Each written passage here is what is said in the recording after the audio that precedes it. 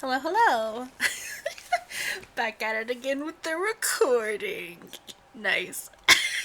So, as you can tell, Fontaine has come out, and I got Lyney, and we also got the Lynette.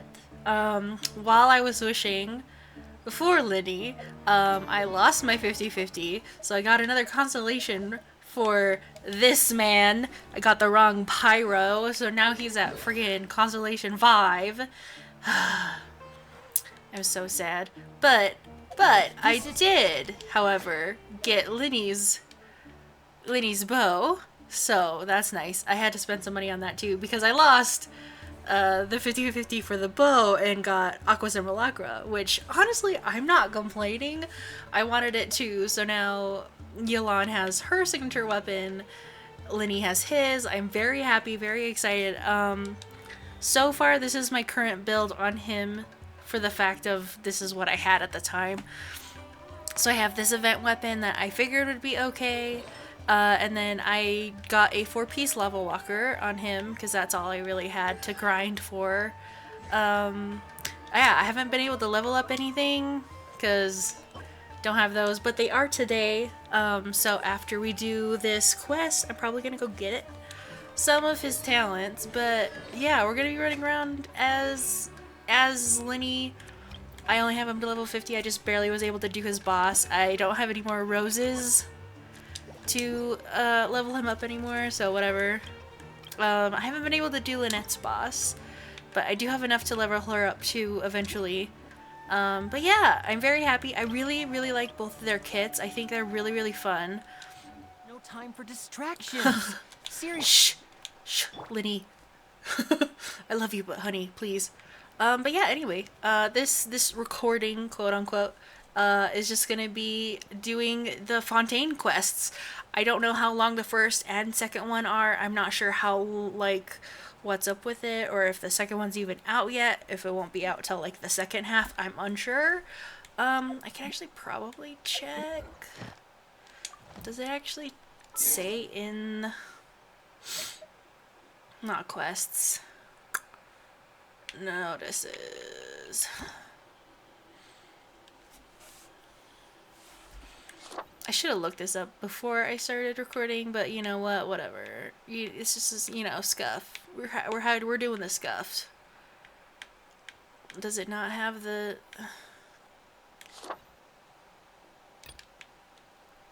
Here we go.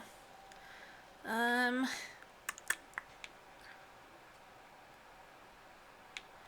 don't know. Whatever. But yeah, we're gonna do part 1 and probably maybe part 2 in this recording. I'm not streaming. I haven't been able to stream for a while. I just moved about a week ago, as of the more like 2 weeks ago. With this recording, so I'm recording on the 16th of August. I don't know when this will be up on YouTube. Hopefully soon. I'm trying to catch up on videos, but regardless, yeah, we're just gonna do the Fontaine story quests. I'm very excited, very, very, very excited. I know I have anybody who does watch my YouTube stuff, thank you for watching, but also I know I'm really behind on character quests. I do plan to catch up on all of these. I'm probably not gonna stream them, just because that makes me wait longer. I'll just do these whenever I have the time, and record them and put them up on YouTube. So yeah, we will eventually catch up, but we are gonna do the start of this quest. I am very excited. So let's just go.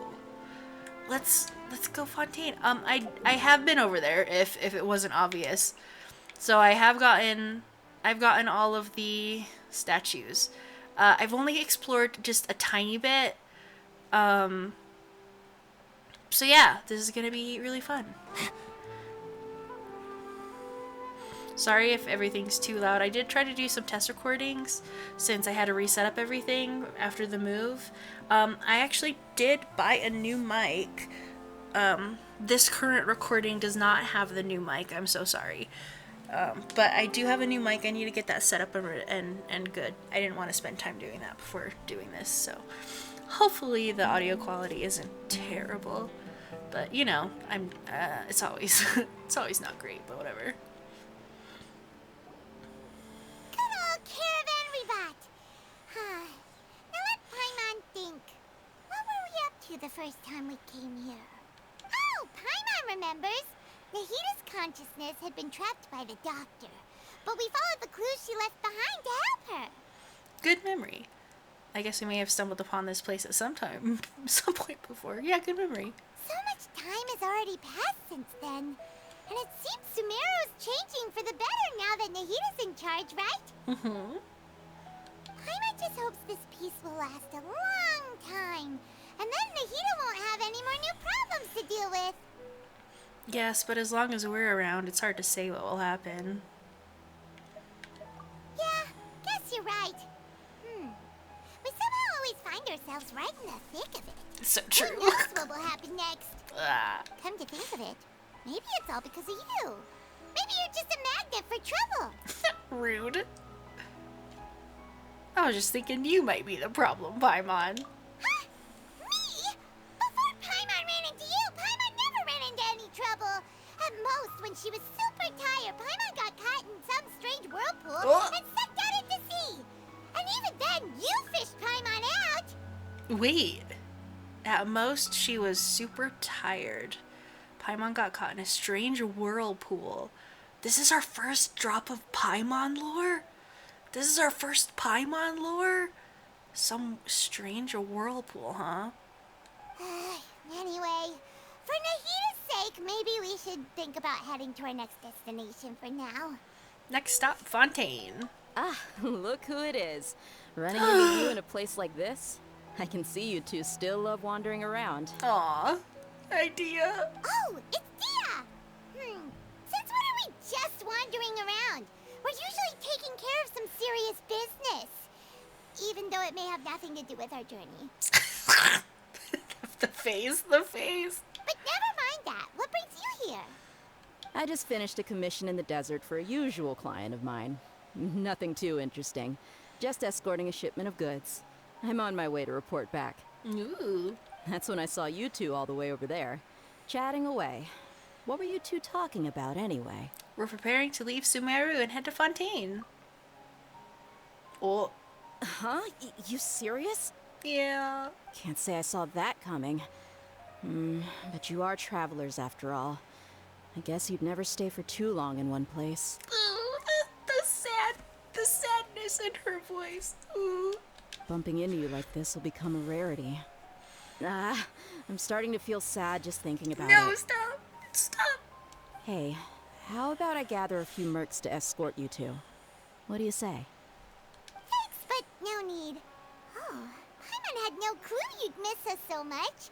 But don't worry, we'll come back to see everyone when we get a chance. Always. Sounds good. All you need to do to get to Fontaine is cross this stretch of desert and navigate some waterways. Knowing you two, I'm sure it won't be anything you can't handle. So, when are you leaving? We'll leave as soon as we finished a few more preparations. Oh, wait a sec. Paimon just remembered there are still a few dishes in Sumeru that Paimon hasn't tried yet. Now, where's that list Paimon made? Food, of course. Uh-oh. What are you doing, sir? Sussy, sir. I see. Guess you won't be needing a going away party or anything. It's sad enough to see you go like this. Her voice is killing me. Though, now that I think about it, Sumeru wouldn't be what it is today without you. Seems true heroes always prefer leaving quietly. By the way, should we go say bye to Nahita? She'll know from her, in her case, she'll know from her dreams anyway. No, I want to go say bye. Oh, good point. Then there's no need to bother her in the real world. I wanna. Then, I guess this is goodbye for now, Traveler in Paimon. Whether as a client or a friend, you're always welcome to come find me. This hurts so bad. I love Sumeru. Take care. Goodbye, Dia. my heart hurts, dude. She was one of the first NPCs we met, I'm pretty sure. So that hurts, man. Oh, it's just gonna teleport us over there.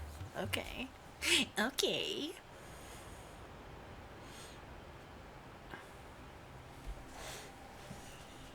Interesting. Oh. I guess I'll have to fly over.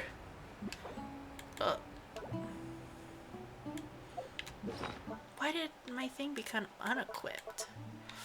The heckers. Hip. Whoa! My button didn't work.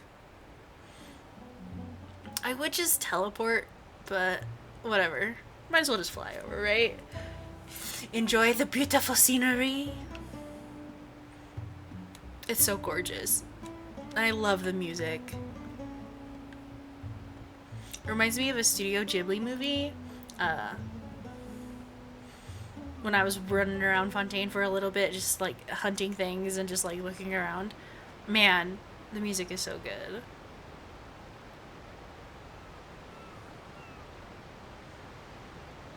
Forgive me if I don't talk to a lot of NPCs here. I did already kind of come here last night and get the statue and stuff.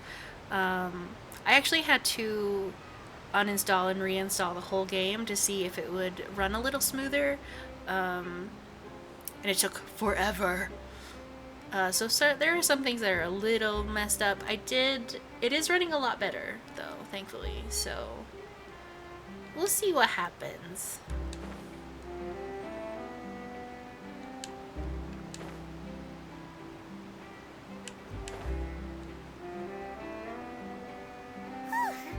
After crossing all that sand and water, we finally made it! Oh, this must be Fontaine's port! Wow! Everything looks so advanced in Fontaine! Paimon's heard that the industry here is extremely developed, and there are all kinds of unusual machines! So I heard. It's about what I imagined. It's even more impressive than I expected. Just seeing the sights as a tourist is nice, but maybe it would be better if we found something to do. What do you think? Let's start by meeting the Hydro Archon. Good idea! Mahita gave us loads of useful information. Seeking out the Seven is probably still our best source for information at this point. Our journey to find my sibling, and to also find out the truth. Yeah, the more we can learn, the better. So, what do you think the Hydro Archon's like? I don't know. Will we get along? Nahida said that she has a very unique personality. Whatever that means. That means she didn't want to be mean. That means she didn't want to be mean and say she's kind of a brat, probably. To learn about a nation's god, start with the nation's people. There seems to be some locals talking over there. Let's go see if we can join the party. Yes, let's just walk in on their conversations. If you ask me, it's a tragedy how things ended for him. Clearly, he was a pretty decent person. Yeah, I didn't expect that kind of ending for him. I thought he would at least fight on a little longer for his family. What? I was expecting a sudden plot twist, but it's a pity that it never happened. Still, his story is quite the tearjerker.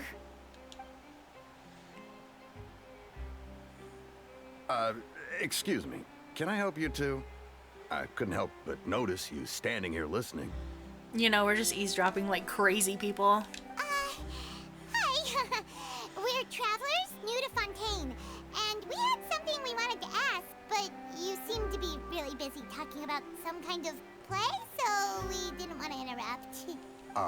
Play? Oh, no. We're talking about something that really happened. In fact, it's a case that was just heard a few days ago. Uh-oh. Really? Like, a real trial?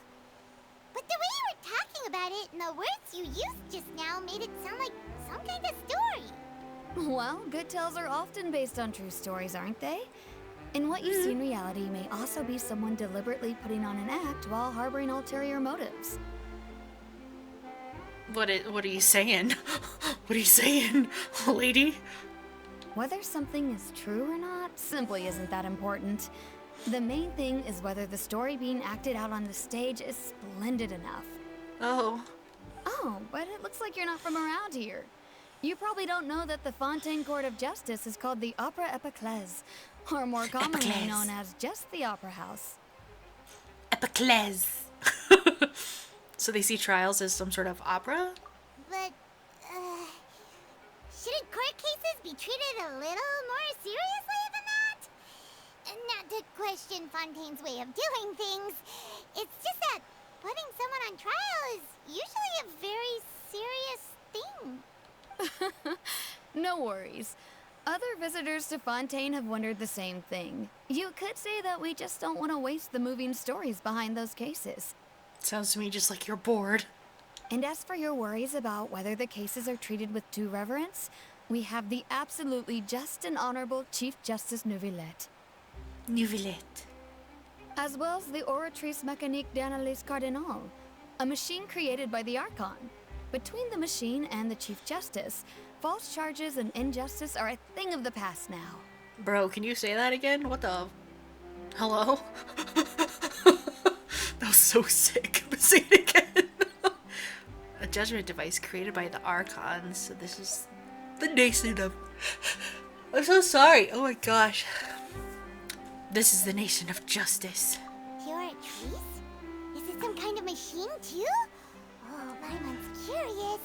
We should check it out if we get the chance. Wait, Paimon almost forgot to ask you our question. Do you know what we should do if we want to meet the Hydro Archon? Oh, that's easy.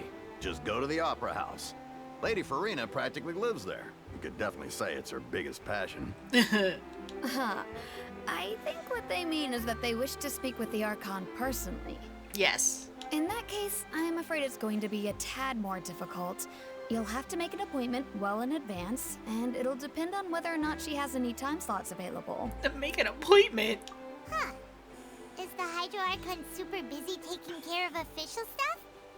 Wait, didn't you say that she's always at the Opera House? No. Lady Furina seldom takes an interest with the nation's affairs. The reason it's difficult to make an appointment is simply because she's incredibly popular. Oh. That's right. After all, she is the Archon. Though she may tend to get a little dramatic from time to time, people can't get enough of her. I'm so... I love her design so much. I'm not even, like, I love her design so much. But, like, I'm so scared I'm gonna hate her. I'm so scared I'm gonna hate her. Oh. Huh.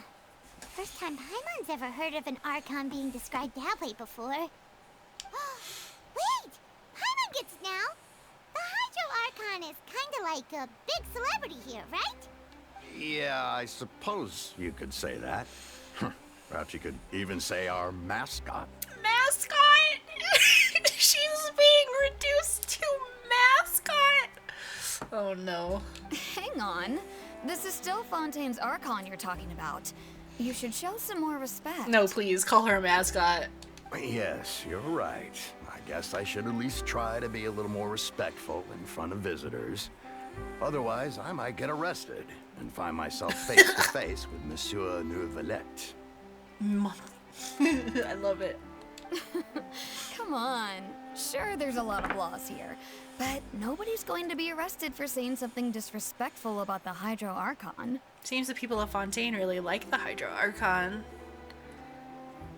But they don't appear to revere her. Alright, I think we get it. Thank you! At least we now know that we can find the Hydro Archon at the Opera House. But who knows how long making an appointment will take? Guess we could have a look around the city in the meantime. Hey! What are you looking over there for? I found a cat girl. There's a girl over there. She's been standing alone for quite some time. Huh. Maybe something's the matter. She isn't going to jump into the water, is she? Bro, leave her alone. Why would you care? Maybe we better go check on her. You're acting like it. You're talking like it's a suicide thing, dude. It's like 2 inches from her feet. Chill. Chill. Oh, sister dear. Sister dear, please. Oh, wait. Hey, how about we get some tickets to the next trial? I think we'd better wait and see what kind of case it is first. Oh. Sister dear. Hello. Hello there. Excuse me. Are you alright? Huh? Ah, I'm fine. Thanks. Oh, okay then. We just noticed that you seem to be worried about something. About many things, actually. But there's nothing I can do but just keep my troubles to myself. Oh. I was just reminiscing about a place my brother and I would play when we were kids. It was just atop that hill over there. See? Really? You're pointing at the sea. Wait, are you saying that you and your brother lived in the water? Maybe they're mermaids? No, people call the waters around Fontaine a sea. It's actually just an inland lake that's filled with fresh water. And no, I can still see that hill clearly in my memories. Now, it's been completely submerged. Uh-oh. He would skip and jump, tossing sand in the wind. The sun shone brightly, and the air was filled with the scent of the sea. But now, the water is gradually swallowing our memories. Ah, that's what you mean. That's what you meant from the trailer. It won't be long before it swallows us. Sorry. Paimon doesn't really get what you mean. Ah, I don't believe we've had the pleasure of meeting. Are you Lynette's new friends? Hi. Oh, and you are? Thanks for looking after my sister. She often comes here to reminisce about our childhood, that's all. There's no need for any concern. Oh, allow me to introduce myself. I'm Lyney, and this is my sister Lynette. If I had to guess, I'd say you must be travelers from abroad. Mm-hmm. Hey, buddy. Nice to meet you. Paimon is Paimon, and this is the Traveler. We just arrived in Fontaine. We were just talking with your sister. Even though we didn't really get what she was saying. I see. It's unusual for Lynette to be so willing to talk with anyone. In fact, she seldom speaks at all. I'm usually the only one she ever talks to. Oh, really? Then you two are just like us. Paimon's always the one talking for some reason. The game calling it out. The game calling it out because you always steal all my lines. So that's how you think it is? Yeah, bitch. You want to go? You want to go? I'll throw you into that lake. I also think my brother can be too talkative at times. Seems you were right, Paimon. We are quite similar. So, what did Lynette mean just now when she said that the water is engulfing your memories? And that it won't be long before it engulfs you too? Oh, that. It's from a prophecy that's been circulating in Fontaine for some time now. Ooh, do tell. Well, I suppose prophecy isn't exactly the right word, because that implies a certain amount of uncertainty. There's no doubt about what's happening in Fontaine now. Ooh, what's happening in Fontaine? Where to begin? Let's put that question on hold for a moment. We still haven't formally greeted each other yet, have we? So true. Did all the introductions earlier not count? Hello, traveler. Hey, buddy. Hello, Lyney. Pleasure to meet you.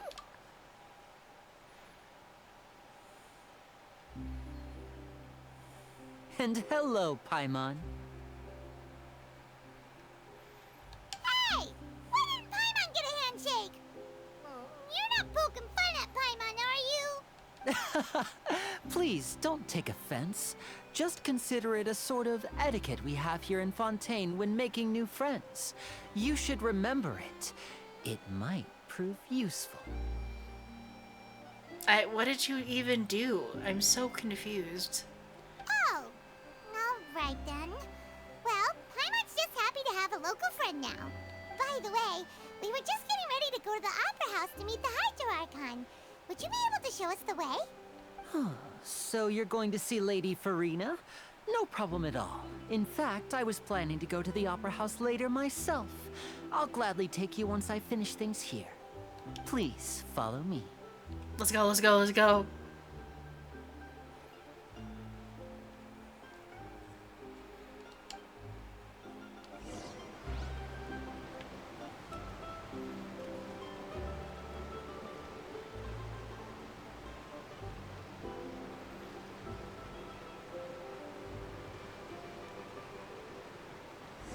What?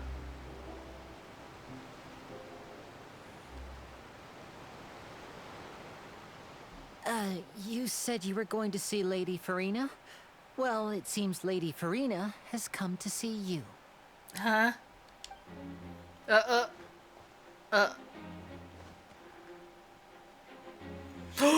Oh, hi.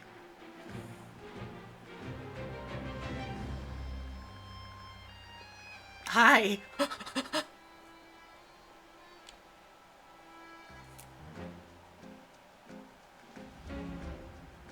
Oh. The music is so good. She's the Hydro Archon? But how did she know we were looking for her? I mean, we are kind of celebrities in Fontaine, remember? My dear people, rich and poor, those with cup in hand and those with nothing at all, raise your glasses in celebration. If you don't have one, then just raise your hand in lieu.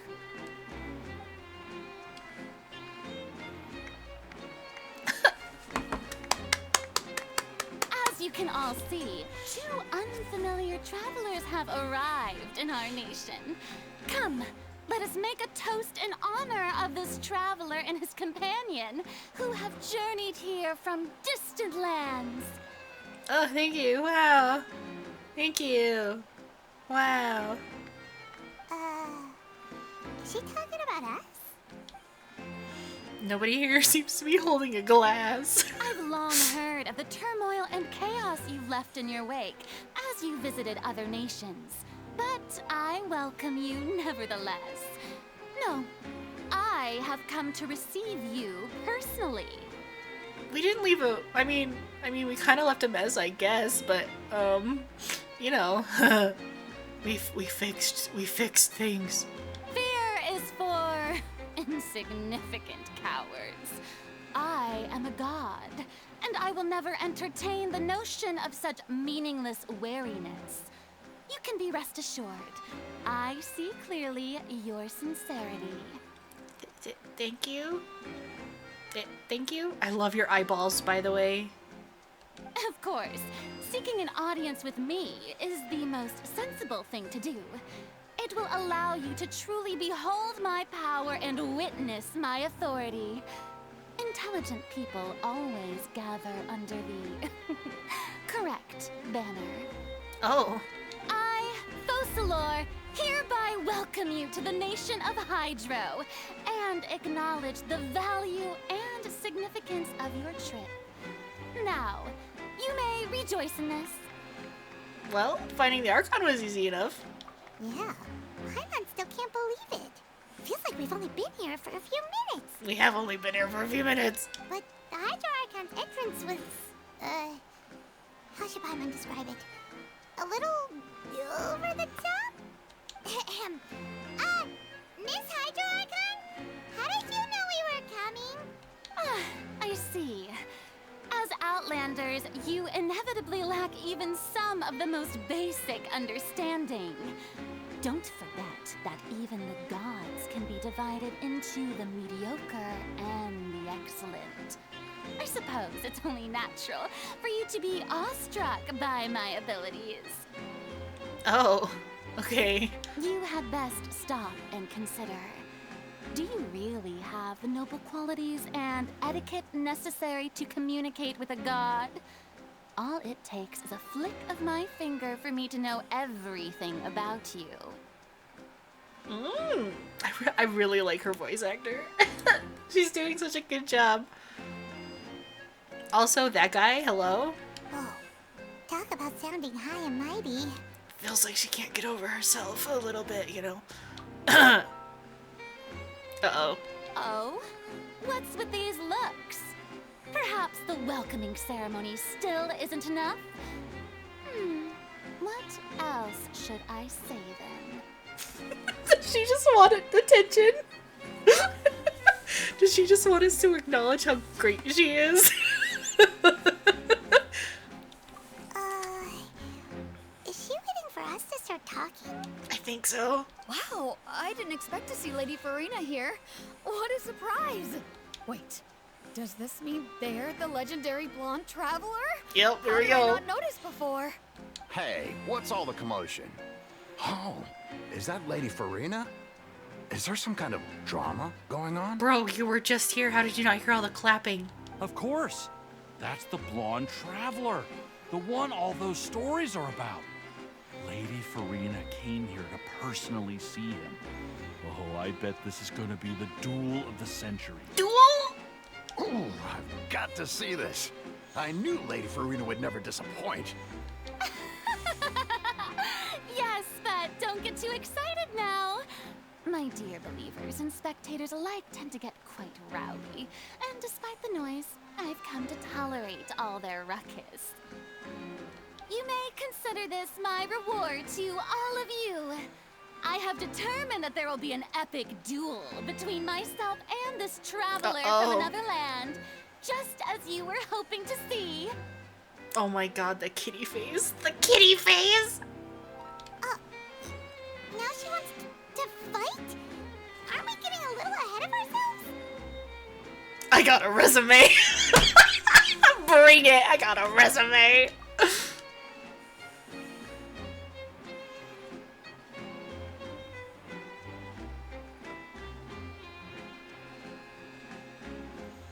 This was not the duel. This was not the time.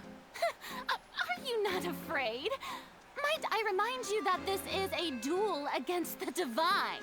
I got a resume, bitch. What are you trying to do, traveler?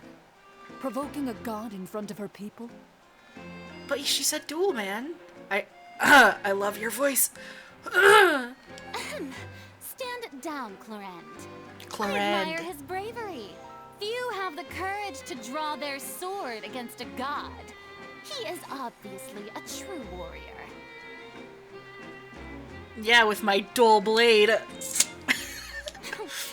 Unfortunately, people nowadays only crave to be thrilled, and a mere duel will not slake their thirst for excitement. Oh, yeah, she's right. Just a duel wouldn't be all that interesting. You were just wanted one. On Araneus, criminals are always requesting duels to defend their honor. They're getting a bit old, to tell the truth. Oh my god. You see. Then, as the god of justice, I shall face this traveler in another kind of duel. A duel in court!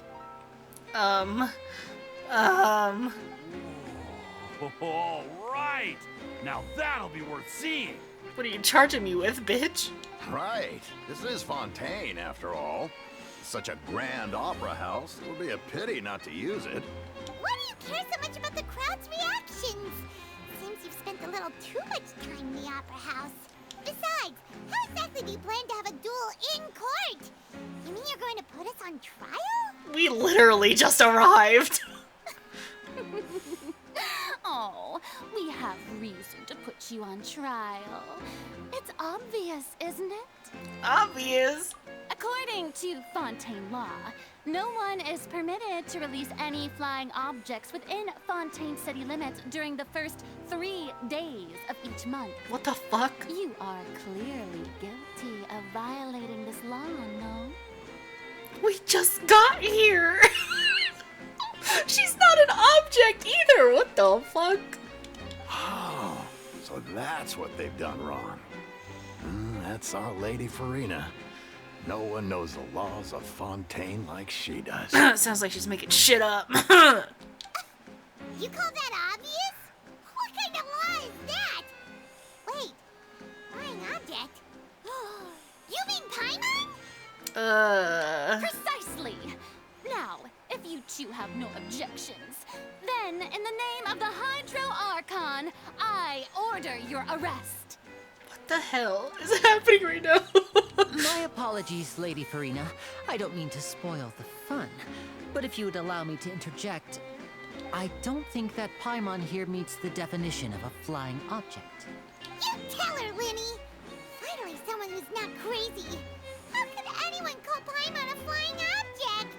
Ah, great magician Lyney, my beloved citizen. I'll permit you to object, but how exactly do you plan to prove your claim? What the? As a magician who just rained on your parade, I naturally should shoulder the responsibility of saving the show. Please save me. So, Please. with such an audience gathered here, allow me to perform a trick for everyone. What?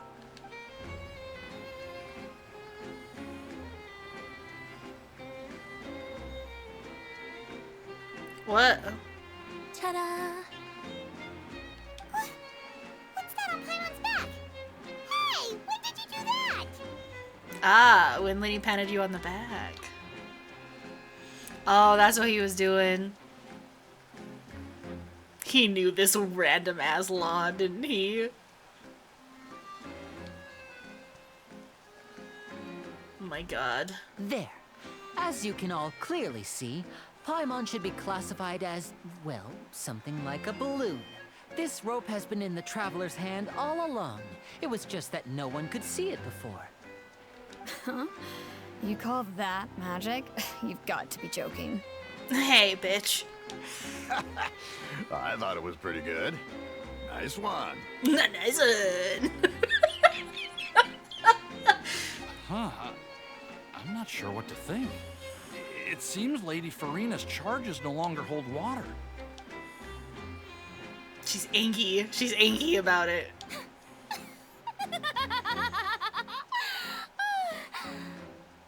Amusing. Very amusing, Lyney. Just the sort of unexpected twist that I enjoy. With you here, today's performance can finally be called complete. Are you gonna do this every day? Performance? You see all this as a performance? I love all the little kitties. Just blinking. It's so cute. In which case, consider the matter of your trial resolved. The god of justice will not bring charges against an innocent person. You just did! But when there are valid grounds, I will not only judge travelers from abroad, but even the gods of other lands. I don't know how to feel about you right now. I look forward to seeing your upcoming performance at the Opera House, Mr. Lyney and Miss Lynette. That's enough for now. Toodaloo! Fucking course she says toodaloo! Of course she says toodaloo. Clarond. If that's how you say it, I forgot. Wait, come back. I loved her voice. I loved her voice. Speak more. Speak more, please. And just like that, she's gone. Well, that's the most unpredictable Archon Paimon's ever seen. He never even had a chance to ask her anything. But that's a problem for future Paimon. Thanks that for bailing. scene just now was really... Thanks for bailing us out, Lyney. Did you know that was gonna happen? Don't mention it.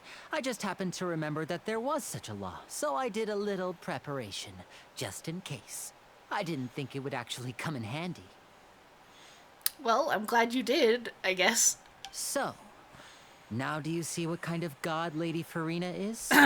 Kinda, yeah. She can be a bit confusing at times, but she is still amenable to reason. Confusing is a good way to put it. Anyway, Paimon had no idea you were a magician, Lyney. It sounded like you'll be performing at the Opera House, right? I just know a few simple tricks I use to make a living. Lynette is my assistant. It will actually be my first time performing on the most prestigious stage in Fontaine, the Opera House. Your first time? Oh god. But isn't the Opera House where criminal trials are held in Fontaine? When there are no public trials being held, the Opera House hosts a variety of other performances. To the people of Fontaine, the line between a trial and a performance can be a little blurred. And speaking of performances, I would be remiss to forego this opportunity gifted by fate. Might I invite the two of you to see my performance? My brother's always excited to make new friends. We're definitely friends now, baby. Oh, sure. We don't really have anything to do now, and we wanted to go to the Opera House anyway. I'd be delighted. Splendid. In that case, why don't we go together? I'll show you the way. I just have something to take care of first. Yeah, your preparations for being sussy, huh? Huh? Is there any way I can help? You really mean it? Then I'll take you up on your offer. This is a magical item known as a magic pocket. Perhaps you can help me distribute them to the people here. Ooh. Huh? What are they going to use it for? About that... You asked me before about the prophecy, right? Let me start by telling you a little more about what it entails. Yeah. I'm not sure exactly when it began, but a prophecy has been circulating around Fontaine. Oh. It says that every person in Fontaine is born with sin. No matter how the nation of justice holds trial after trial, this sin cannot be absolved. Ooh. Until one day, the water levels in Fontaine will rise, and the sinful people will slowly be drowned. In the end, the people will all be dissolved into the waters, and only the Hydro Archon will remain, weeping on her throne. Only then will the sins of the people of Fontaine be washed away. That sounds pretty gloomy. Why are people in Fontaine born with sin? What is that supposed to mean? Descendants of Conria, mayhaps? There are lots of guesses. Some say that the ancestors of Fontaine stole the power of the seas and stirred its wrath. Ooh. Others say that the people of Fontaine never heeded the first Hydro Archon's warnings and offended Celestia. Yeah, sounds more plausible. Yeah. But here in Fontaine, evidence is what matters. There hasn't been concrete evidence for any of these claims, so they can only be regarded as conjecture. If even the people in Fontaine don't know what sin they committed, wouldn't it be better just to ignore the prophecy completely? Why bother feeling guilty all the time? That's exactly what the people did at first. But in the last few years, the water levels in Fontaine have actually started rising. But now the water is engulfing our memories. It won't be long before it engulfs us. Many places have already been completely submerged, and now lie beneath the sea. Many people carry on with their lives as before and shrug it off as a natural phenomenon. But my family and I think that the people of Fontaine shouldn't ignore the possibility, which would end up sentencing them to death. We hope that at least the people who reside near the waterfront can move away before it's too late. So, we've started distributing magic pockets to them. What do magic pockets do? Is it just a bag to carry your shit? As a magical item, these magic pockets have astonishing capacity. I'm sure they will come in handy when people are moving their belongings. Oh, Hyman gets it! It's like a bag of holding. Preparing for a rainy day! But this is more than a bit of rain. If the prophecy is true, then is there no way to prevent the disaster?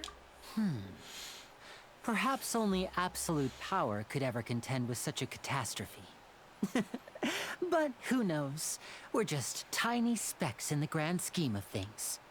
Now, if you'd like to help, then please give these magic pockets to anyone nearby.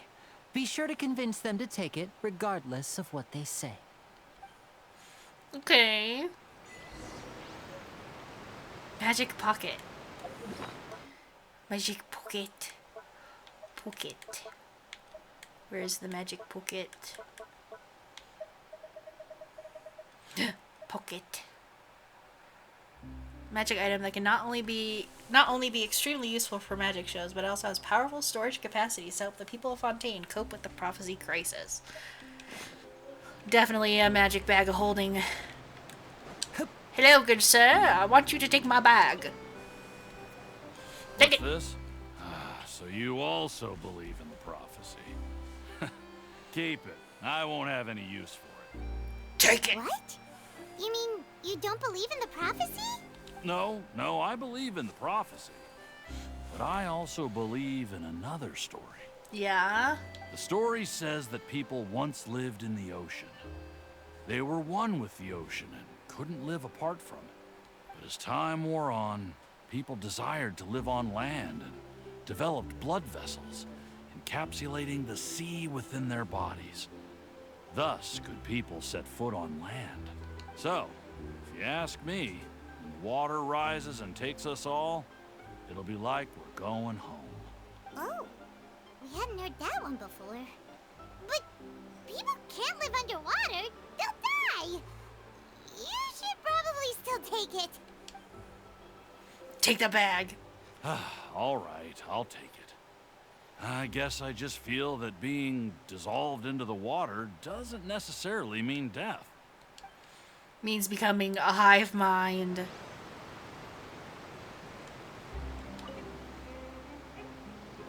So you're the blonde traveler that everyone's been talking about. My apologies for not recognizing you earlier. It's alright, man. Take a bag. Oh, a magic pocket? Yeah, Seems man. you really thought of everything. I guess it's better to prepare for the worst and hope for the best. Thanks. Please, also thank the magician on my behalf when you get the chance.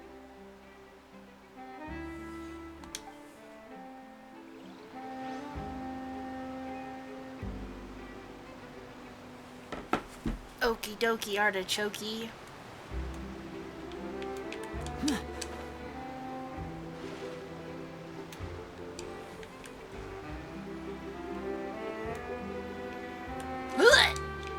Made it. Huh? I don't want that thing. Way I see it, if the prophecy's true, it's still gonna be a long time before the water can cover everything. Life is all about living in the moment. What use is there in worrying about the future all the time? We'll cross that bridge when we get to it. You should still take it.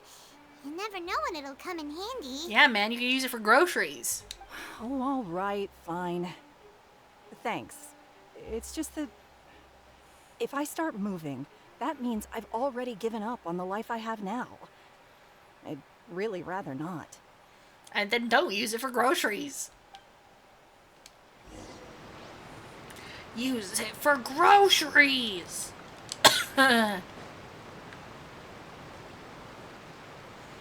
Oh, you already handed out all of the magic pockets? That was fast. So, what did people have to say? I bet you heard some, interesting opinions. No kidding. Yes, but that will change once disaster strikes. I know they'll change their minds, so it's only right to help them prepare. Is there anything else you need to do before we leave? Sounds like you know this is gonna happen, Lyney. Yes, one last thing.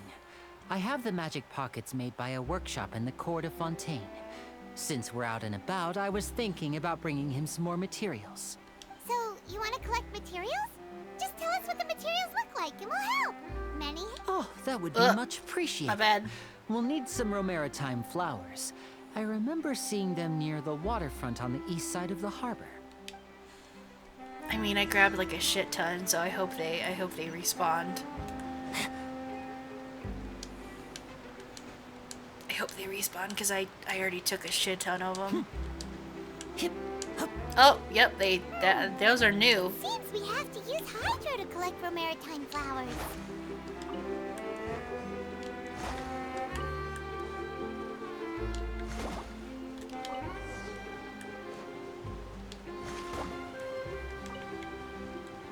Fibery flower.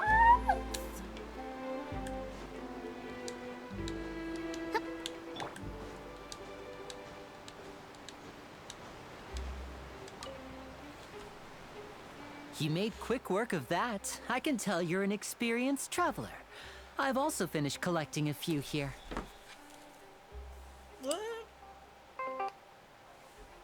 Maybe next time you'll feel like helping too, Lynette.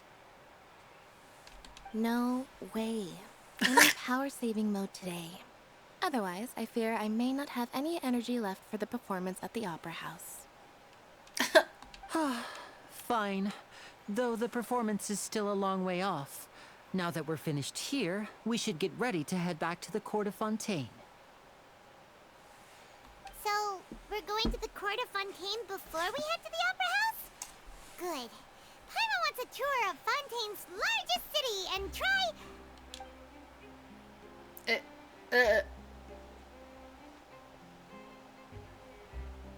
Wait, shh. Have you noticed that person over there? The young girl. No. Huh? What's wrong with her? Paimon didn't notice anything. She's obviously a thief. Oh. Magicians and thieves practice similar methods. We divert attention, and a distracted audience is one that won't discover what you're really doing. Watch her movements carefully.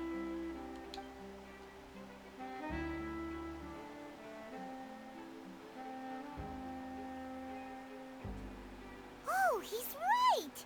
Shh, keep your voice down. We need to think of a way to catch her, but it seems she's very alert.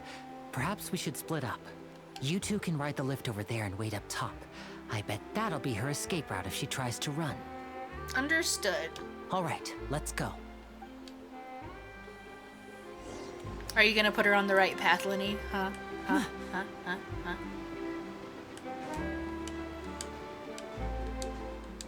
Are you gonna be like, you shouldn't be doing those things or you're going to be caught in jail?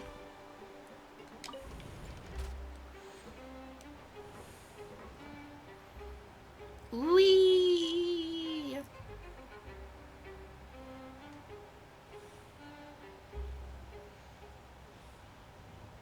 I wonder what my dear sister Lynette is doing right now. Missing me to death, I'm sure. Very.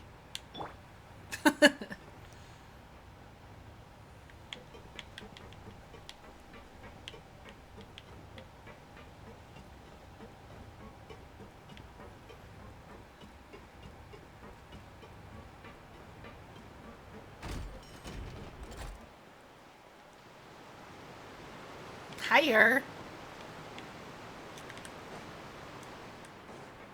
The frick do you mean higher? Okay. This is the spot where Lyney wanted us to wait. Oh, Oh, look! Isn't that her? get ready to stop her. Oh no! Did she notice us? She started running the other direction! What should we do? Should we chase her?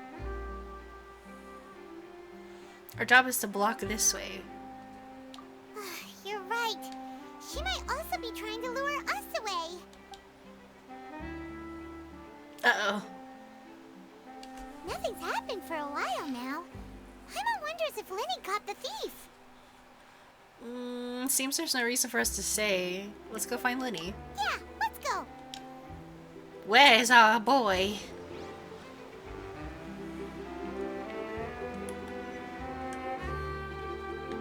Oh! Are you sure that's all she took? You should check to make sure you're not missing anything else. No, that was all.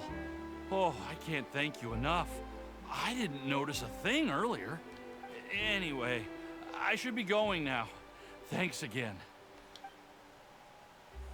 Bye. Oh, were you returning what the thief had stolen? That's right. Pity I wasn't able to catch her. She distracted me by dropping the thing she stole on the ground. By the time I looked back, she was already gone. I saw the general direction she went, but Lyney twisted his ankle, and I needed to make sure he was okay. Oh, baby. Oh, did you get hurt, Lyney? I'll be all right. It's just a twisted ankle, that's all. In fact, it's feeling better already. That is a lie then. You just sprained it then. It's not twisted. If it was twisted, you wouldn't be able to walk and it'd be swelling up so bad. If you want to play at being a hero, at least try not to get hurt doing it. Imagine what would happen if you managed to derail our performance as a result. Yeah, man. You're right, you're right. Sorry, Lynette. I have to admit that the thief was even more skilled than I had anticipated. But at least we were able to get the stolen items back, so it wasn't a complete failure. What a slippery little thief. Guess things turned out all right in the end, though. Lyney's initiative paid off. All right, let's put this little detour behind us. We should go to the court of Fontaine now.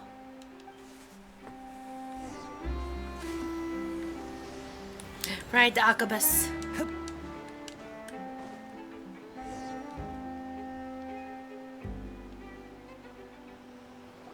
Akabas. Jeez, Paimon, chill. She's so excited. So, we ride this thing to go into the city? What an ingenious way to get around. People in Fontaine really know how to use water. This is an aqua bus. It allows people to travel between several key locations around Fontaine. It's pretty convenient, but the ride can become a little dull after a while. The scenery is always the same.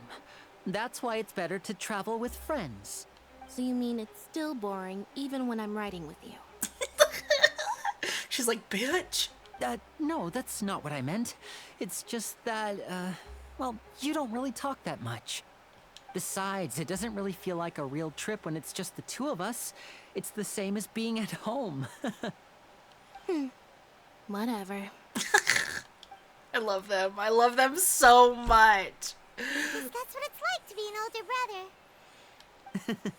It's about time for us to leave. Let's get on board. Are we gonna start crying because of their sibling relationship and we don't have our sibling? Charlotte! Charlotte! I'm so happy to see her again. Huh? What? Charlotte! Traveler! Paimon! Charlotte! Charlotte!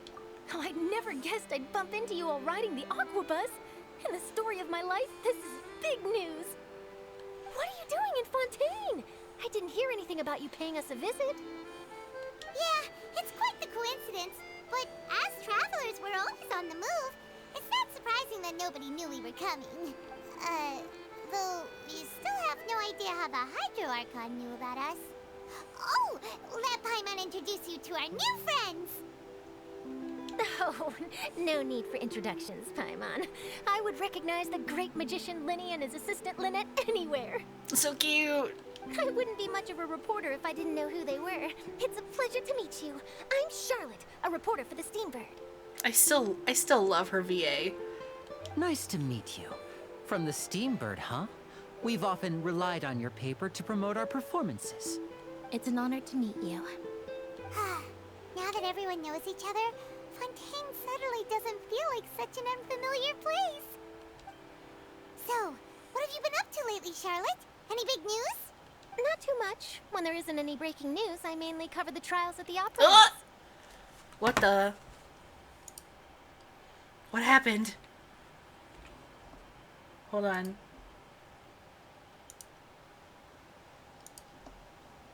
You can still manage to keep readers' attention as long as you tell things from a clever enough angle, even if it's the same old topics. Sorry. For example, reporting on how a scammer once deceived vulnerable girls into relationships, or how a financial criminal was once so poor that they ate a single piece of bread for 5 days. Oh my gosh. That would definitely get my attention.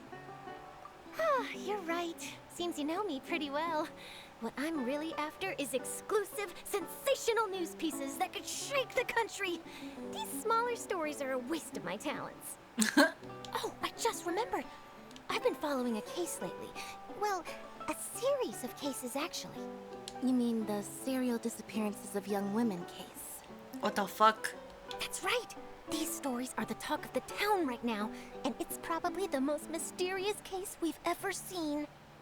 If I'm the first with a draft ready to publish when the case is finally cracked, and it's the headline story in the Steambird, oh, When that happens, I bet all the other reporters will shed tears of envy. I've already gathered all kinds of materials. I just can't wait for the truth to be revealed. Oh. So, what is the serial disappearances of young women case? You mean the culprit hasn't been found? That's right. The first missing girl case happened almost 20 years ago. 20 years? And ever since, after a period of time, another girl disappears. What the cases have in common is that the girls are all of a similar age, and that they've all vanished without a trace. Uh-oh. Lyney? Lynette? But the scariest part is that to this day, none of the girls have ever been found. That's even worse. Many suspects have been arrested over the years in connection with this case, but shortly after each arrest, another disappearance would always happen. Serial kidnapper. There must be more than one criminal at work. Maybe they're copycats? Yes, it's possible. But either way, I believe that every case has some precise truth behind it, waiting to be exposed. Yes, I agree. And at the very least, the family of those missing girls deserves some sort of explanation. I just imagined for a second what I would do if Lynette were to suddenly disappear. I'd pay any price to get her back, and then find a way to track down the culprit. I hate this foreshadowing right now. I hate this foreshadowing right now. Please don't imagine that, Lyney.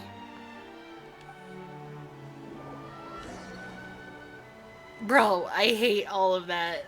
The foreshadowing from the stupid video. Oh.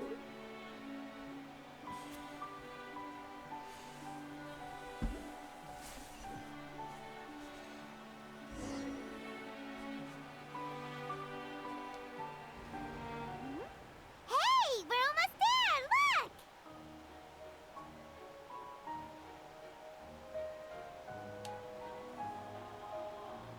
Ugh, the music.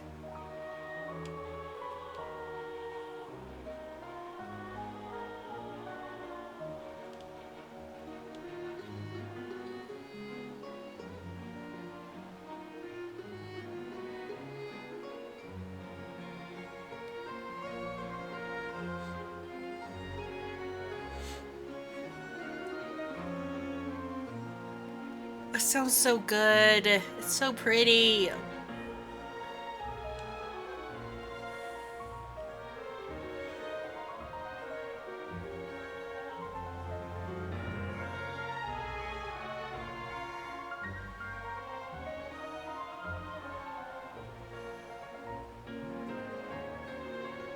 Well, I really enjoyed chatting with you. Life should be full of pleasant little surprises like this. Yeah, us as well. The ride went by too quickly. Agreed. Ah, I have an interview to get to.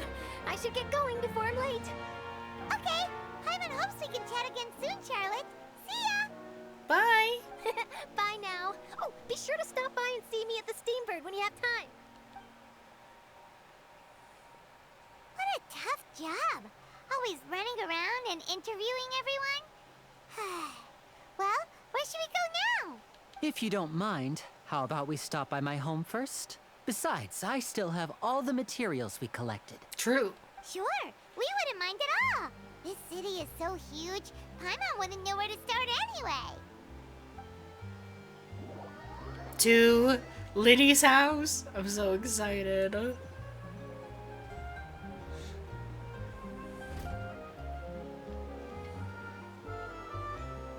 Ooh.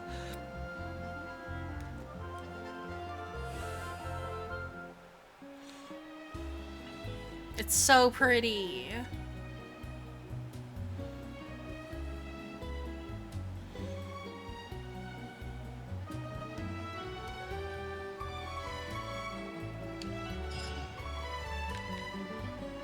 Prologue complete.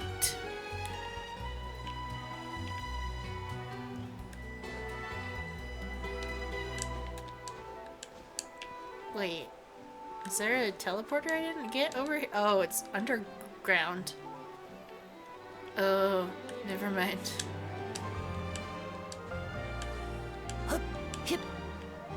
Hey friends. Hello, hello, hello. Can I buy things? No? Okay.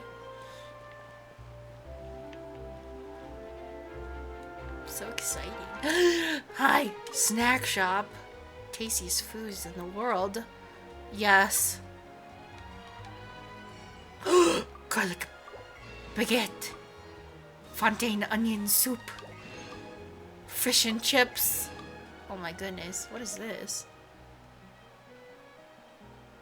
Pate de fruit.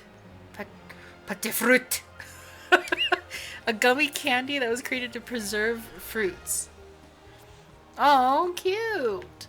Yes, give me that. What is this? Ooh. A soda. I'll take a soda.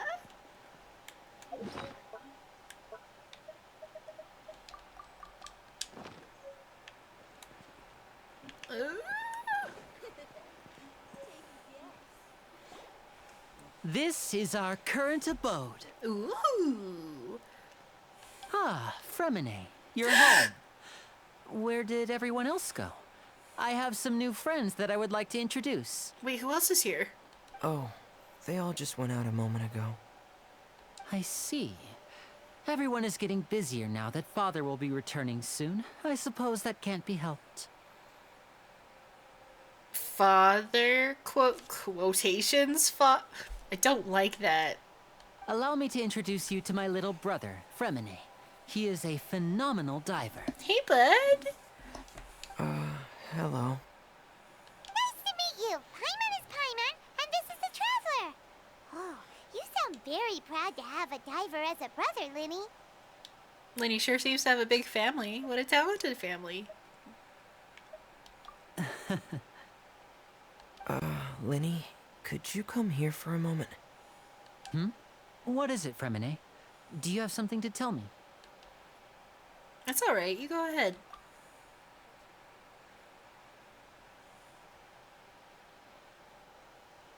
Secrets are no fun.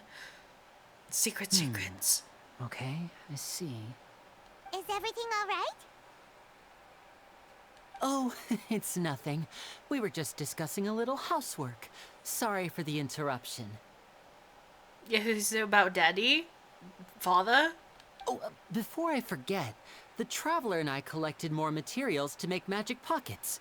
Were you able to get any, Fremine? Yes, I went diving and gathered lots of materials. I was about to give them to you. The first character with freckles! Give me more, please. Please, more freckles. That's our Fremine.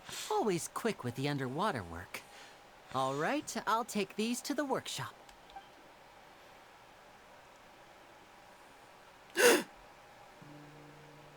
Ooh.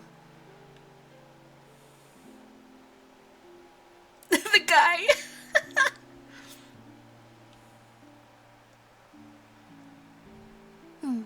Looks like rain. Oh, you're right. But wasn't it clear and sunny just a moment ago? Fontaine's weather sure is weird. I'm afraid that's just how it is here. It often rains on days where there are trials being held in the Opera House, Really? but don't worry, it'll clear up soon enough. What's wrong, Fremine? There's a legend about the rain that I tend to believe. Yeah? It's said that a dragon of water once resided in Fontaine. Though we don't know where the dragon went, every time it weeps, the skies will cloud up and pour out rain. Ooh. When I was a child, my mother told me that if I wanted to go outside and play, I should yell toward the sky at the top of my lungs. Hydro Dragon! Hydro Dragon! Don't cry! Could the Hydro Dragon be an elemental dragon of Fontaine? Another one of the elemental dragons of Tevat. If it's an elemental dragon, then having the power to make it rain wouldn't be very unusual. Let Paimon try something. Hydro Dragon, don't cry!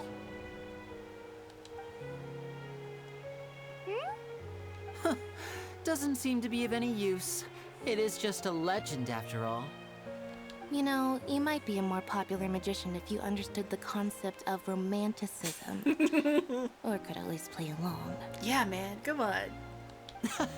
Sorry. It might be because we've never met the Hydro Dragon. Perhaps it can't be comforted by the words of strangers. Oh. It rained for longer than I suspected. Oh, it's already getting late. Was there something you needed to do, Lyney? Yeah, some preparations for the show at the Opera House. I need to find a way to catch the last aqua bus of the day. On the day of the performance, just ride the aqua bus to the island of Araneus. I'll have Lynette meet you at the fountain in front of the Opera House. Sounds good. You go on ahead. Oh, are you leaving now? What is it, Fremine? I'm in a hurry. Oh, I get it. You feel nervous delivering the materials for the magic pockets, is that it? Perhaps we could trouble the Traveler to help us take these materials to the Beaumont workshop and deliver them to the owner there? I'm afraid that Fremine can be quite introverted, and the boss there tends to be pretty talkative. Fremine has always been a little afraid of her. No trouble at all. Don't worry, we're on the case. We got it. Sorry for the inconvenience. I'm quite useless when it comes to such tasks. I'll think of a way to make it up to you. Oh, no need. This will be a walk in the park for us. Yeah, man. We got you. Baby. Thanks again, you two. I really can't deal with that lady. I love you.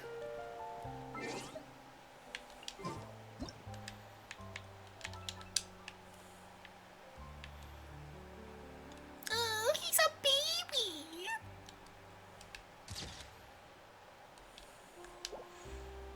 He's just a baby. Woo.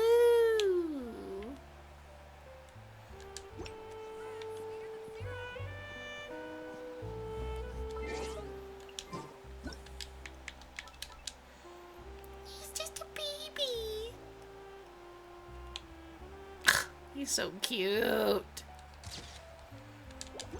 It's fine. Where am I going?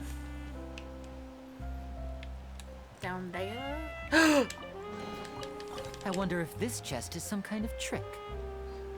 No. Never. I am curious what he means by others now, though. Like, how many siblings do you have, good sir? Ooh. Yes. Huh. Gib.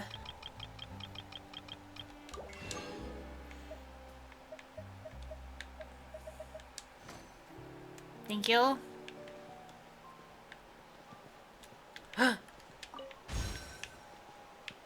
Sneaky, sneaky. Oh. Gonna just, it's okay. Clothing. Let me in. Please. I want to be fashion. The tea here just keeps getting more bitter. Can you say that again? Can you say that again, honey? More bitter? Did you just say more bitter?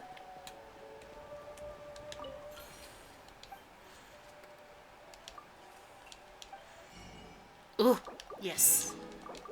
Gib. Oh, cute. Oh, you can buy coffee here too. Coffee. I have so many beans. Secret. Secret. Secret.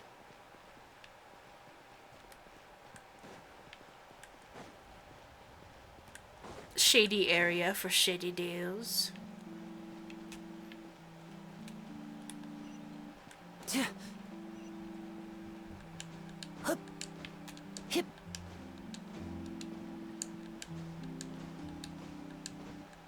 Hello.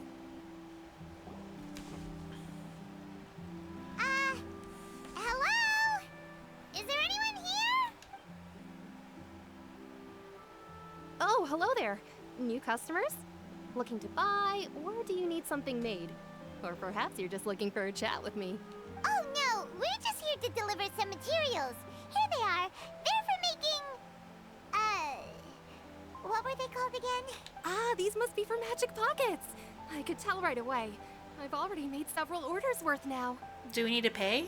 No need. They've already prepaid several batches worth. When they told me what they'd be using them for, I even offered them a discount. Aw. But they insisted on paying the full amount, saying that I had a business to run. It seems both their hearts and their pockets are made of gold. Whoa. So, is Lyney actually loaded? I mean... I can't say for sure, but who knows? Maybe there's good money to be made being a magician in Fontaine. Hey! Is this machine what you use to make stuff here? It looks really advanced. Why use your hands when a machine can do the work? It would be a waste not to use the latest technology, and wasting is a kind of crime. But where does a big machine like that get its power from? Well, it's a little complicated. I'm not sure I can put it in layman's terms for you. Haha. But basically, everything we usually use here in the city is powered by indemnitium. It's a type of energy that's produced from trials. Huh? How can trials produce energy? Well, I'm not completely sure of all the details myself, but basically, when a trial is in session, the Oratrice Mécanique d'Analyse Cardinale harvests people's belief in justice and converts it into energy to be used all around Fontaine. Holy shit. So that's what its other function is? Paimon heard that the Oratrice was created by the Archon to make judgments. But Paimon still doesn't get it. How could something unreliable like people's beliefs be turned into a stable power source for these machines? Well, Venti and Nahida both said that the gods rely on belief to obtain power. Oh, yeah! So that means the Hydro Archon relies on the machine to take the energy created by belief and turn it into power for all of Fontaine, right? Even though I've never heard anyone really put it that way before, it sounds like it makes sense. Besides indemnitium, we have another type of energy called pneumosia. Pneumosia. Oh, that's how you say it. That's how you say it.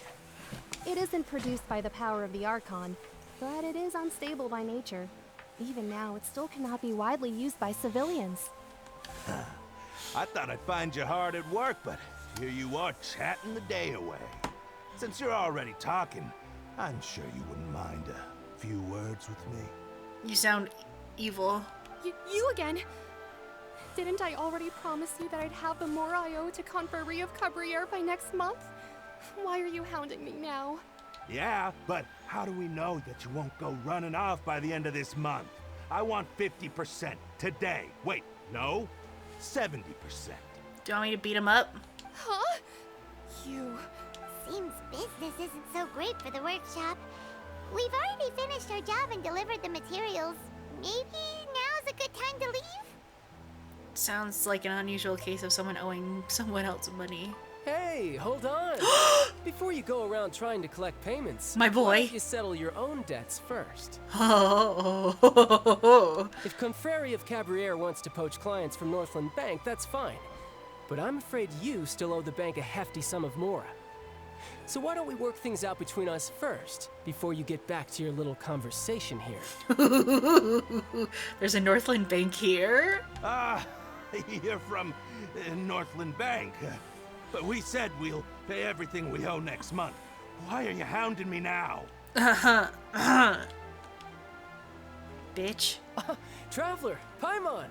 I didn't think I'd run into you here in Fontaine. What are the chances? Hey, buddy. We're surprised to see you too. What are you doing here in Fontaine? You didn't want to stay in Snezhnaya?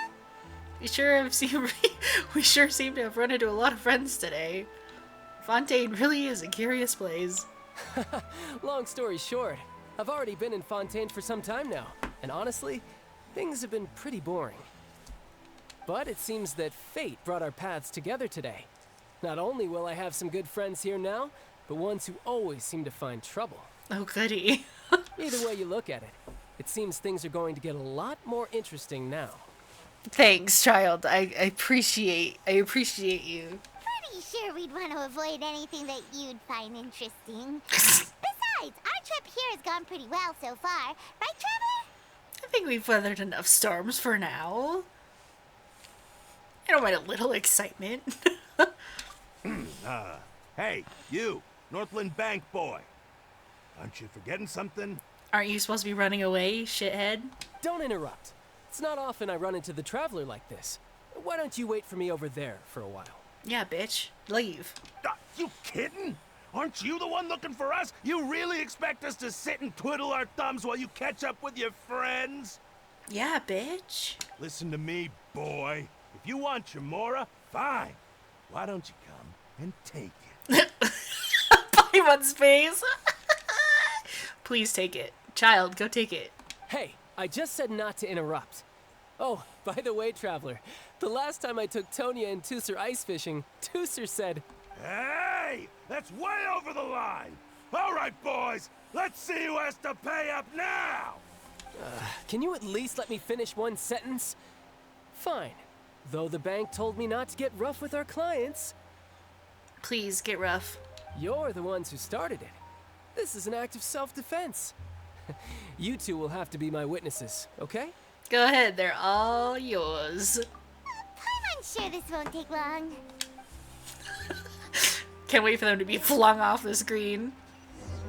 Oh, come on. Oh. No time to lose. Za! Yeah! Da! Yeah! Da! Brace yourself. Bye, This is bitch. Easy. What's your deal, Brad? How are you so strong if you're just a staffer from Snezhnaya's Northland Bank? Wait, don't tell me you're...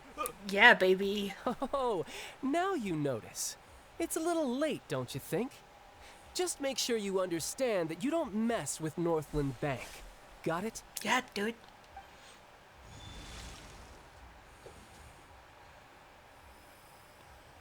Huh? Now's my chance! Huh.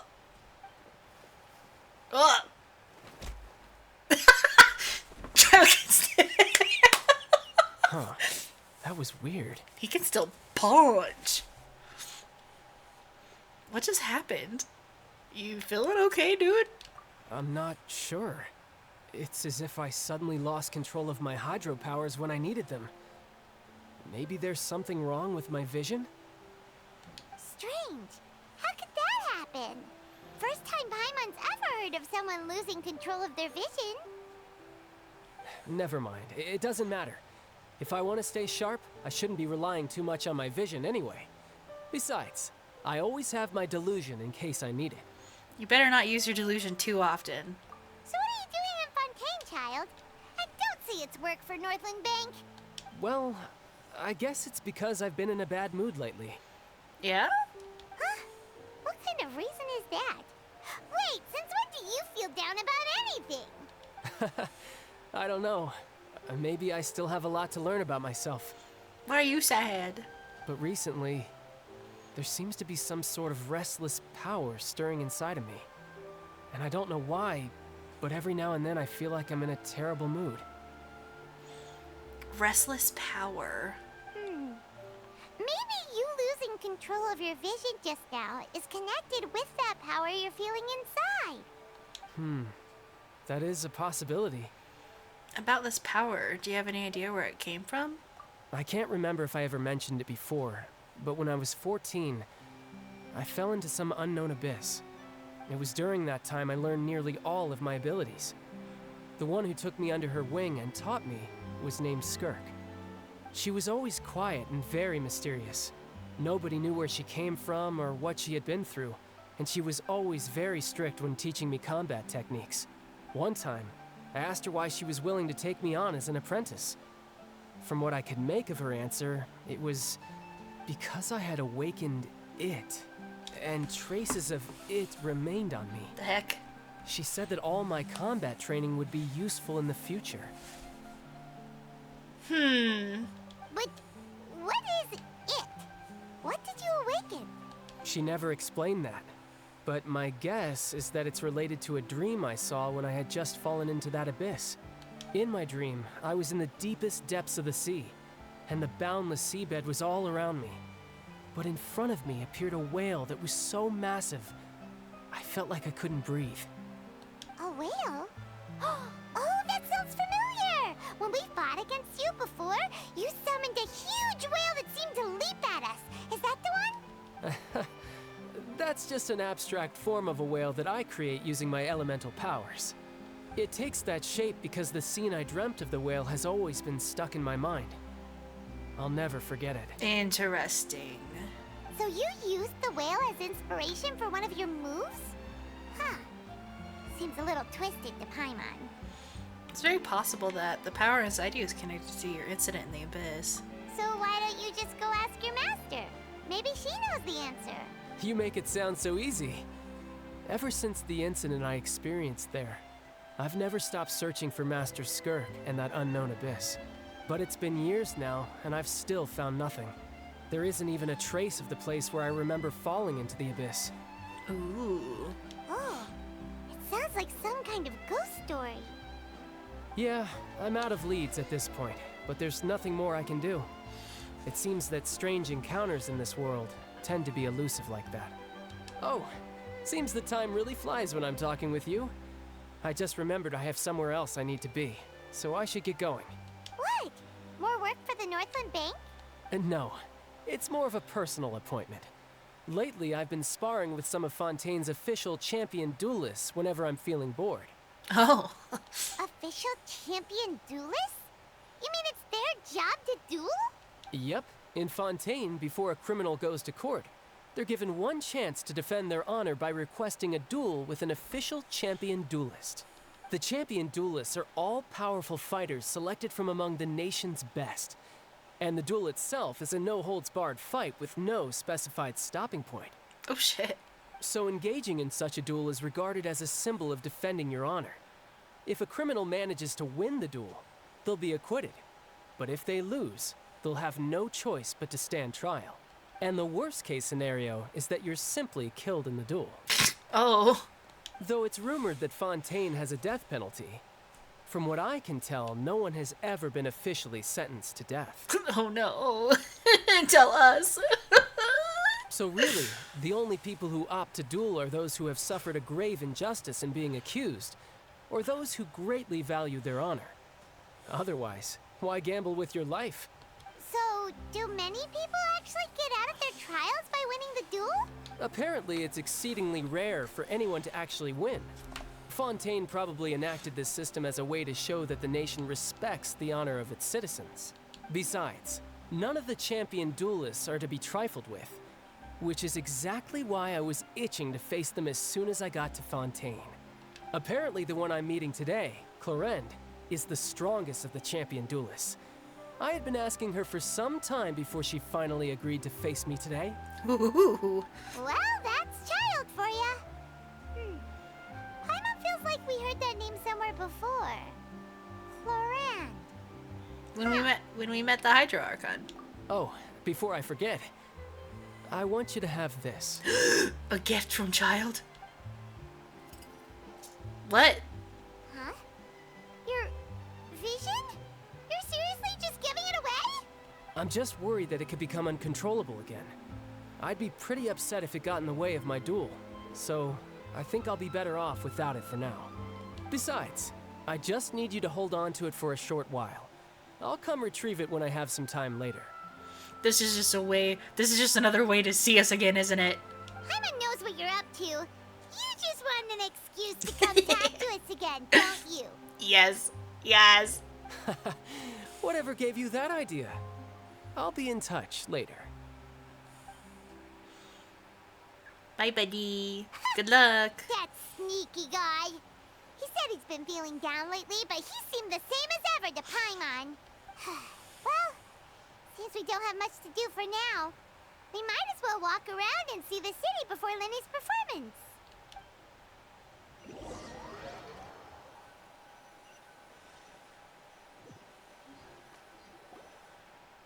Wow! Who could have seen that coming?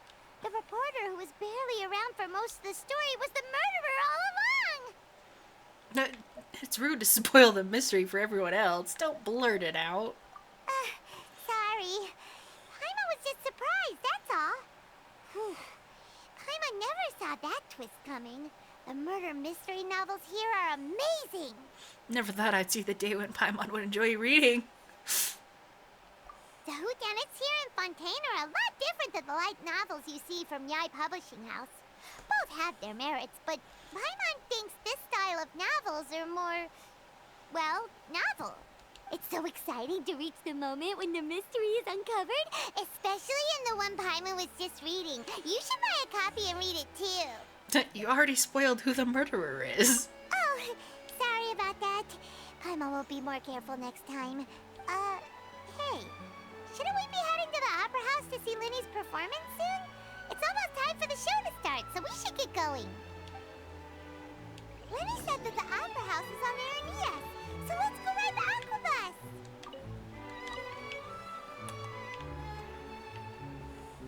Hold on. Oh! Fables. The iridescent brooch. Ooh.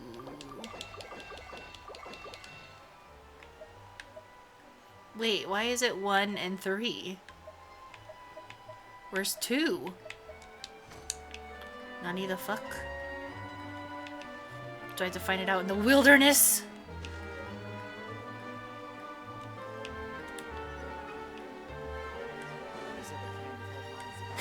Just also books?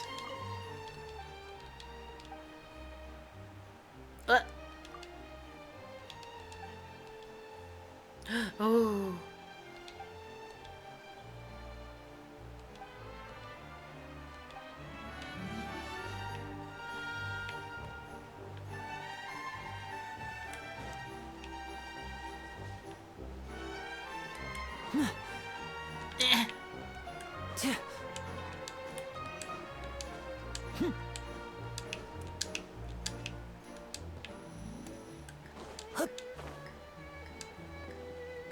I love the music.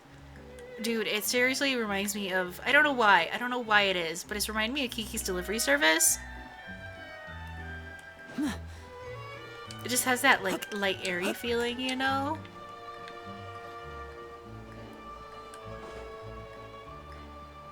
I love it.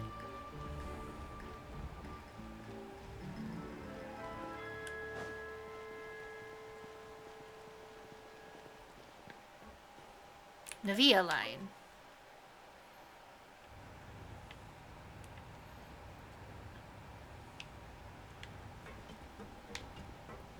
I like the metal sound.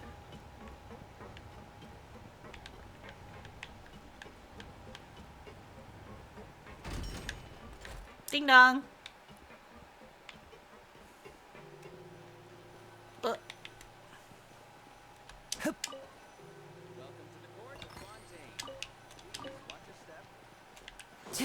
Any random chests? No. Okay.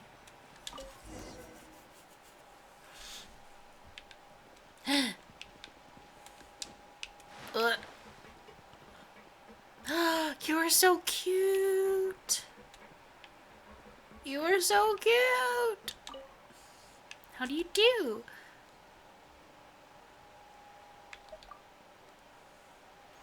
Where are we? What is this? When does it go? Immediately. Oh.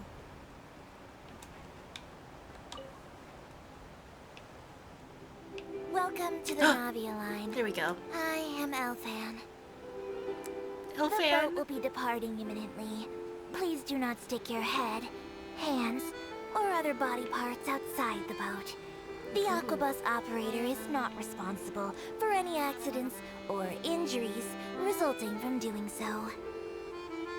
Also, please remember to buy the Steambird, though I don't read it myself. Oh, so pretty. The destination of the current tour is Aranias. Points of interest worth visiting include the Fountain of Lucine and the Opera Epiclese.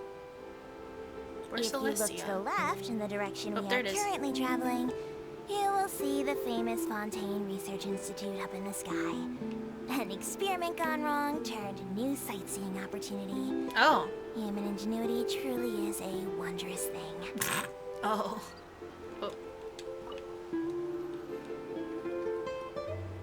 Is that the prison?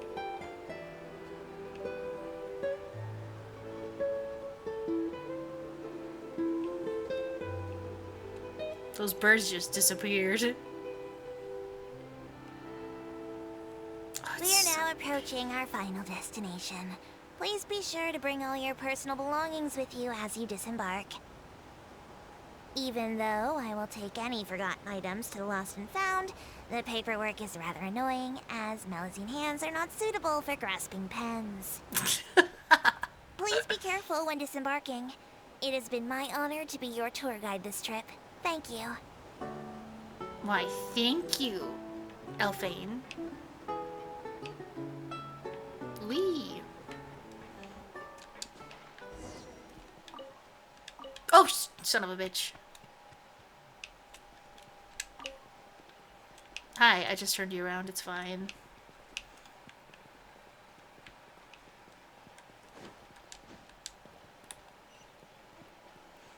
Ooh. Hold on, I want to check something.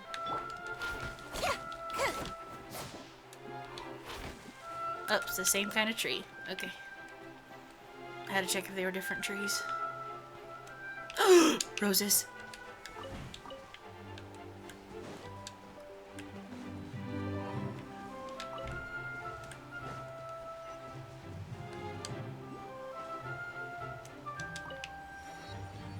I need these for my boy.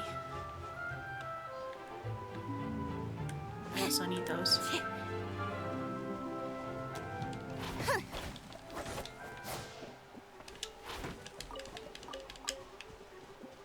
Wait, where's the... Rose. More? Yes. More? No more. Hold on. Have to mark where these are. I need them for my boy. Ugh, this is so pretty, dude. Oh my god. I fit super cute in there. Duckies.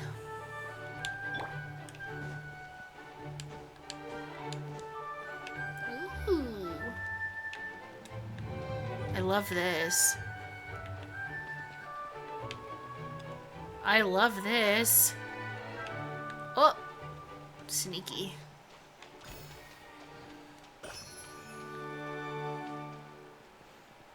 Sneaky, sneaky.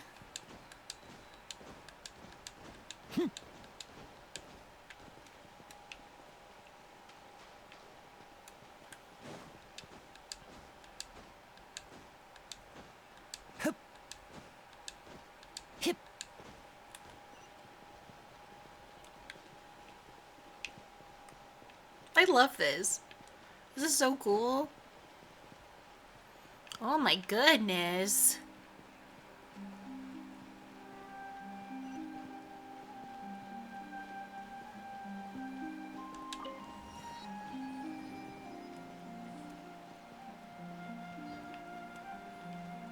Oh, I can't wait for all the teapot stuff. Bro. More roses. Yes, give.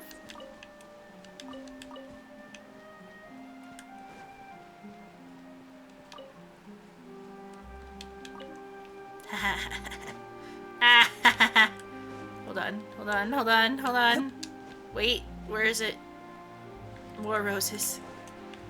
Yes.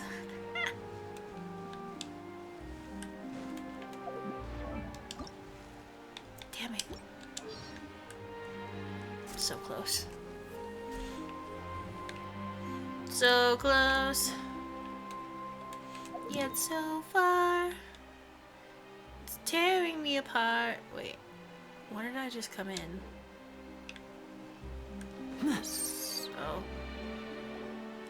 Whoa! Now this is fancy! The Opera Epiclese. What a place to hold a performance! No wonder Lyney and Lynette were looking forward to it. Huh. Looks like there's a lot of people standing around the fountain up ahead. Oh, Archon. Please bless us with a bright and healthy child. We pray. I don't know why you always feel the need to ask so much. I'll be happy as long as our child is healthy and lives a peaceful life. I guess if they're our kid, then there's no doubt they'll turn out smart. Maybe this is one of the customs in Fontaine. There sure are a lot of couples here. Ooh. Vache. Oh. Huh? What's wrong? Vache? Vache. Vache. Oh, what is happening? Did you just say something, Paimon? No, Paimon didn't say anything. Are you hearing things? Whose voice was that just now? Welcome to the Fountain of Lucine. All the water flowing through Fontaine converges here. It's customary for newlyweds to come here and wish for children. Ah! Lynette! You scared Paimon! When did you get here? Lyney asked me to wait here for you, remember? Right. By the way, Lynette, I seemed to hear a faint voice just now. What do you mean? There are a lot of people here right now. It seemed as if the voice was coming from the fountain. Hey, you're not trying to scare Paimon, are you? Besides, it's the middle of the day. It's not the time for eerie things. I see. I might be able to tell you something that could help explain the voice you heard. In fact, you might not be imagining things at all. I suspect that what you heard is a result of your hypersensitivity to the hydro element. Others in my family have had similar experiences. Others in your family, huh? Nani? Hypersensitivity? Why do I have hypersensitivity? It's because of his sensitivity to the hydro element? But what would hearing a voice have to do with elemental power? When do you cry, Paimon? Wait, what? What does that have to do with anything? Just answer me. When do you cry? When Paimon's really sad? Oh, and when Paimon's super happy. Oh, and also when Paimon's really, really scared. Then you should understand that tears contain your most intense emotions. Like I just mentioned, the Fountain of Lucine is where all the flowing water in Fontaine converges. Even the tears that fall to the ground will eventually gather here. So maybe what you heard was the intense emotion coming from someone's tears. Huh. That's an interesting explanation. I'm not sure whether to buy it, though. So, what did the voice say? It seemed to be calling out somebody's name. Huh. If you were hearing their emotions, then Paimon wonders what happened to them. Rather than worrying about them, we should worry about my brother first. Don't let that calm look of his fool you. He tends to get pretty nervous just before a performance. So chatting with Lyney might help him relax a little before he goes on stage. Oh, right. That makes sense. Let's go in and see Lyney. Yes. Now I can actually remember what side the roses were on. It's over here. Because I'm big dumb. Oh! Offerings to the Fountain of Lucine. Offer your hydro sigils. I will offer my hydro sigils. Is it gonna become bigger? Bigger water spout? The more I do it? Ooh. You can throw hydro sigils you obtain from Fontaine into the fountain and raise its level. Oh, I don't even have enough for level 1. Shut the fuck up. Ooh, a blade. How many levels are there right now? Oh my god. Jiminy Christmas, dude. Can I... Okay, I cannot grab coins. I cannot be a dickhead. You're from Inazuma. And you're from... Mondstadt. Hi, sorry, hold on. I'm sorry, I'm so sorry. Just let me please just let me grab these. Have some compassion. For my rose needs.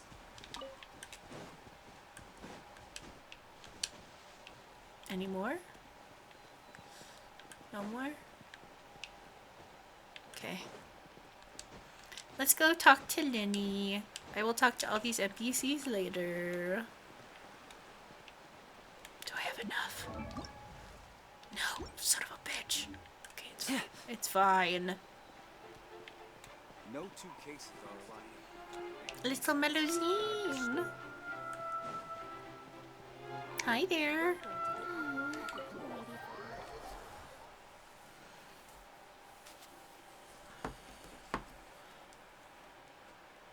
Why do I have hypersensitivity to hydro? Makes no sense.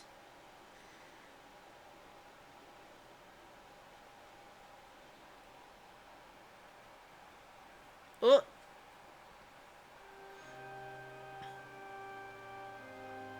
Ah, Traveler and Paimon. Good to see you. I knew you two would come. Hey, baby. Are you kidding? We wouldn't miss it for the world. We've been looking forward to it.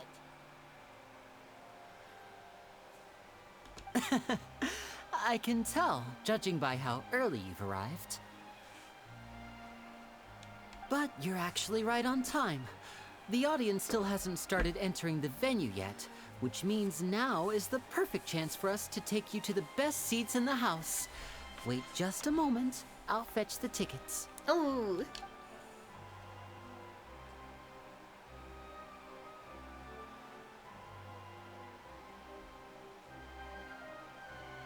Just idle chatter. The Opera House has assigned seating, so you always have to make reservations. I've already reserved your seats, and here are your tickets. Ooh, front row seats. Thanks, Lyney. Thanks, buddy. Don't mention it. There's no need to keep thanking me. But I will. Hey, Lyney, could you come over here and take a look at this? Oh, I'll be right there. Seems there's an issue with the stage props over there. That's Cal, my assistant, calling me. I'll go lend him a hand. Sure. Yeah, we'll just go to our seats. You go ahead, Lyney. Ooh. God, the music. Any books or something that I could pick up? Oh, hold on. Hold on. I wanna. Hold on. Oh, this is so fucking pretty, dude. This is so pretty! The organ. Oh my god. Yo. Holy shit.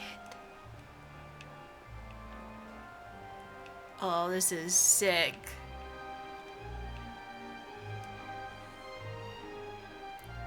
Oh, he's already there! Damn, there's not many seats. I feel like you could have jam-packed it, but, you know, I guess if it's, like, super... Oh my gosh, that's where our humble god sits, huh? How does one get over there? There has to be...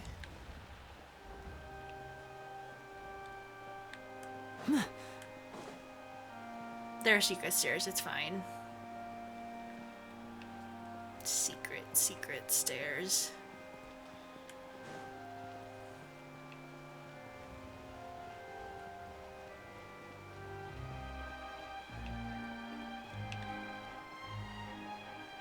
Yeah, I feel like they could have put more seats. Like, oh my god. Look at, oh my god. I love this. This is sick. You know, later I'm gonna... I guess we can't climb shit. Damn. It's like, I'm gonna climb this shit later. You cannot. Oh, these should be our seats. Come on, let's sit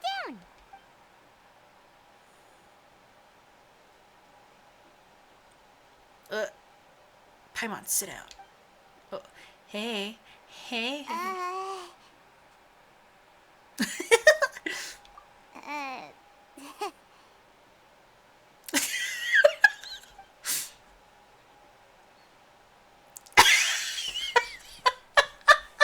We're both giving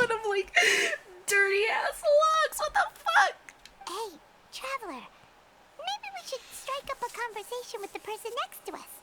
Since we're sitting together and the rest of the place is practically empty still, it's kinda awkward if we don't say anything. Isn't that usually your job? You little... Of course you put this on Paimon. Excuse me, I did not realize you felt awkward. I am terribly sorry. I would be perfectly happy to chat with you if that is what you would like.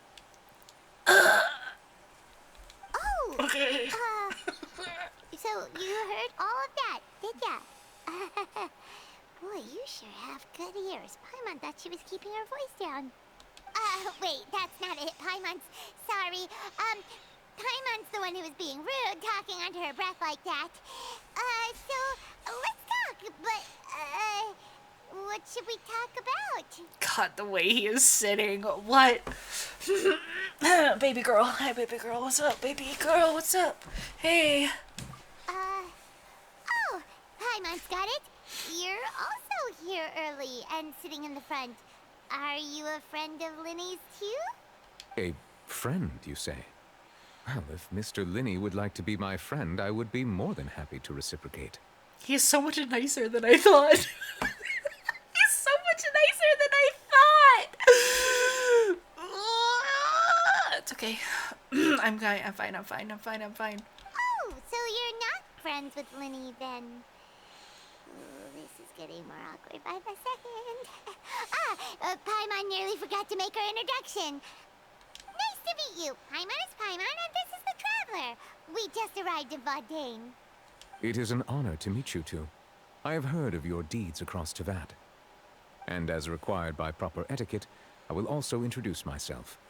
I am... Oh, Monsieur Noirceur. What an honor it is to have you here to see my show.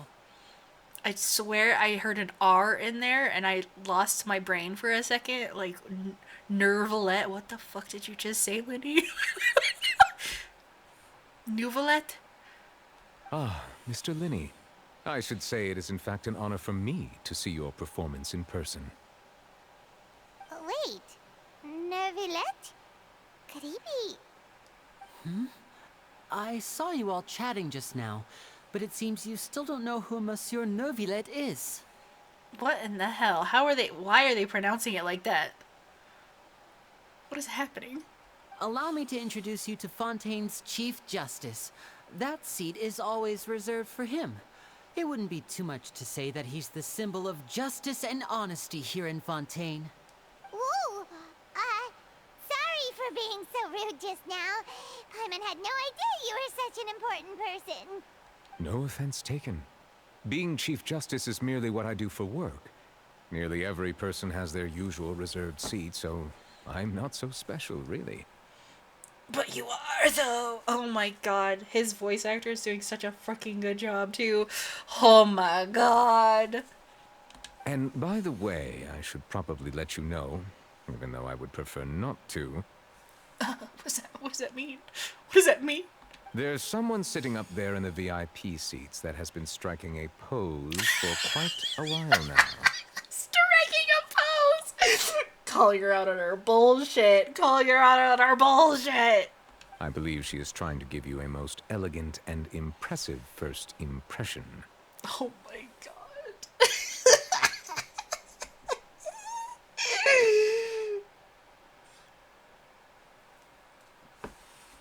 So I think you should take notice of her sooner rather than later. Otherwise she may become flustered. Hey, buddy. Your little laugh. Shut up. Huh? Oh, it's Furina, the Hydro Archon. Huh. She sure has a smug and satisfied look on her face. Guess she has no idea that you saw right through her act. Very good. That is for the best. No need to pay her any more attention. We may now enjoy the show. He knows how to deal with her. He knows how. Huh? So is this what things are like between the Chief Justice and the Hydro Archon? I'm sobbing, dude. All right, please wait just a moment longer. I've pretty much finished my preparations, and the performance will start as soon as the audience has made their way to their seats. Yay! The show's finally about to start! Paimon can hardly wait! Paimon's never seen a real live magic show before! Oh shit. Ooh! They're dimming the lights! The show must be starting! This is so cute.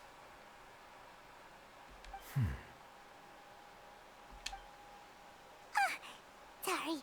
Paimon will try to stay quiet. Welcome, one and all, to the Opera Epiclese. I am the star of today's show, Lyney. Hi, baby. Oh, clapping. Yes. And over here is my sister, Lynette, who will be working as my wonderful assistant. Please, let's give her a warm welcome. Hello, everyone.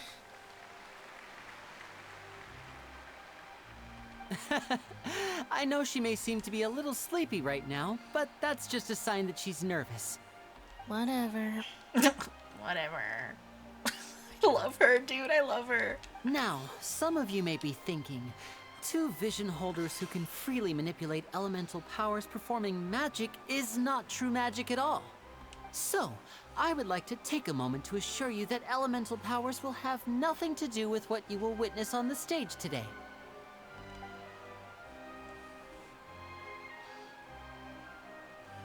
Oh, Both they had Lynette it there. and myself have removed our visions for the show. That way, even the gods won't be able to help us. Oh, fuck. I'm just gonna autoplay this because I don't want to accidentally skip something. Oh, good point. That's what makes the show real magic. Now, without further ado, let the show begin. Lynette will now exit the stage to make some preparations. I know you might miss her, but don't worry. She'll be coming right back on stage momentarily. Perhaps in an unexpected way. I'm sure she'll be stealing the spotlight soon enough. Oh, baby. Oh, and before I forget, there's one more thing I should say. You never know what can happen in the blink of an eye. I don't like that. A magician's greatest skill is making things disappear or appear. The possibilities are endless.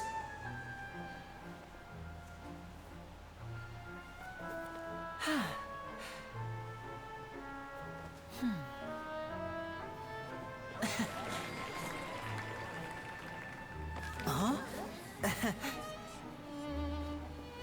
This is so cool.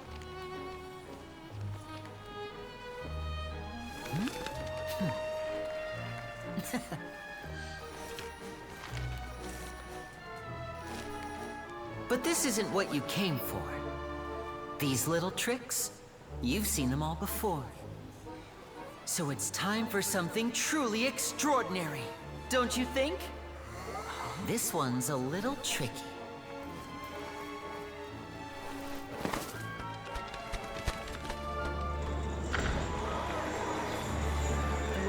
Using this water tank, I shall make my sister vanish completely, right before your very eyes.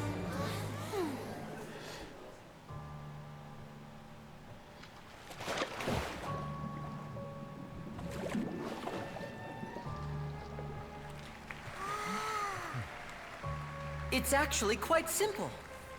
She'll just turn into air bubbles and float right out of the top.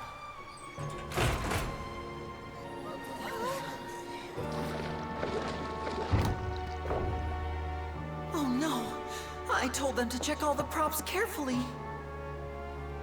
With the lid on, even air can't escape. An amateur magician would be getting very nervous right around now. Luckily, it's me on stage, so let me show you what a true virtuoso can do.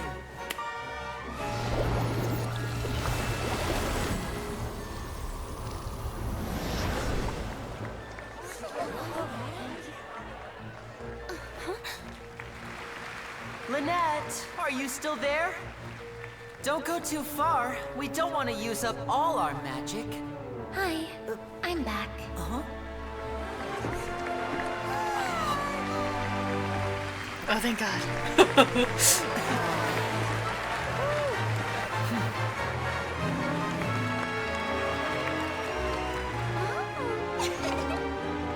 She's so cute.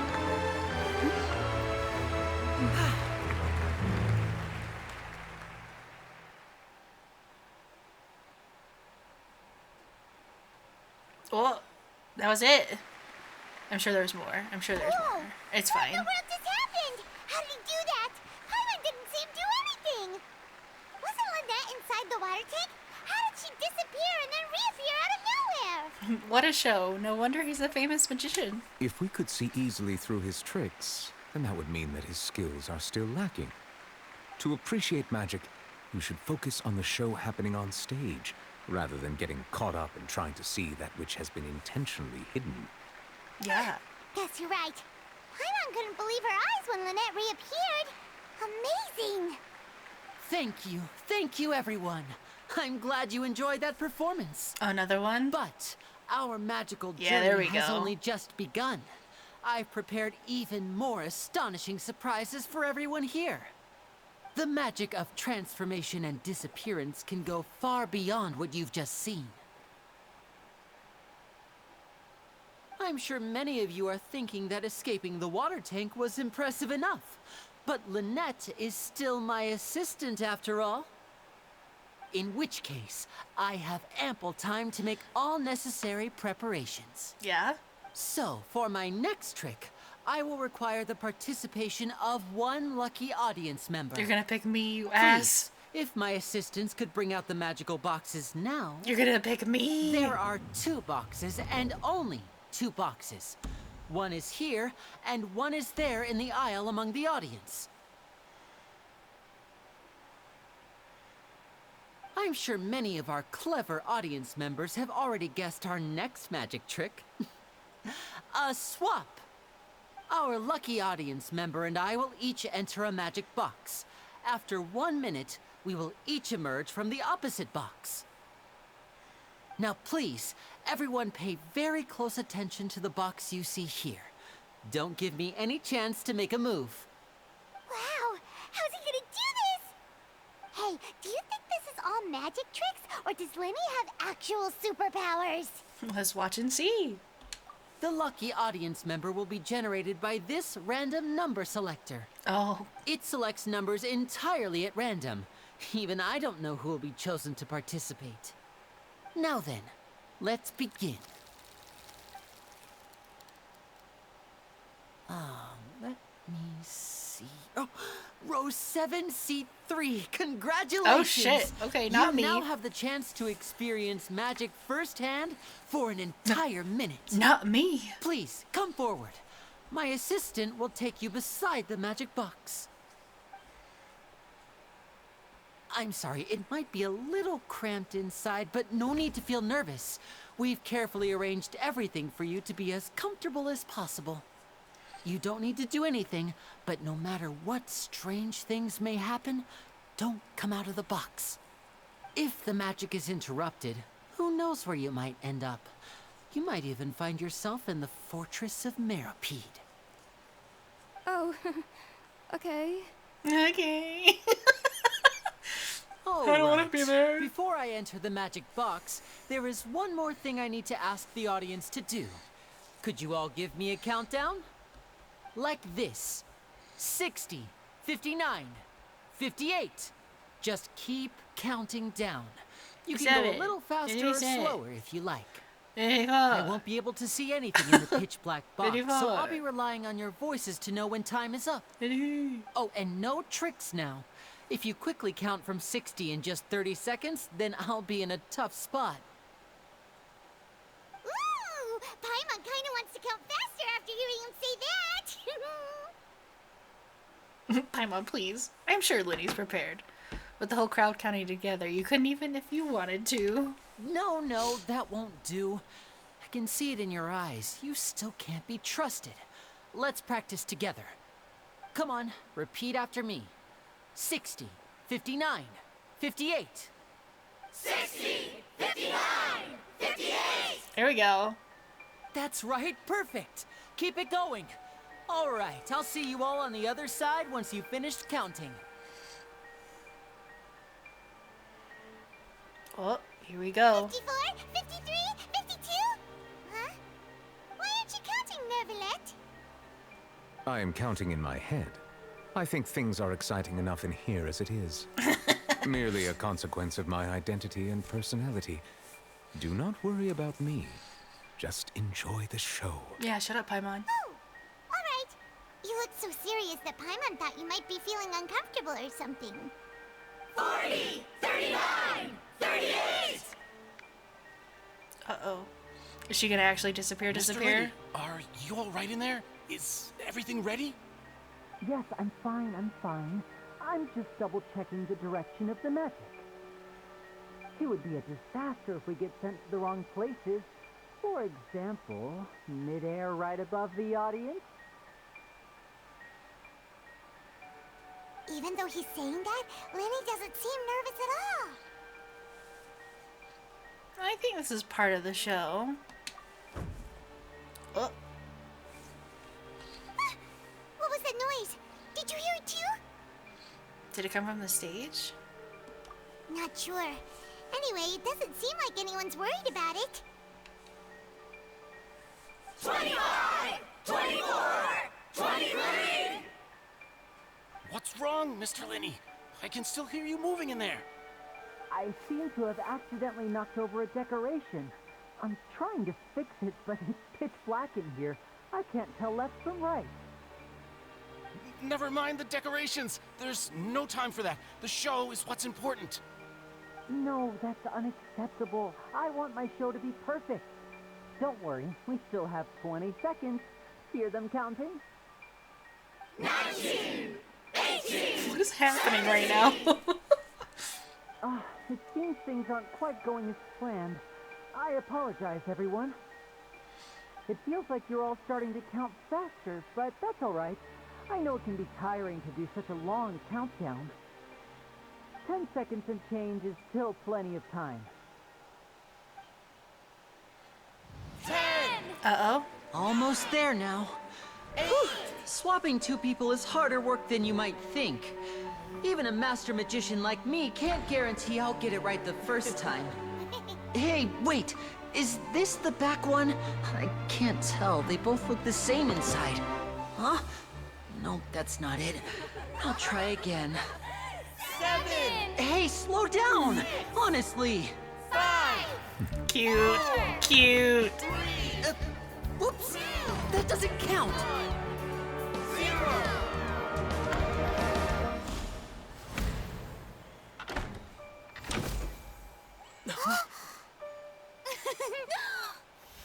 Ta-da!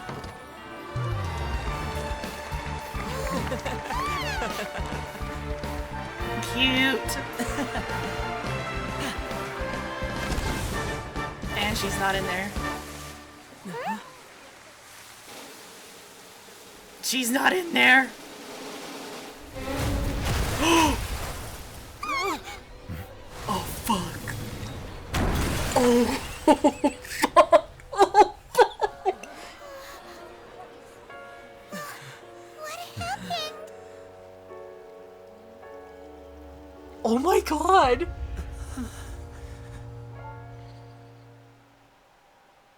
Yo.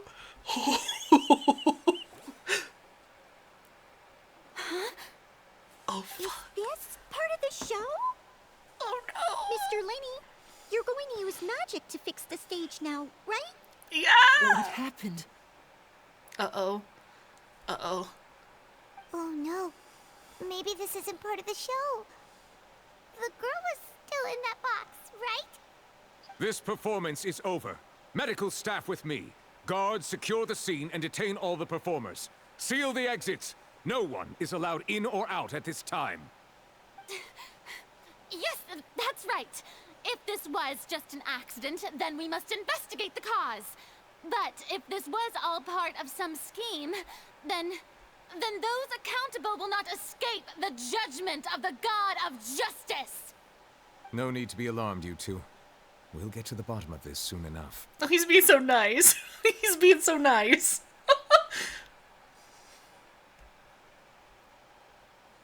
Unfortunately, the person who is in the magic box has been pronounced dead. Oh, fuck. His name was Cowell, one of the assistants in Lyney's magic troupe. Apparently, the fireworks on stage ignited the ropes that were suspending the water tank, which then caused the tank to fall onto the stage. There's no As way. of now, we are still not sure why we found Cowell in the box, rather than the guest from the audience. And after an initial search of the area, the guards have confirmed that the girl is nowhere to be found. It appears that this incident was not merely some mishap with the performance. And there are many indications that it is connected with the case of the serial disappearances of young women. The serial disappearances case? That's the case that Charlotte mentioned before. And to pull it off like this, in front of an audience including the Archon and the Chief Justice. I know the truth. I can see through the whole thing. Really, using such a shallow and obvious mystery as his finale. Did he really underestimate us that badly? I mean, I think Lyney is as shocked as you. I say that our powerful magician, Mr. Lyney, is now the prime suspect for the serial disappearances case. He's not even... The first girl disappeared like 20 years ago. He would have been like, what, 2? Huh? Maybe? Why me? This whole thing was an accident. Oh, this all occurred during your magic show, did it not? The missing girl disappeared after being chosen, did she not? My God. The deceased is one of your assistants, is he not? Now that I think about it, that whole speech about magicians making things disappear was nothing more than a provocation, a bald-faced challenge. It wasn't, though. That can't be right. How can Lyney do this? He didn't do this. He was in the box on the stage the entire time. We can even hear his voice. Besides, before the show, he told us they would like to catch the criminal behind the disappearances. He couldn't possibly mean catching himself. He's a suspect at most. It's hard to believe all this happened during the show. Save discussion for a later time, please. Lady Furina, may I assume that your comments just now constitute an accusation against Mr. Lyney and his associates, and that you are pressing charges? No. I just think that he... Well, I think it might be a little early to talk about formally pressing charges. Okay, she's just trying to make a show. She's just trying to make it fun. But what Lady Furina said just now makes perfect sense. Looks like she's gonna personally deliver justice. A kidnapping and murder carried out under the cover of a magic show. Lady Furina said it all.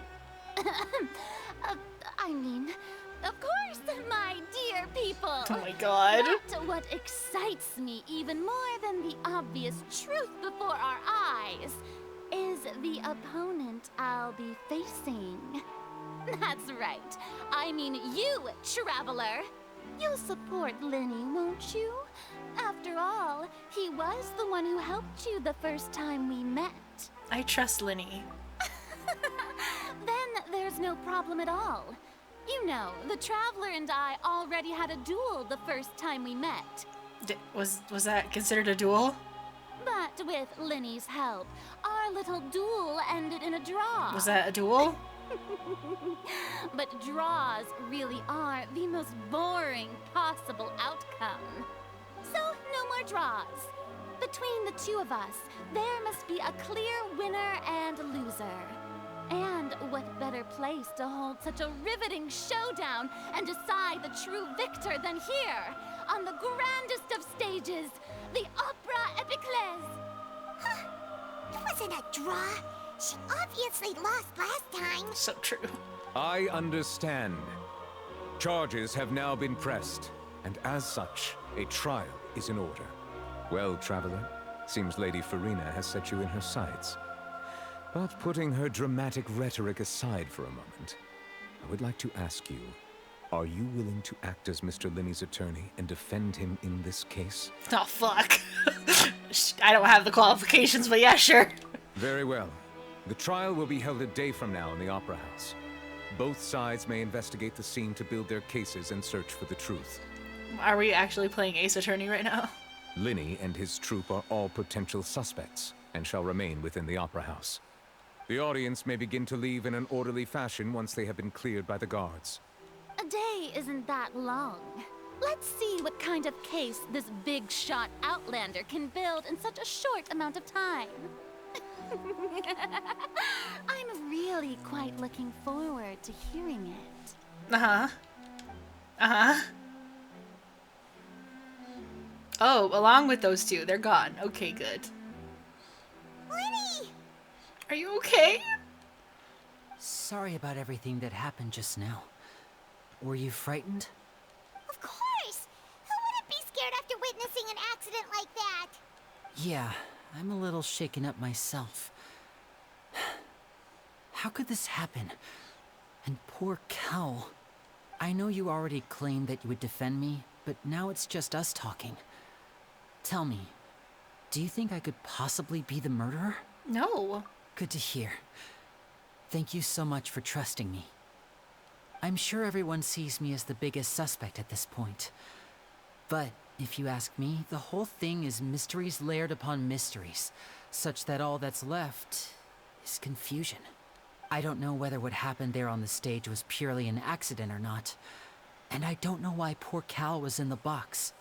As for how that girl chosen from the audience could suddenly disappear, I'm afraid I don't have any answers either. If someone tampered with my performance, then we need to figure out what they did. Even a skilled and knowledgeable magician like myself couldn't pull all that off in just 1 minute. Yes, it is very strange, but there's no denying what happened. Which is precisely why we need to investigate. As this book says, the impossible could not have happened. Whatever happened must have been that which is possible. Where did you get those glasses? Paimon bought them when we were reading at the bookshop in the city Oh earlier. my Pretty god. cool, huh? Oh my god. Don't worry. Paimon used her own savings to buy them. It wasn't from our travel funds. I think they look cute on you, Paimon. Stop. You have good taste, Lynette. Tell me, is it Dr. Herlock Holmes? Herlock Shlom? That's the right attitude. Feeling depressed isn't going to help me now. I need to get back to my normal self. It's okay, man. Somebody messed with your show, dude. But with the guards watching our every move, it's going to be especially difficult for Lynette and I to prove our own innocence. Good thing you agreed to be our attorneys. Thanks for that. We'll be counting on you. Yes, thank you so much. I won't let you down. Yeah, just leave it to us. Oh, since we're going to start investigating, Paimon has a question first. Where did Lynette go during the performance? Ah, well, I'm afraid that would involve some of our essential trade secrets as magicians. Yeah, Paimon, come on. The secrets behind our magic are past saving, Lyney. I suppose you're right. The truth behind our tricks is going to be important evidence that will be weighted during the trial. 'Tis truly a pity. As a magician, our magic show is a work of art. We've poured countless hours and spared no effort in perfecting it. But if revealing our secrets will help you uncover the truth behind what happened, then it will be well worth it. We should go somewhere else if we're going to discuss our magic tricks. We'll go speak with the guards, and in the meantime, you can go investigate the stage and the seating areas. Alright, let's go have a look while the investigation teams are still here. Detective Paimon is on the case! I can't get over her glasses. I can't get over her glasses. Hello, officer. How's the investigation going? Stop! I see. You must be the traveler that Lady Furina mentioned. Listen, I'll be perfectly honest with you. I'd avoid getting mixed up in this whirlpool of a mess if I were you. Huh? What do you mean? Come with me and you'll see. Uh-oh. The deceased is one of Lyney's assistants named Cal. They Even though he outlined hadn't him. joined the troop long, he was hardworking and everyone generally liked him. The assistants are usually in charge of setting up and inspecting the props, as well as assisting with the show and keeping the crowd engaged. Okay, hold on. I'm writing. I'm gonna write down little tidbits because I need it. They're in charge of setting up, inspecting,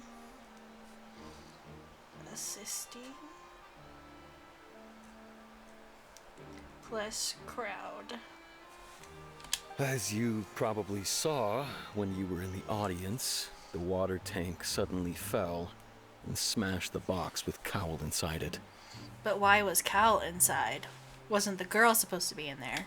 This is the real mystery. We've already searched the scene and were unable to find any traces of the girl. However, if you look carefully, the box was positioned directly under the water tank. The ropes holding the tank were then burned by the pyrotechnics on stage, causing them to snap. All these factors lining up so perfectly makes it hard to see this as a mere accident. If anything, the more logical explanation is that the whole incident was intentionally planned, and Lyney is the most likely person to have access to all these areas. But he doesn't have a motive. Are you both good friends of his? Well, you can't say we're good friends, but we've known each other for a little while. So in just a short time, he was not only able to win your trust, but even convince you to act as his attorneys. Yep. I know there's no such thing as magic. The real trick of a magician is holding the audience in the palm of their hand. I've seen a lot of cases, and I can tell you that people are the least reliable kind of evidence. But that's not always true. People can also be the most reliable evidence. Sorry, I tend to be pretty straightforward. Just know that I'm warning you for your own good.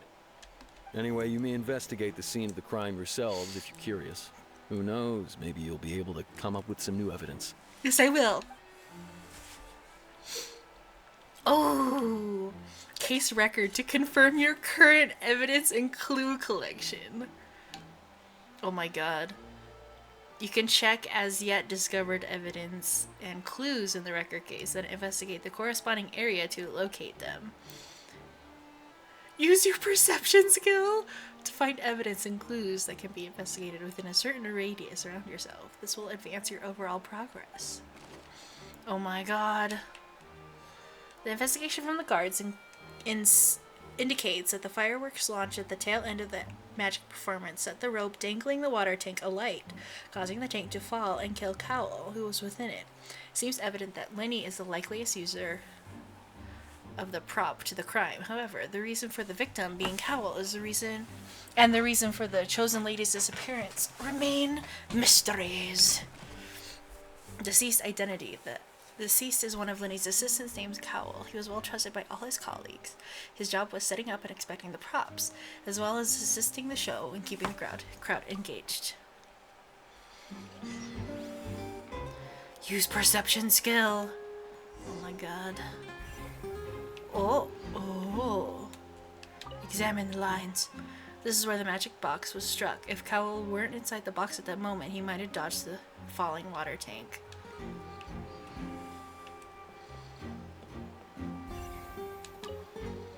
The broken magic box was left at the scene after the guards completed their investigation. Looking at it now, the water tank must have struck it really hard.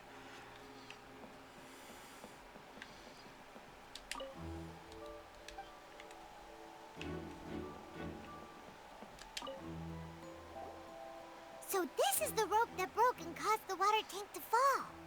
The rope looks pretty durable. How can it be burned through so quickly by fireworks? So either Lyney didn't realize this was a safety concern, or... Why are you suddenly so serious, Traveler? I'm just looking at where the rope snapped. Whoa. Look! This bit is made from different material! Most of it was burned away, but there's still a little bit of it left. It seems to be flammable. Like a type of flash cotton. So if a rope meant to hold something was made with that kind of material in it, then that means... Wait, why don't you write all this down? Let's take notes. Special rope. This rope was used to suspend the water tank. It suddenly broke when the fireworks were being launched on stage.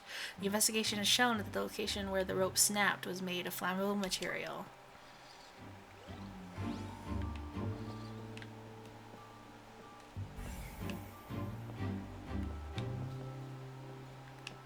Oh, it's showing. Okay.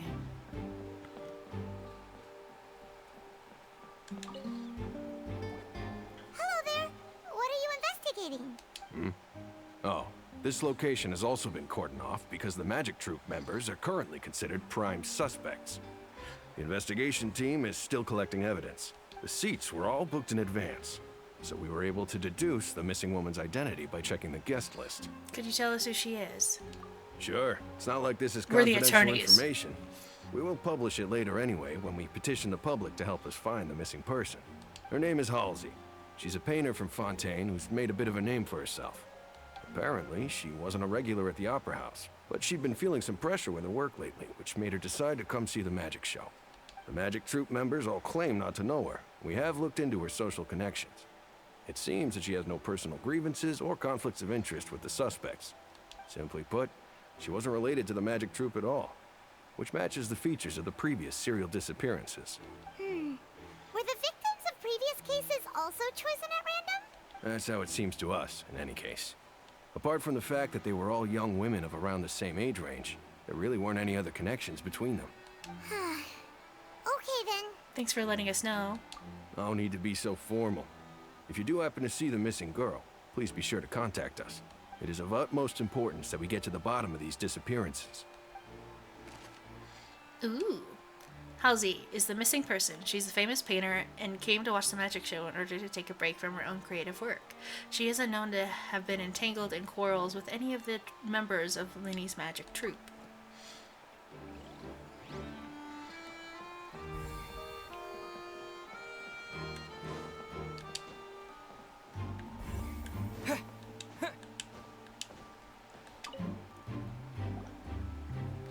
The investigation team has some new findings. Turns out there's an issue with the random number selector after all. See, I told you. What if the machine picked some big guy's seat? You think the murderer would have still made his move then? Sorry to interrupt, but we're helping Lyney and Lynette with their side of the investigation. What were you saying about the number selector? There's something wrong with it? You're trying to help them? That'll be a tall order. Lyney used the machine to pick a random member of the audience during his performance, right? The lucky girl that later disappeared. Well, we thought there might be a serious problem with the machine, so we had it taken away for further inspection. It turns out that the seat number it picked wasn't random at all. The machine picks that same number every time. Ooh. I'm sure you already know that you have to make a reservation in advance to get a seat, regardless of whether it's a trial or some performance. In other words, Lyney knew who would be sitting where from the very beginning. That much checks out. Lyney reserved our seats for us too. That you see why I was saying it'd be tough to make a case for Lyney. Thanks. Sorry to bother you. Even though it's bad for Lyney's case, Paimon had better write it down. The device was used during Lyney's magic performance to choose a lucky member from the audience. However the guards found it, it will generate the exact same number no matter what. Clearly, someone has tampered with it.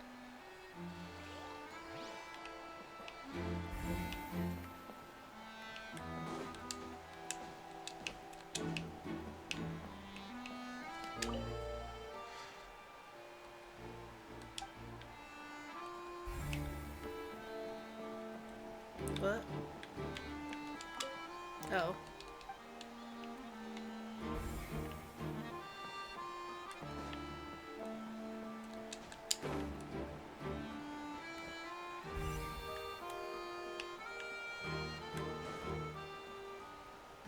Hey, bud.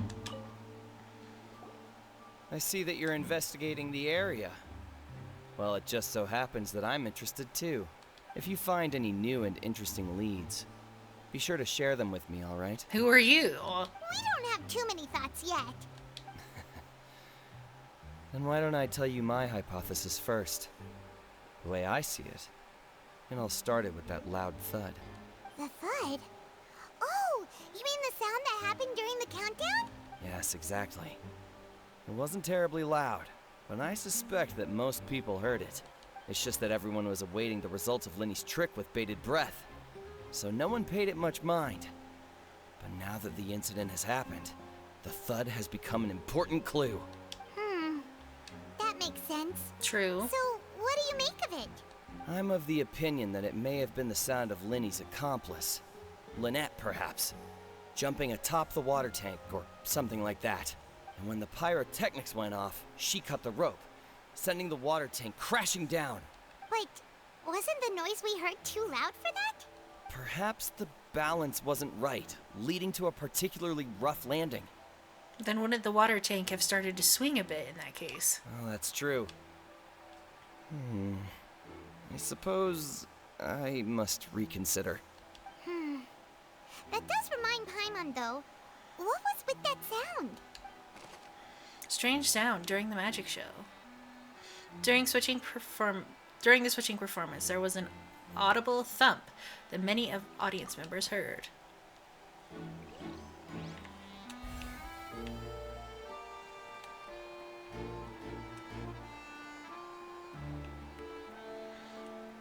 I want to go see if she was here, right? Oh.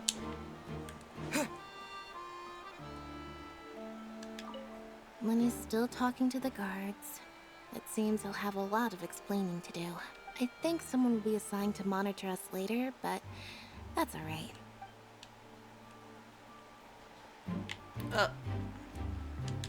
Lyney's still talking to the guard. I think someone... I thought I saw, yeah, okay.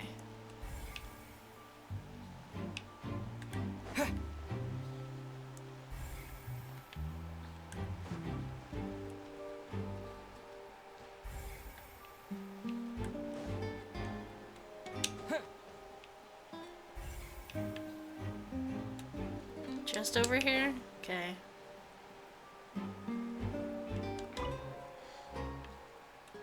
It looks like an ordinary box, but Lyney somehow moved instantly from the stage to being inside of it. How did he do it?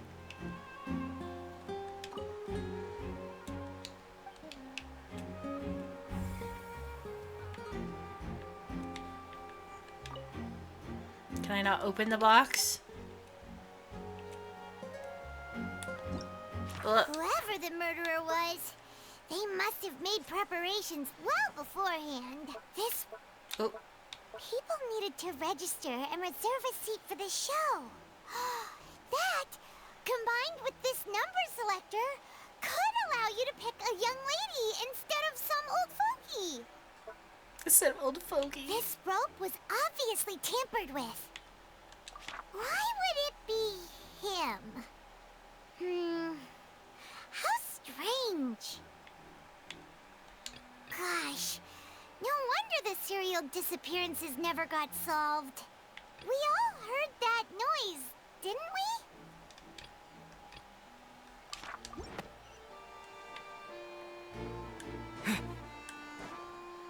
we? Now I have to talk to the people? Or, oh, outside.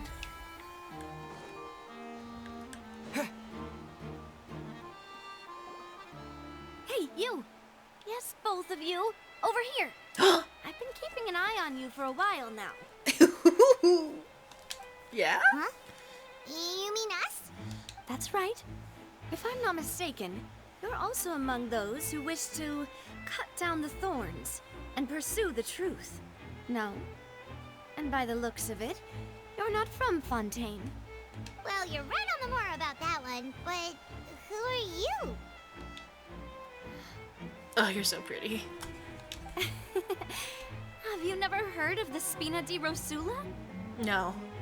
From mediating disputes and providing protection to solving conundrums, you name it, Spina di Rosula does it. And I, Navia, have the honor of being its renowned president. Oh my god, she's so cute. Though those who play by our rules call me boss. She's so pretty. I'm Silver, her attendant. Pleased to meet you. Pleased to meet you. And I'm Melus. Demoiselle's various daily needs and affairs are under my purview. Huh? Boss? Demoiselle?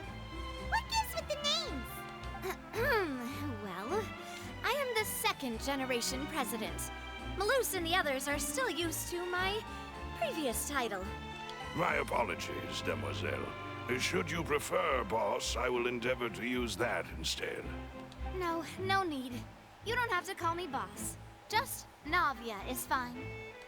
Okay, if you say so. If you say so. Not that we're members of Spina di Rasula anyway. All merely trifling details. Never mind. Now, back to the situation at hand. So you want to investigate as well? That's right. I've always kept an eye on the serial disappearance cases. My interest stems from a matter back from my father's time. Judging from the look of things, I find Lyney an unlikely mastermind. Really? We think so too. That's why we're looking for clues now. But how did you come to that conclusion? Intuition, naturally. My unparalleled intuition. Okay. Furina sure was quick to point the finger at Lyney without any decisive evidence whatsoever, wasn't she? But that's not uncommon for her. If you remember, the Justice had to interrupt her and ask if she was pressing charges just to keep her from getting carried away. So true. Anyway, a trial begins the moment someone levels charges.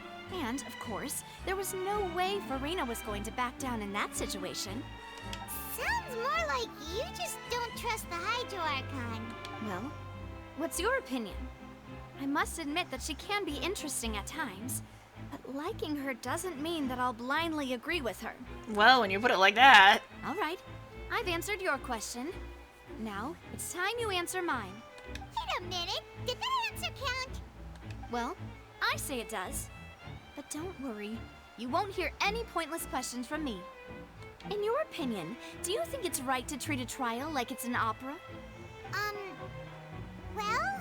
Not always. And why would that be? Doing so makes it easy for the truth to fall to the wayside. Something serious like a trial shouldn't be treated like entertainment. See, Silver and Malus? I told you they'd be different. Most astute of you, demoiselle. I too think that the Traveler's response was most excellent. No matter how wonderful the script or how fervent the audience's expectations may be, the trials that go on stage here must be based in fact. And if that can be done, boss, then... All right, that's quite enough, Malus.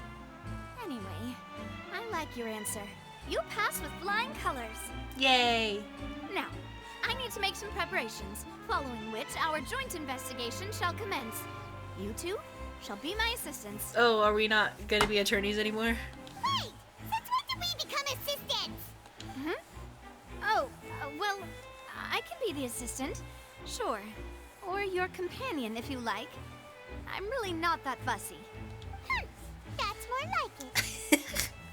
Seems you already agreed then. Far be it from me to brag, but I believe that Demoiselle's intuition will be instrumental in uncovering the truth. You wish to save a friend from false accusations, and we wish to unravel the disappearances. In this sense, our goals are aligned. You have a point. You're quite the talker, aren't you, mister? And what about you over there? What do you think? You seem like you've got something on your mind. I have nothing to add. Oh, alrighty then. We'll be making some preparations first.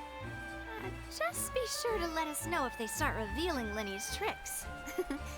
Thanks! Thanks, I guess.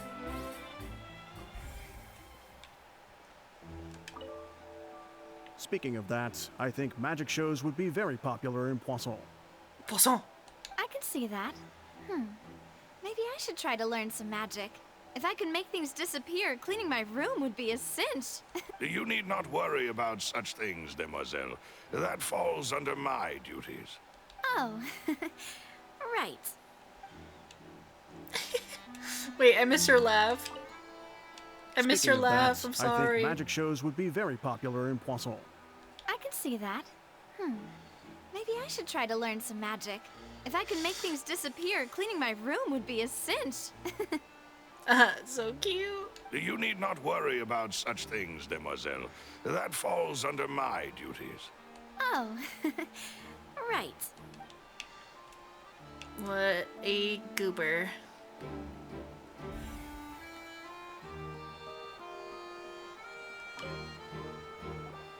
Sorry, but no one can freely enter or exit the Opera House at the moment. If you wish to leave, you must register your identity with us first. No, we're not leaving. We're We're representing Lyney and Lynette as attorneys, so we're investigating the case. Were you always guarding this entrance? Yes. After the Chief Justice gave the order, everyone coming in or out must undergo a strict inspection. So, the missing girl couldn't have left from here. At least, not from that point on. What about during the show? I doubt there was much opportunity then either. How can you be so sure, Well, because I was in charge of security near the entrance at that time. I couldn't see Lyney's performance from here, which was quite a shame. Just my luck. But still, I did not abandon my post, and I stayed put no matter how loud the applause was. If someone had so much as even approached the door, I would have noticed it, let alone if they had tried to leave. We Melazines are good at that sort of thing, you know. So, it's safe to say the girl couldn't have left through here. Alright, thank you for your help. This'll be useful info. Entrance and exits. No one left the Opera House during the magic show. After the incident happened, only those who had their identities cleared by the guards could leave. We've checked everything of note here at the performance venue. Paimon wonders how Lyney's discussion with the guards is going. Let's go see, shall we? Ooh, things are getting interesting, huh? We're about to see how magic is made. Understood. Then I will be going with you. Just so you're aware, I will be monitoring your actions and making notes as necessary. Very good. Thanks for being so agreeable. I'd pull a rose out of my hat as a gift for you if I could. You may spare the pleasantries. I'm just doing my job. You've arrived. Who's this? Me? I'm Spina di Rosula's guardian angel. If you've got a problem, I've got the firepower. Sorry, I got a little carried She's away so there. cute. Call me Navia. I'm a partner of theirs, and will be helping investigate this whole situation. And these are my companions. Would you mind if they join as well? Fine by me. Oh, new helpers? I would be most grateful. Well, let's just say we're tagging along. It's not every day you get to see the secrets behind magic performed on such a large scale. I appreciate your kind interest. Come with me. We'll be heading below stage. Ho-ho. Huh? Below stage? Yes, a world of secrets is hidden beneath this magic box, prepared specifically for this switcheroo trick. But before I reveal everything, you should have a look first. Notice anything strange here?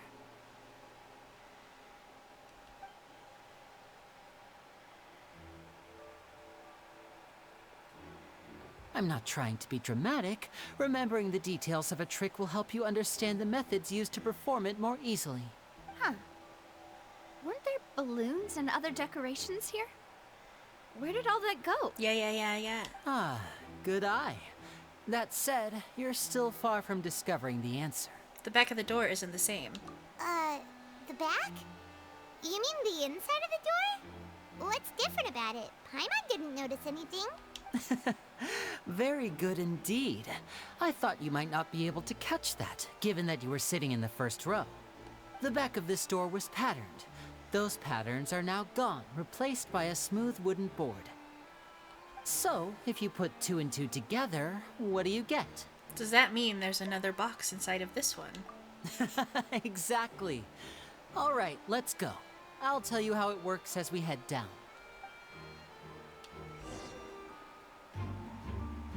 Oh, so there was a passageway under the magic box! And this passage linked the two boxes together. I knew you'd figure out most of it as soon as you saw this place. The 2 magic boxes are positioned right above the 2 entrances of the tunnel. See this flatbed trolley? The box with the lucky audience member in it would be shuttled over to the other side using the trolley. This trolley can raise and lower and even rotate, ensuring that the box will face in the right direction. I see.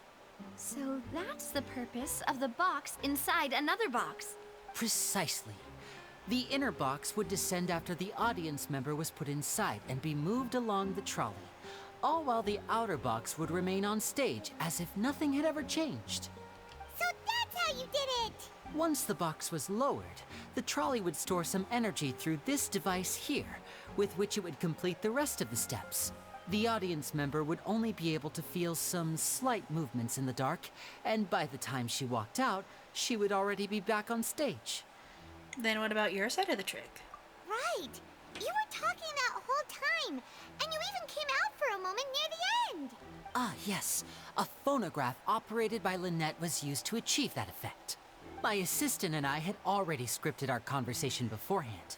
When the countdown began, I had already gone to the opposite box via a tunnel using that ladder. And what about Lynette? Where was she? I was in the mezzanine space in the back of the box. Oh, interesting! That's how we were able to coordinate Lyney's lines with the assistant. And, by the way, I was the one who walked out of the box at the end. I mean, we are twins. All it takes is a change of clothes and no one can tell who's who.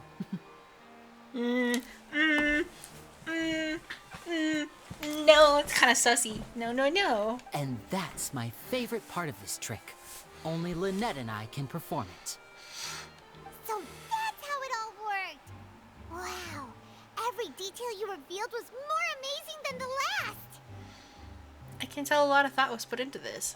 Lynette would briefly walk out of the box and then go back in, jumping into the tunnel and escaping before the box on the trolley could finish ascending. And then I walk out of the other box in the audience area, and the trick would be complete. The operative word here being would. So that makes me want to go back and rewatch that scene to see if Lyney's eyes are, like Lynette's. Because that's the only thing that's the different about them really is their eyes. So I'm very curious if they actually did that. But as you saw, Cal was in the box, not our audience member. She, on the other hand, mysteriously vanished. We really don't know how that happened. If not for that interlude, this would have been an astonishing trick. I probably never would have figured out how you pulled it off. And yet, to think that someone was able to use this magic trick to commit a crime. Could we have a look around? I think we can come up with some more leads. This is the scene of the crime, so Lyney and Lynette are not permitted to stay here. I'll escort them back up. Yes, of course. No need to be so strict now. I won't disappear into thin air, you know. Don't tease her, Lyney. Don't tease her. Thanks, everyone. We're counting on you. Lyney gave a detailed account of how the trick was supposed to work by using a box inside of a box. The idea was for the box containing the audience member to be transported across via a tunnel underneath, and Lyney himself would also use this tunnel to get to the other side. Meanwhile, having changed her outfit, Lynette and her assistant would take charge of on-stage interactions. The magic box on stage has an additional layer to its rear, in which Lynette, in Lyney's clothes, remained hidden. She would appear at the end of the magic trick and lead people to believe Lyney had been able to instantly move to the box to the other side. The magic box at the center of the audience The magic box at the center of the audience stands has 2 layers, and beneath it an entrance to an underground tunnel. This was how the lucky audience member was meant to have been transported without the audience noticing. I'm more reading it for me, so, This should be the control device for the trolley. It seems to be able to operate automatically.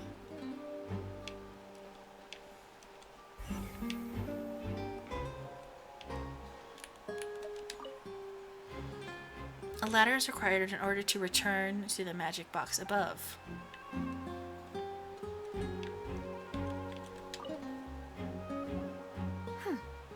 What's this? Looks like a hook tied to the end of a rope. Huh? There's all kinds of odds and ends here. Lyney didn't mention this earlier. Perhaps it was a prop for a different trick. But why would it have been left here? Whatever it is, let's make a note of it first. Dropped hook rope. A rope that has fallen to the ground. A metal hook has been tied to the end of this rope. Its use is unclear.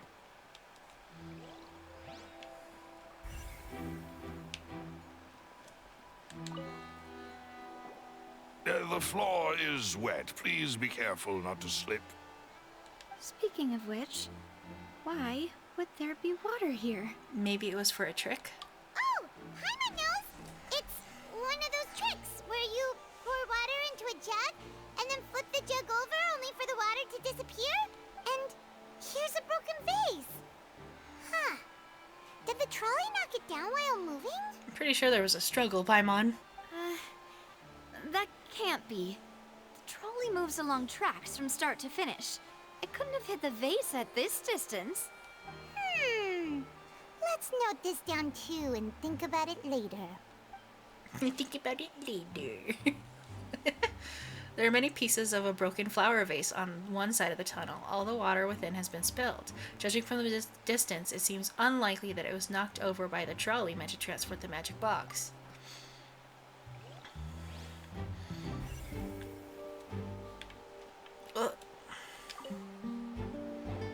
Oh, these are the clothes that the lady chosen from the audience was wearing, right?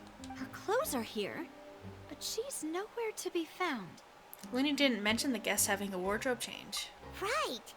And do you really need to do that if you're kidnapping them? Did you just add lenses to your glasses? Ugh, this is so confusing. Paimon doesn't want to be a detective anymore. Did you just add lenses to your glasses?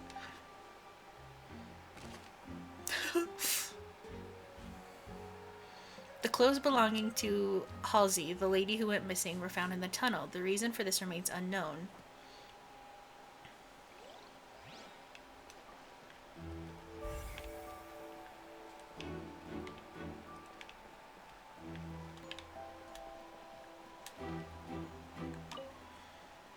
High precision is required to complete this magic show, and tracks are perfect for making the trolley stay in its designated course.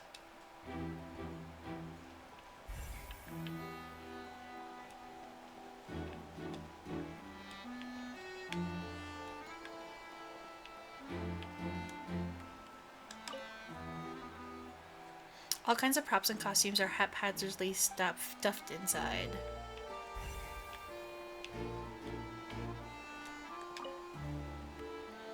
The trolley is crucial for transporting the magic box to the other side. The group must have used this to execute their plan.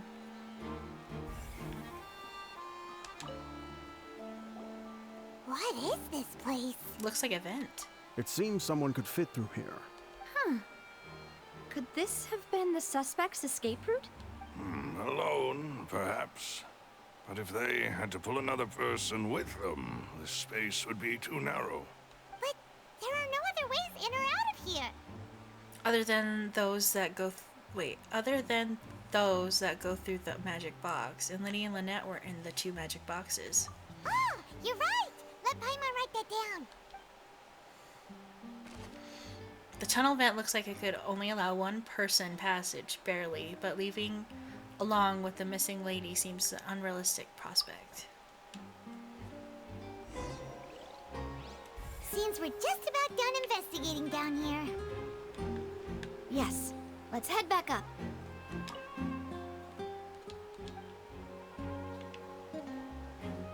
Okie dokie. I kind of want there to be like other shit, you know? Secrets. Secrets.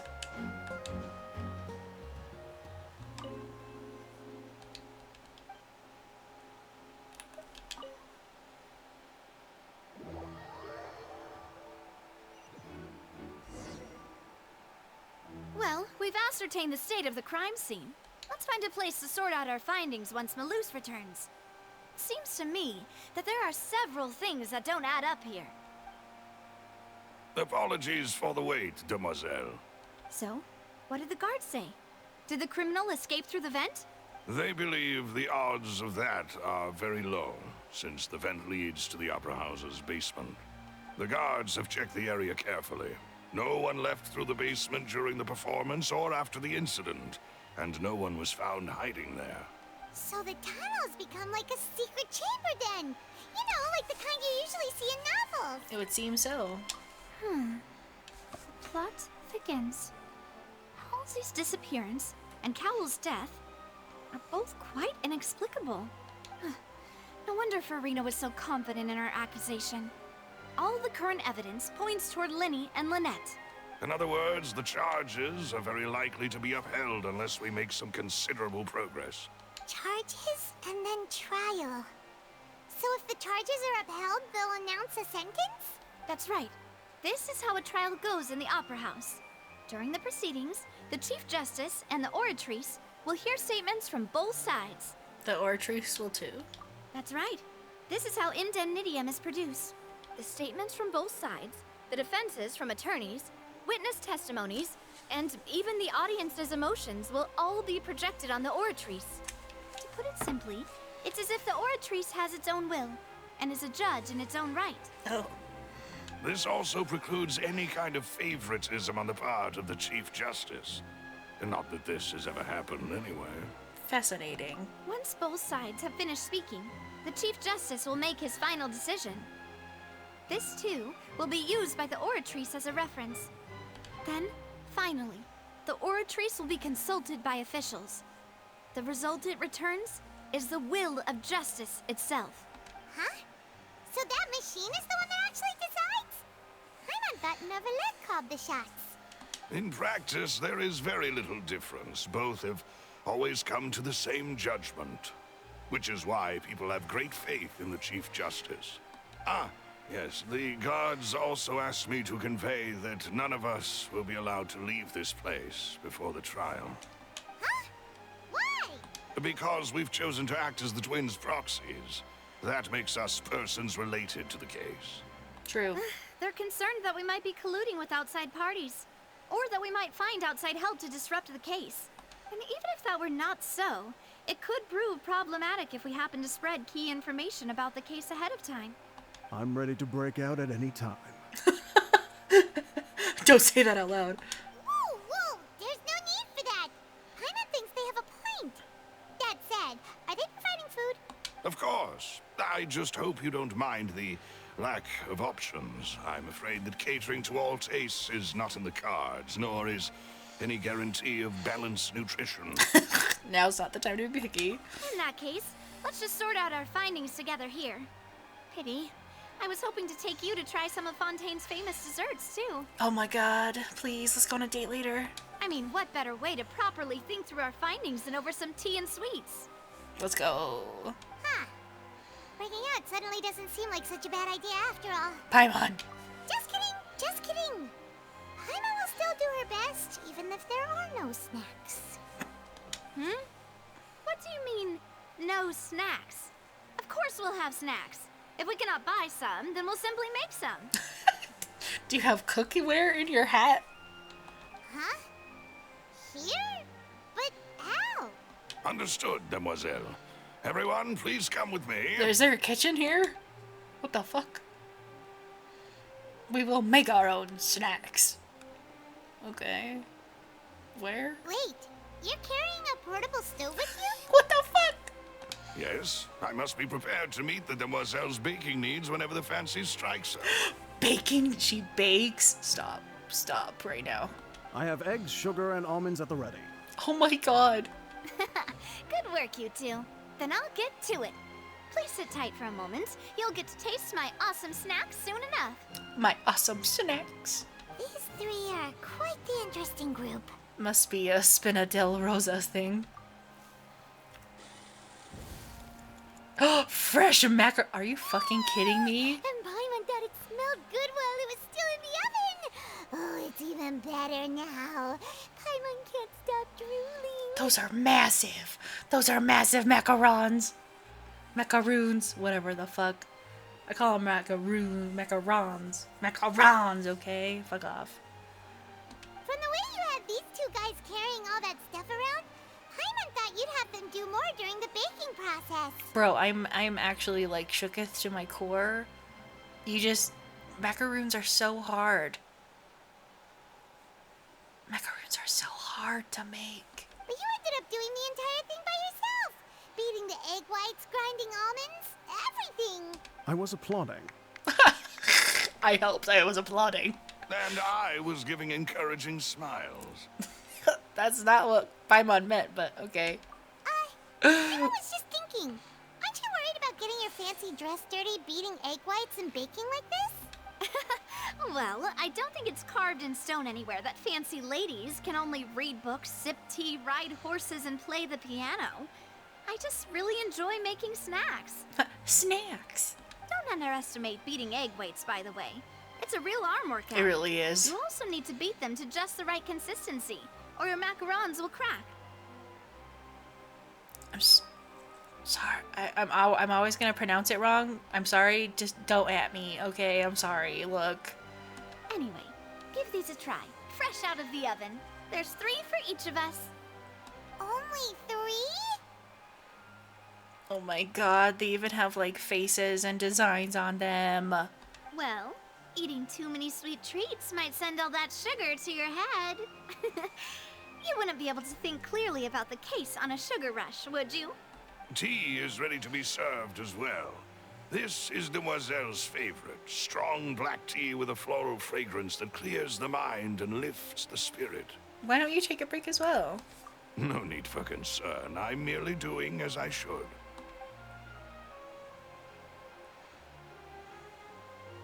All right then. Down to business. As Paimon mentioned previously, the tunnel seems to be something of a secret chamber. However, we can assume that Lyney and Lynette were not alone within it. Some criminal also occupied its sealed confines. The magician twins could have committed the crimes, of course, but they lack any logical motive. Exactly!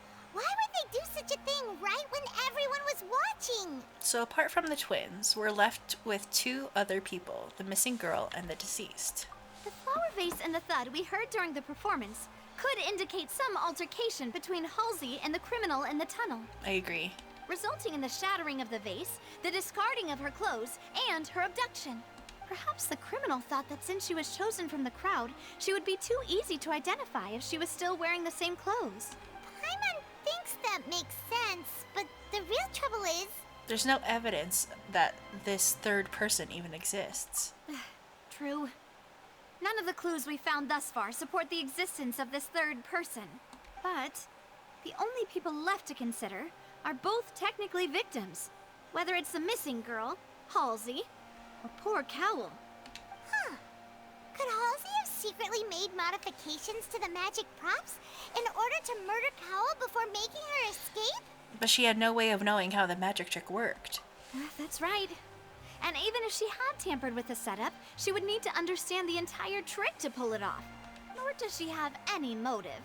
The guards said that she has never had any dealings with the magic troop's members. So true. Were we not thorough enough in our search? From the sound of things, this is turning into an impossible case. Your macarons are amazing though, Navia. They smell great! They're nice and crisp and super sweet! They are my specialty after all. And I see you've already had 5 of them. What? 5? Oh, that can't be right. Paimon only counted 3, honest! Please don't worry about it. At my age, a few less sweets might actually be a good thing. No. Being greedy is one thing, but Paimon knows how to count. Besides, Paimon knows that if she ate too many, then others wouldn't have enough. It's fine if you ate them, It's fine. Everyone knows how much you love eating.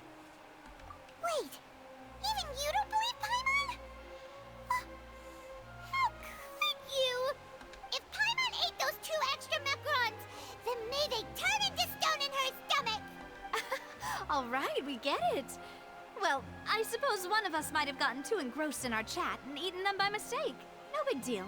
Malus, set up the stove again if you would. I will just make more. Huh?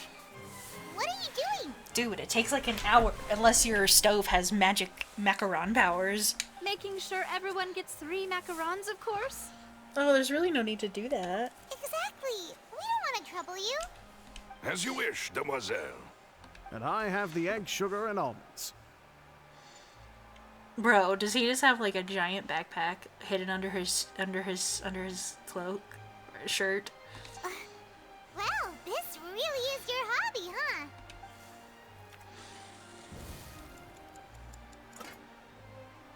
The discussion follows Well, does not yield that's progress. it for snack time.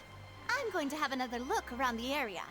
I don't know what we're looking for yet, but we've still got some time. As attorneys, I suggest the two of you think the case over again. It would be awkward if you got all tongue-tied on stage during the trial. Don't jinx me. Alright, thanks for your help, and for the snacks. It was nothing. A small task for the Spina di Rosula. Silver, Rosula. Malus, it's time to go. Rosula. I'm gonna get that wrong. I'll be back if I find anything new. All the time. Probability of a third person being involved. Neither Cowell or Halsey had motive, but after talking to Navia, the likelihood of a third person being involved seems very low too. But who was eating the extra macarons? Alright, it's time to put our heads together. We've got to get our defense ready for the trial. Oh, it's probably gonna be a long and difficult case. There's no point in worrying about that now. We just need to prepare. Here, take Paimon's notes. They should help you review the situation.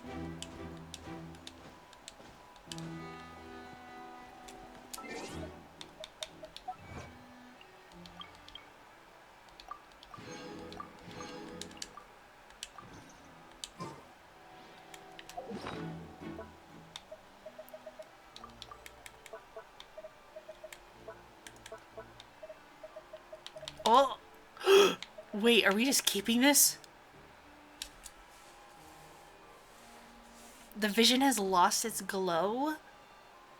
Oh, now that the owner has left it behind, I see. I was like, what the fuck? Why would it be him? How strange. God, the performance would not have been visible from where the doors were guarded. If Paimon were on duty, she would have snuck back into the audience seating. Well, there was no chance Paimon could have seen that the box had 2 layers. And that's why only the 2 of them can perform this trick. There was no third person. And Paimon didn't eat more than 3 macarons either. Digging a tunnel just for a magic trick? Whew, that must have been a lot of work. That size wouldn't have been a problem for Paimon. Do I still have more? Whoever the murderer was, they must have made preparations well beforehand. This is probably a prop, too. Oh, looks like it could hook onto a lot of things. Like the Traveler's fishing rod! This flower vase is probably a prop for the show. But it also could have been used in the crime. The crime. Paimon doesn't get this at all. You think about it for a bit, Traveler. So she must have done something. She must have taken off her clothes or something. What do you want? Can you, like, stop with the fucking red dot, please?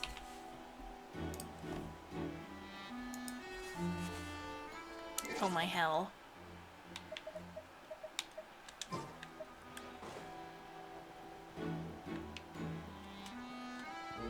Wait. Oh my god. Why would it be him? Opera House. So I'm missing 1. And I'm missing 2 in the tunnel. Can I get more stuff while I'm by myself?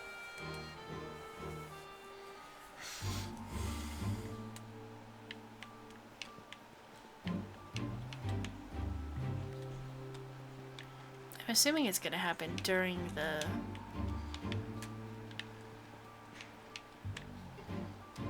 trial, right?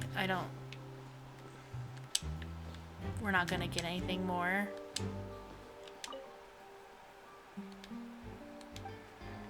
Yeah, I don't think we're gonna get any more. Okay. well, I need a small little break. It'll be just a little blip for you guys, but I need to use the bathroom and stuff. So, BRB, I guess, which is like 1 second for you. Hold on. Okay, hello. I'm back. It's been like a second.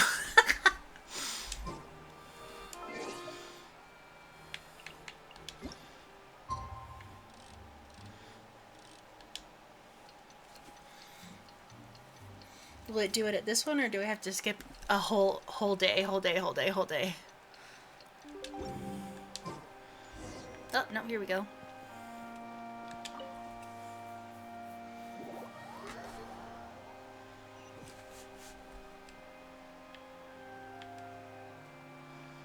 Oh boy.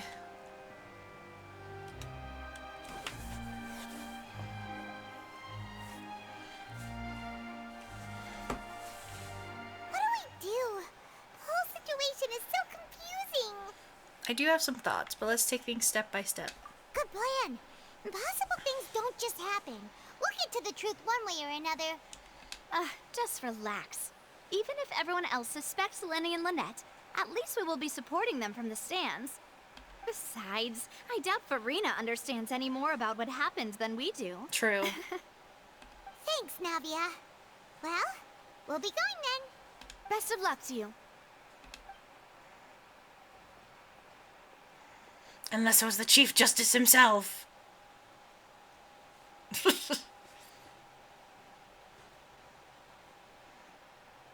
Ah, finally, you're back. Well, how did your investigation go? I missed shit, apparently. To be honest, you might be disappointed. No. We're already very grateful that you were willing to help. Well now, don't you all look disappointed. Don't tell me that your investigation came up empty-handed. That was to be expected, of course. The guilty can never produce proof of their innocence. Oh my god. But don't let that stop you. I shall be terribly disappointed should you, my most anticipated foe, concede so easily. Just you wait. Since both parties are present, I declare that the trial regarding the magic show incident is now in session. Okay, can I just say before we move on? Ray Chase, amazing. Did amazing. He sounds so fucking good. Firstly, in order for the audience to understand the causes and results of the incident, could we please have Mr. Lyney explain the trick? Yes, of course. I will explain while Lynette demonstrates on stage. All the necessary items have been prepared. Gasp. Thank you, Shock Mr. and awe. In that case, I take your statement to be that you ran to and remained hidden within the magic box in the audience stands once the trick began, and thus could not have committed the crime. Is this correct? Yes, that's correct, Your Honor. In that case, I call upon the prosecution. Lady Furina, do you wish to refute his statement in any way? Why, of course I do. Allow me to take the first shot and break this case wide open.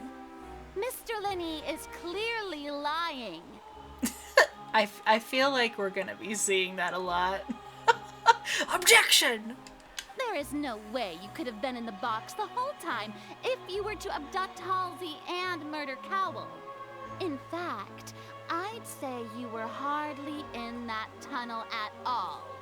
That is simply your hypothesis based on the presumption that I'm guilty. Oh, is that so?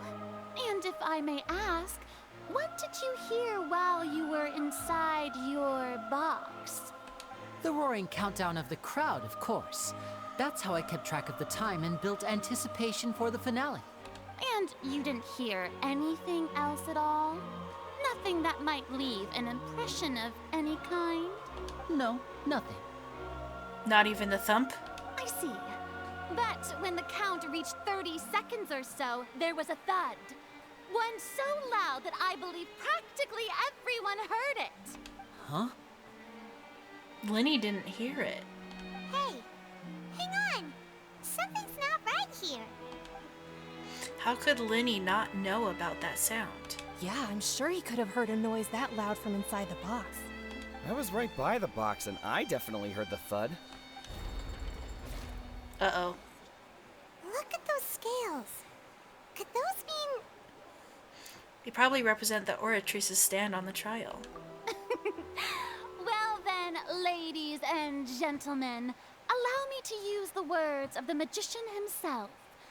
You never know what can happen in the blink of an eye. Indeed, it seems his alibi can also collapse in the blink of an eye. Of course, I have armed myself to do far more than smash your alibi. Confidence cannot go unfounded, and my foundations are rock solid. Uh-huh.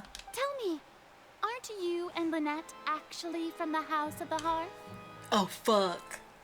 The House of the Hearth? They're Fatui? No wonder they did something like this. So the serial disappearances were the Fatui's doing. Now it all makes sense. I've got a feeling that what happened on stage probably wasn't just an accident. Oh, fuck. Oh, no. That's irrelevant. Our identities have nothing to do with what happened. Indeed.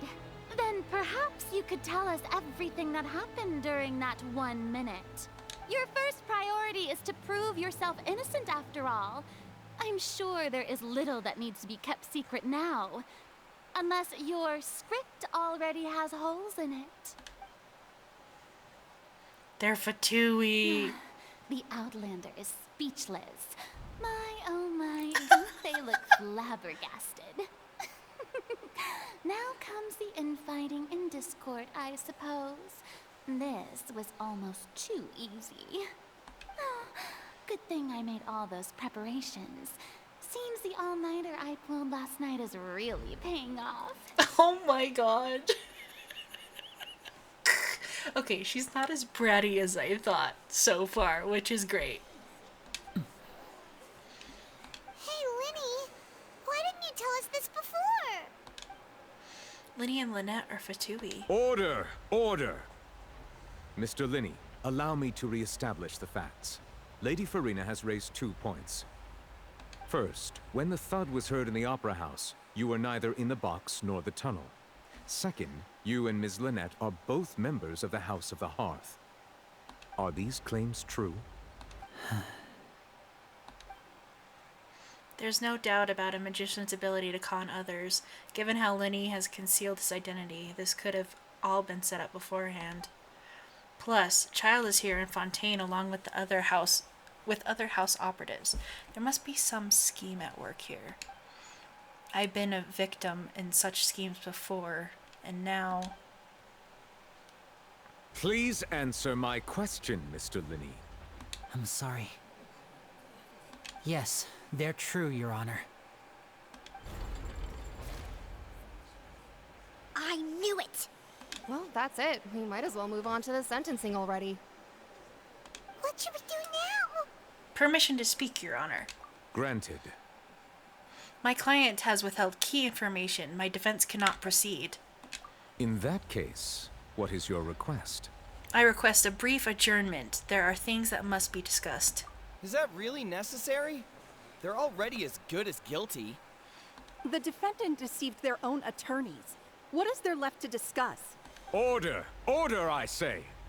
Shut the fuck up! Your request is reasonable, and we shall adjourn. This trial will reconvene in 1 hour. An hour? Oh god. So you would stick to Mr. Lyney's defense even after knowing what you do now? You certainly have more professionalism than I thought. Okay, I really like what's going on here, but where's the music? Genshin, please. In that case, my dear audience, let's allow the joy of victory to steep for a little while longer.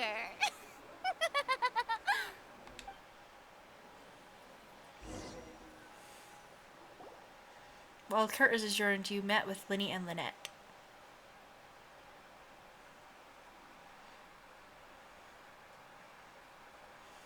Well, this is awkward. I didn't think the Hydro Archon would dig all that up. I'm sorry, Traveler and Paimon.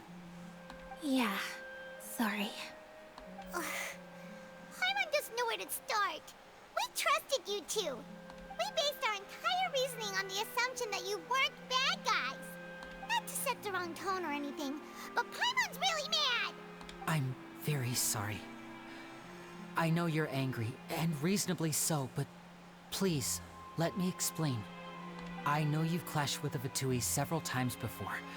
I wouldn't be surprised if just hearing the word is enough to make you upset. But our organization is very, very large, and the Harbingers have very different personalities and goals. Right now, we want to save people. As many as we can. That's right. I'm sure we're on the same page when it comes to this nation and the disaster that its people might face. I knew if it weren't for our respective identities, we could become good friends. We are friends. That's why I didn't wish to flat out lie to you, but chose to hide some details instead. The truth is very important, but being completely transparent about everything would see us spending more effort than we need to. But how can we know this isn't all just another lie? Right. So, you be the judge. Heck, if I were you, I fear that I'd even struggle to trust me at this point. You met a Fatus who works as a magician, a trickster by trade. All by coincidence, too. But still, I'm asking you to trust me. I am no criminal. At least, not in this case. Sorry. Please forgive us. Well, you both say that, but... Explain the other issue first. Where did you actually go while the trick was being performed? Right. Let's hear your answer first, and no lies now. Of course. I'll answer any question you ask. We've been trying to find out how the Oratrice operates. We want to know why it has a consciousness. Why can it deliver sentences accurately? During our investigations, we learned that the machine's core is beneath it. From that moment on, Lynette and I have been designing this box swap trick, with the objective of getting close to the core. Is that why you needed a whole minute? That's right. In truth, the audience would take about 75 seconds to count down from 60, while I would only need 15 to get to the opposite box. So, after jumping into the tunnel, I accessed the Opera House basement via the vent, and went to investigate the room in which the core is stored. That air vent was created during the construction of the tunnel specifically to execute this step. And what did you find? Well, nothing. As soon as I reached that room and was about to investigate, I heard someone's voice. Which should have been impossible, of course.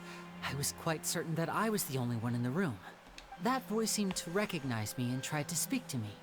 I chose to err on the side of caution and retreated the way I came. On the way back, I saw the broken vase and the clothes on the ground, but the countdown was almost finished, so there wasn't time to give it any thought. After that, the homicide occurred just as you saw. Well, that explains why you didn't hear the thud. But why do you want to understand how the Oratrice operates? Because of that prophecy I told you about, of course. We must know all we can about this nation's secrets in order to deal with that prophesized crisis. That's the only way we can save everyone. So, there you have it. The whole truth. I swear, I didn't hide anything from you this time. It was never my wish to proceed under this cloud of mistrust either. But, like I said earlier, you can be the judge. If you want to leave because you don't trust the Fatui, there's nothing I can do to stop you. Well, Traveler, you decide. Paimon will follow your lead however you choose. I believe in the facts. I will defend you from these charges. I believe that judgment will be dispensed as it should. Look, like, I know we don't trust all quote-unquote Fatui, but like Lyney said, each Harbinger operates so differently from one another. And we've met actually really kind-hearted Fatui before. We've actually met, if you've done the Chasm quests and or some of the side quests in the Chasm, you do meet more Fatui that are from the House of Hearth. And they're very nice. Like, they're really nice. Sure, yeah, they're still working for the Fatui, and they're still, you know, quote unquote, like, not on the good side, but they themselves are decent and nice, you know? So, I don't know. I will defend you from these charges. I believe the judgment will be dispensed as it should. Okay, thank you. Thanks for giving us a chance. The current problem is that the scales are tipped pretty badly against you two.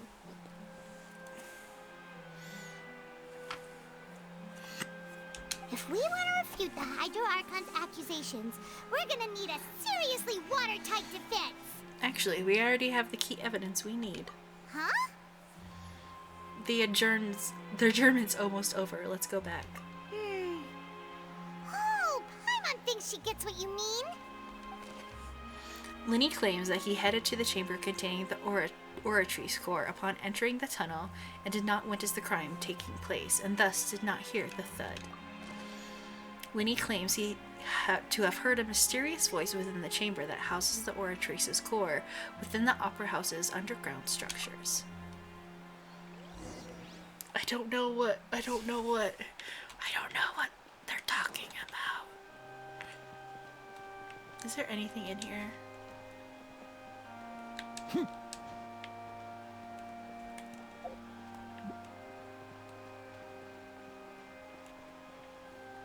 No sparkles. No nothing. Okay.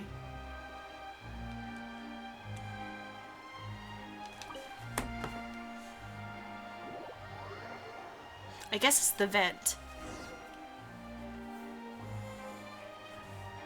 The nail-biting trial reconvenes. Both parties have returned to their positions. Let us continue the trial. When last we left off, Mr. Lyney acknowledged the new evidence presented by Lady Furina as fact. Therefore, Lady Furina may continue stating her reconstruction of the events. Ugh, that took long enough. Now then, if everyone would lend me their attention. At this stage, let's revisit that scene from Lyney's perspective. Oh my god, the shitty grin! Oh my god! Based on the opposition's account of events, you can identify loopholes in their statement.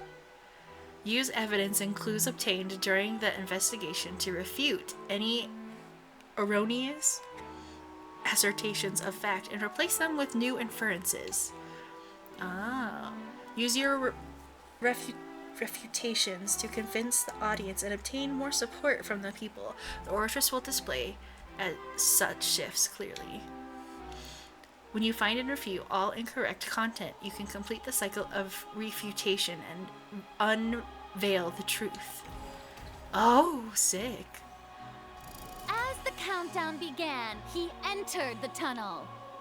When the flatbed trolley passed, he opened the box and got into an altercation with Halsey, which caused the loud thud. He did not realize that the sound could be heard by everyone in the opera house, which is why he claimed earlier that he could not hear the sound. Finally, he used the vase to knock her out, before making her change clothes to prevent others from recognizing her.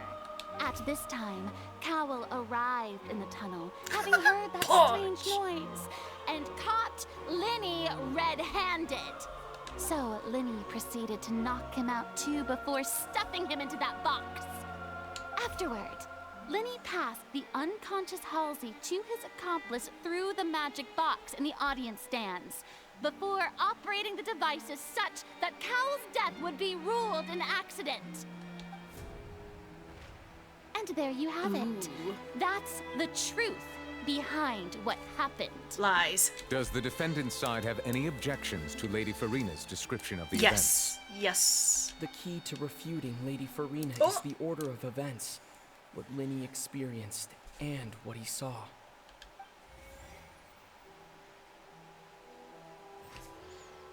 Identify loopholes.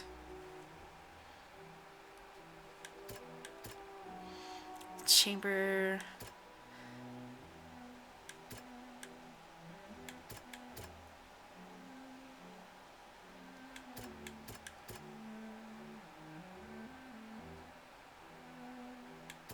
No.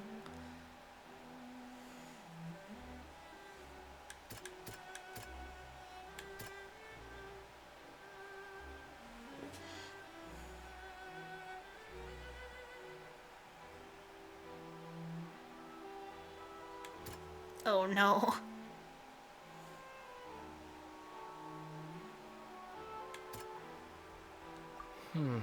Seems this won't produce a particularly effective rebuttal. I'm assuming it's this one. No? Seems... Oh my god.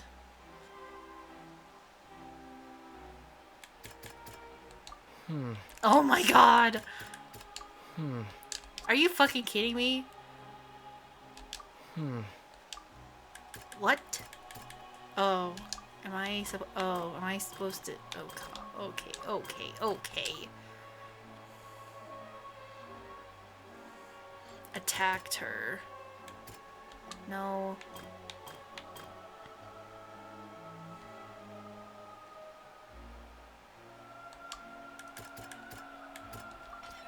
Lyney went to the room that contains the Oratrice's core. This is the actual truth. Yes. Did not... Wait. Attacked Halsey. Fuck.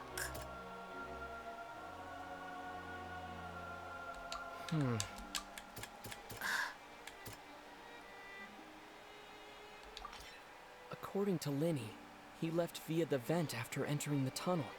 He couldn't have had that altercation with Halsey. Okay. So can I not do that then? I guess I can't. The existing evidence indicates that when Lyney returned to the tunnel, the crime had already taken place. All Lyney saw was the clothes. Lyney did not take part in the underground altercation. He only witnessed traces of the aftermath. Attention! Ace Detective Paimon has something to say! Good cute, yep. When the countdown started, Lyney did indeed go into the tunnel. But he immediately used a vent to access the Opera House I understand basement, now. which is where the underground core of the Oratrice is stored. Okay, I get it now. So it's just certain ones. So you just have to pick certain ones and read. Okay, I understand. It doesn't have to be all of them. Once he reached that area, he heard a voice in what should have been an empty room. Since he felt something was amiss, he returned immediately. The crime scene had already developed by the time he reached the tunnel again, and in order to complete the magic trick, he did not remain there for any length of time. Finally, he reached the surface, and that was when the accident happened from his point of view. Therefore, he's innocent. Ooh. Successful. I see. I understand. I understand how it works now. Are we gonna get more? Paimon did it! Paimon actually managed to say all that! Wasn't it awesome? In other words, you believe that he knew nothing of the incident? That's right! Moreover, I believe my opposition's reasoning is flawed. My reasoning? The onstage equipment was clearly tampered with in a premeditated fashion. However, you say that Cowell bumped into Lyney by chance. If that's the case, then if Cowell hadn't entered the tunnel, who was the entire setup meant to kill? Assuming that what you say is true, Lyney only needed to kidnap the young girl to cause a new disappearance case.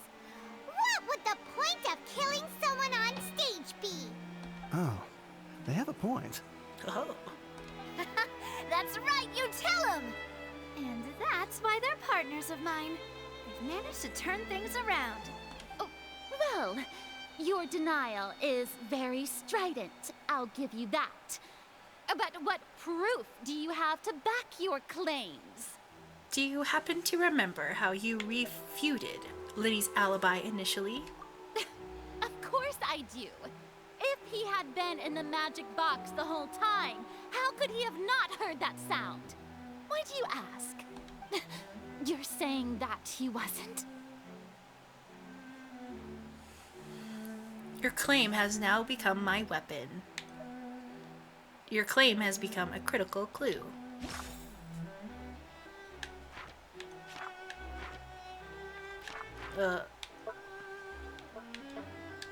Irrelevant. Oh, I'm supposed to act. Okay.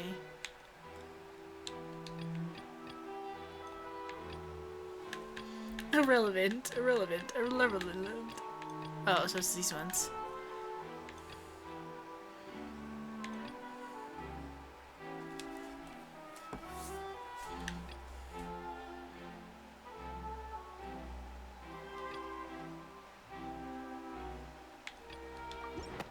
That's right! Lyney wasn't in the box or in the tunnel. That's why he didn't hear anything strange during the performance. This means that when the crime happened, Lyney had already entered the basement via the vent. The same clue you used to disprove his alibi has now become the best proof! How do you like that? How do you like that, Apple? Well played.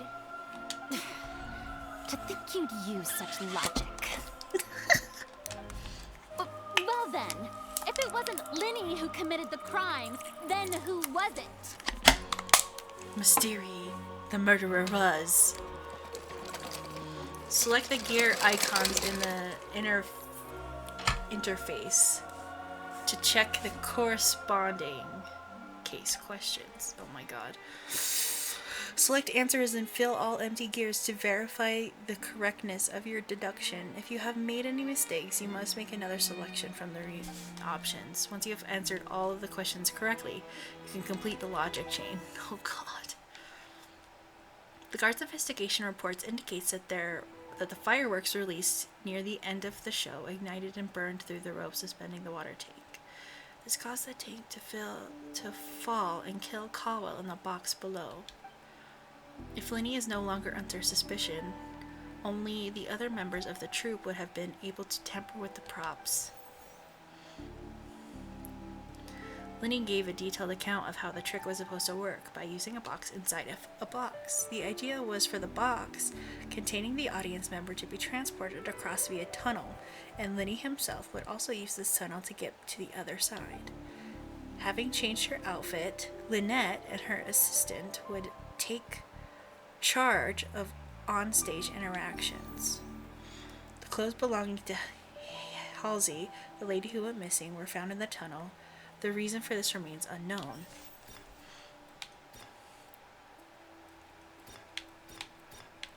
Halsey is the missing person and an ordinary audience member. Or did she have her own scheme all along?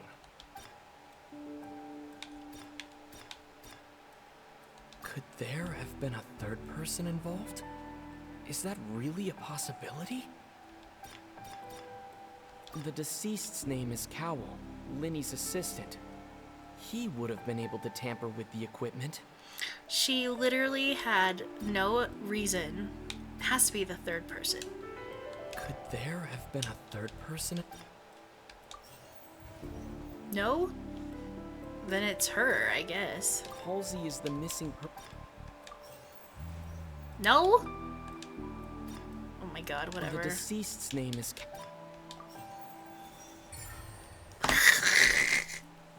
Cal killed himself. Huh? That can't be right. Are you serious? The killer was, in fact, Cowell, the deceased! Oh, is that so? How interesting. Let's hear your reasoning then. Oh, guys, I'm tired. I'm dumb. It's fine.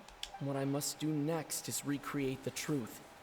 What Cowell did, and how he went from would-be perpetrator to victim.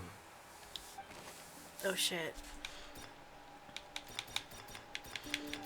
How we can envision Lyney as having been unable to interfere with crime. The deceased's name is Cowell, Lyney's assistant. He would have been able to tamper with the equipment. Yes. How can I prove that there was an altercation in the tunnel? The sound. The sound we heard may have come from a clash between the missing Halsey and the criminal. Yes. Who is the prime suspect currently? The deceased's name is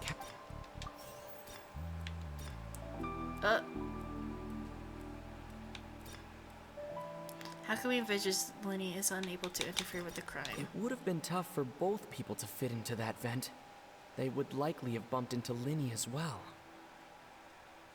Oh, yeah. Where did the housing Missy go? No one entered or left the Opera House through its entrances. So where would the criminal have wanted to take Halsey? Halsey's clothing was in the tunnel, so there must have been some fear that she would attract attention.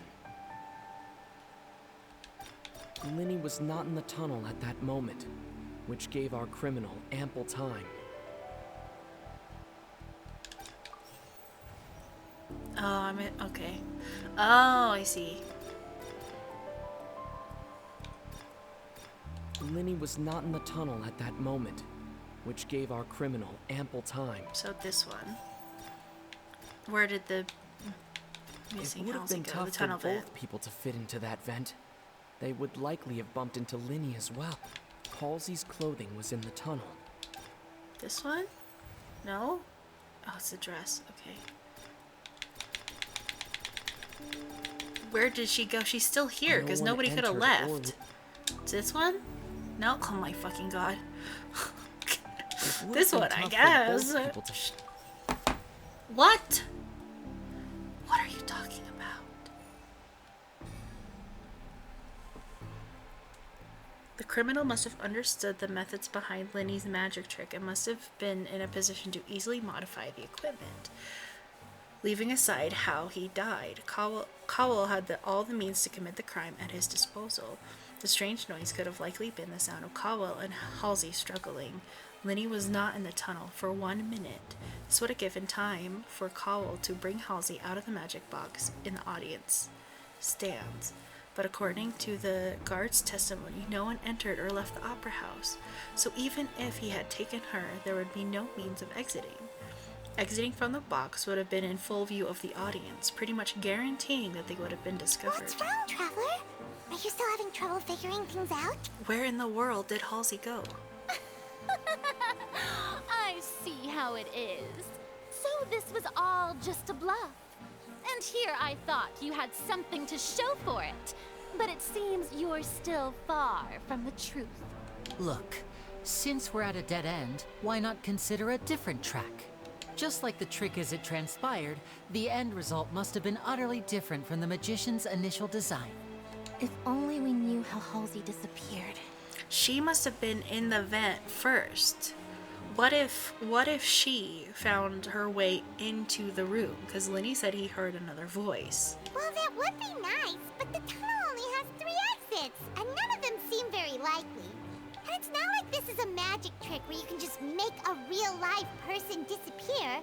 You know, like you did from that water tank, Lynette. Magic escaping from the water tank. Wait, could it have been the water? Excuse my interruption, dear opponents, but do you not see that the crowd is growing impatient? There is no greater sin in this opera house than an awkward delay in the performance. Oh, come on now. If the defense is unable to make further effective arguments, we will move on to the next stage of the trial. Objection! Lyney was not in the tunnel at that moment, which gave our criminal ample time. The sound we heard may have come from a clash between the missing Halsey and the criminal. The deceased's name is Cowell, Lyney's assistant. He would have been able to tamper with the equipment. The vase was not broken by chance. It was used to cover important evidence. The water.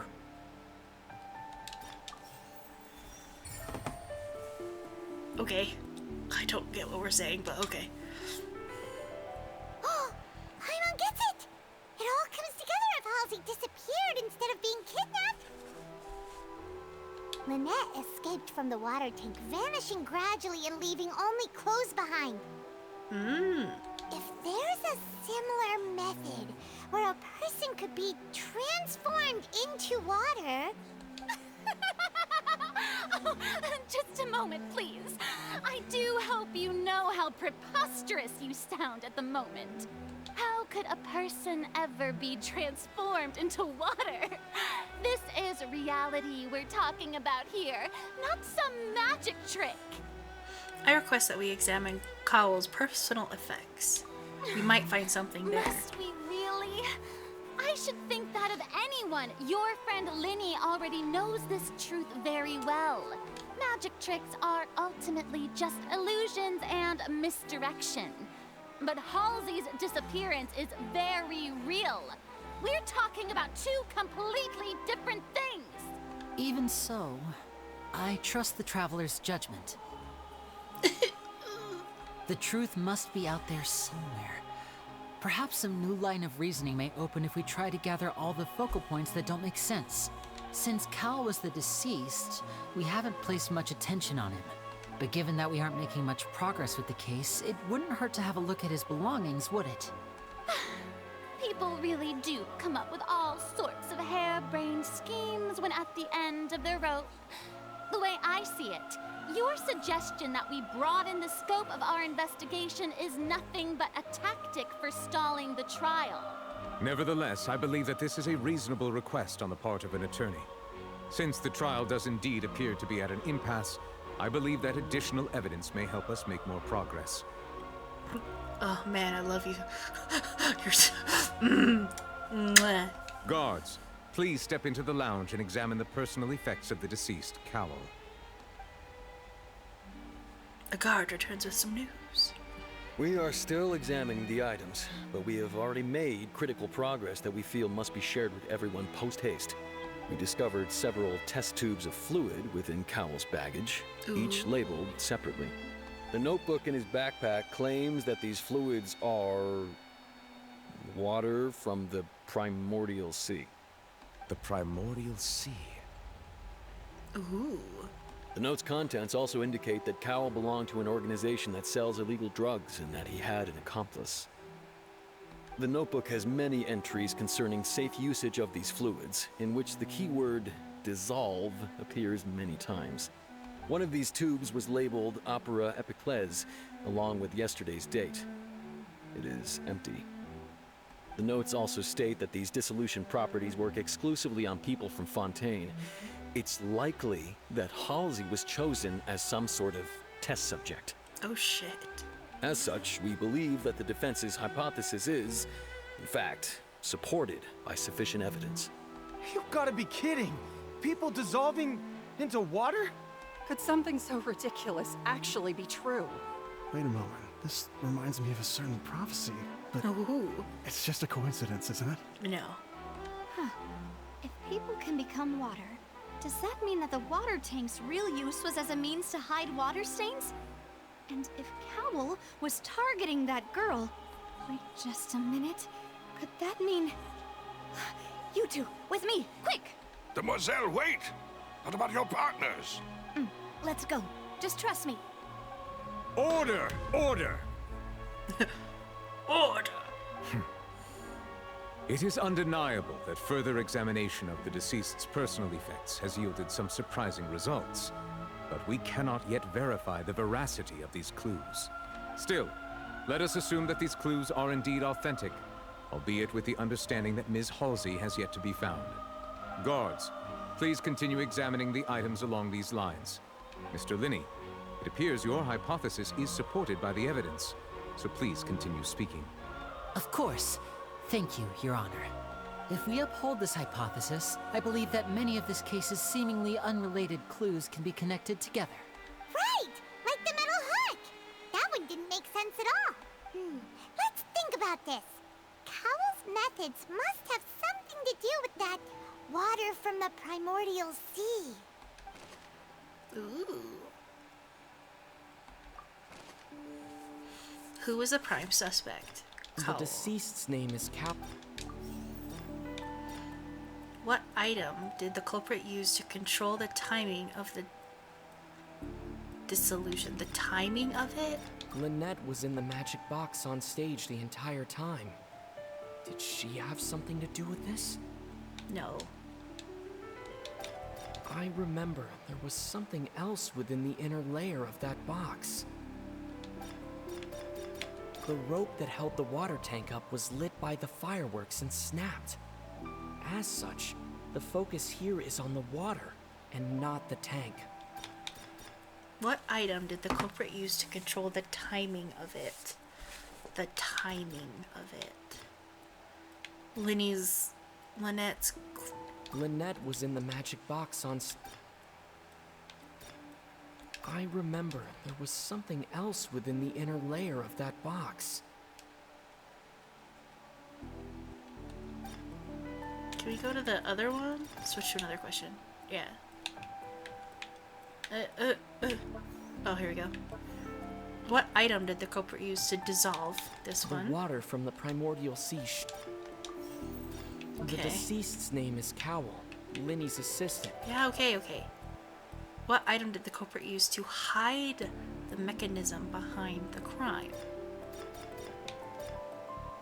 The mechanism? What the fuck are you talking about? I remember there was something...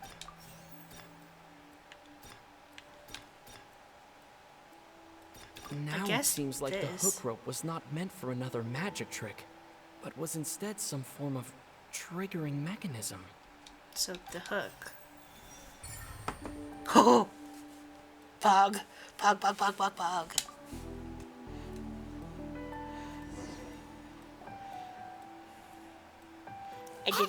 did it. It's Ace Detective Paimon's time to shine again! In the original plan, Cowell would tamper with the water tank rope and the number selector securing his target. When the magic box containing Halsey was lowered, the metal hook would retract gradually and pierce the balloon at the top of the box. Oh, the decorations. When the balloon attached to the box popped, the water from the primordial seed inside it would pour down and dissolve Halsey. Afterward, Cowell would enter the tunnel and break the flower vase to conceal the water inside the tunnel, with the remaining evidence being covered up by the water tank on stage. But he encountered something unexpected in the tunnel, and wound up being fatally hit by the same water tank he meant to use to cover his tracks. Huh. That does make sense. That actually links together a lot of the more confusing pieces of evidence. Ooh. Oh dear, what do I do? Even I think they sound convincing now. Have I falsely accused an innocent person? What a humiliation. I actually really like her now. Like, she's not a brat. It's great.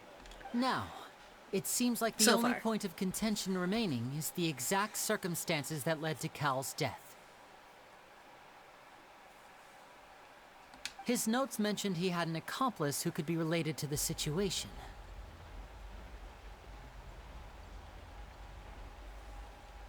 On that note, the guards have just contacted me indicating that they uncovered new evidence. Oh shit. I shall now invite him on stage to share it with us.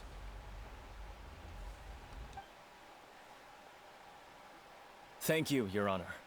We were just inspecting the luggage of the other people involved in this case.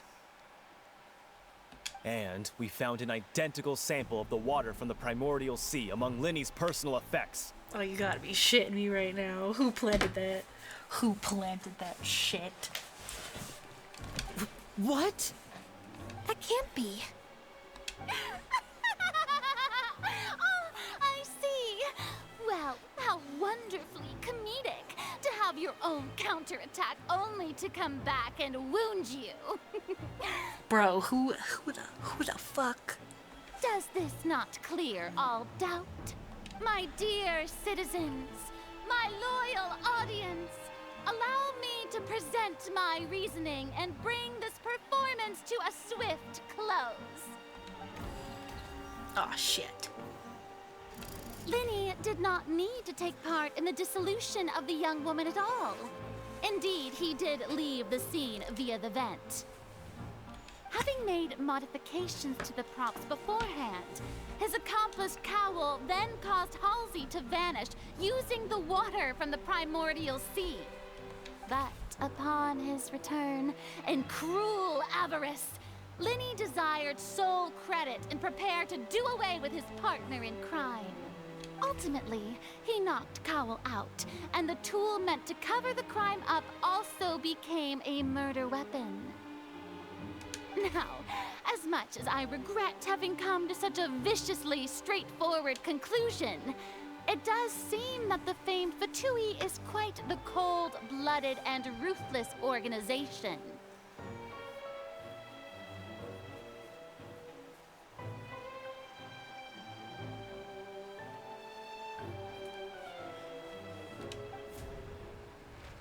Am I right, Mr. Lyney? Mr. Lyney. We've used up all the evidence we collected. There's no way for us to make a rebuttal here. Is this the end of the road? What? Come on. What? Come on. No. No! Paimon can't think of anything either. It doesn't look like there's any way around this. Seems using the water as new evidence was too good a move. Why did this have to happen now? I think we've all seen enough now, and we have ample witnesses to my flawless reasoning. I believe this is indeed the finale. But Cowell talked to Lyney at the start of the show. What if he slipped a thing in his pocket? We're fucked. We're so fucked. Now then, my good, noble Chief Justice, should we not, in your view, move... Uh-oh. Excuse me, everyone, but I must interject. Miss, I must ask you not to shout, and to respect the ongoing legal proceedings. Oh, come on. Don't be hasty. I have a good reason for interrupting, you know. Now, would anyone here like to take a little break from all this debate and see a little magic? I'll show you an amazing trick. One that can bring a young woman who has disappeared back in the flesh, right before your very eyes. Please, do the honors, Mr. Lyney, if you would be so kind. What in the world is she saying? Yeah, what? No offense, miss, but miracles like that are beyond my scope as a magician. Come on now, don't be silly. Magic is all about misdirection, isn't it? It often conceals the truth while presenting a fascinating illusion. But once everyone believes the illusion, can't magic reveal the truth to them once again? And wouldn't such a trick be the most marvelous finale to today's performance? Come on, Lyney and Lynette, give it another go. Don't worry. Spina di Rasula has made the necessary arrangements on your behalf. Is she there but invisible? But, as the magic makers and stars of the show, I think I should leave the final performance to you. I understand. The little grin. So cute. And voila. Is she gonna be invisible?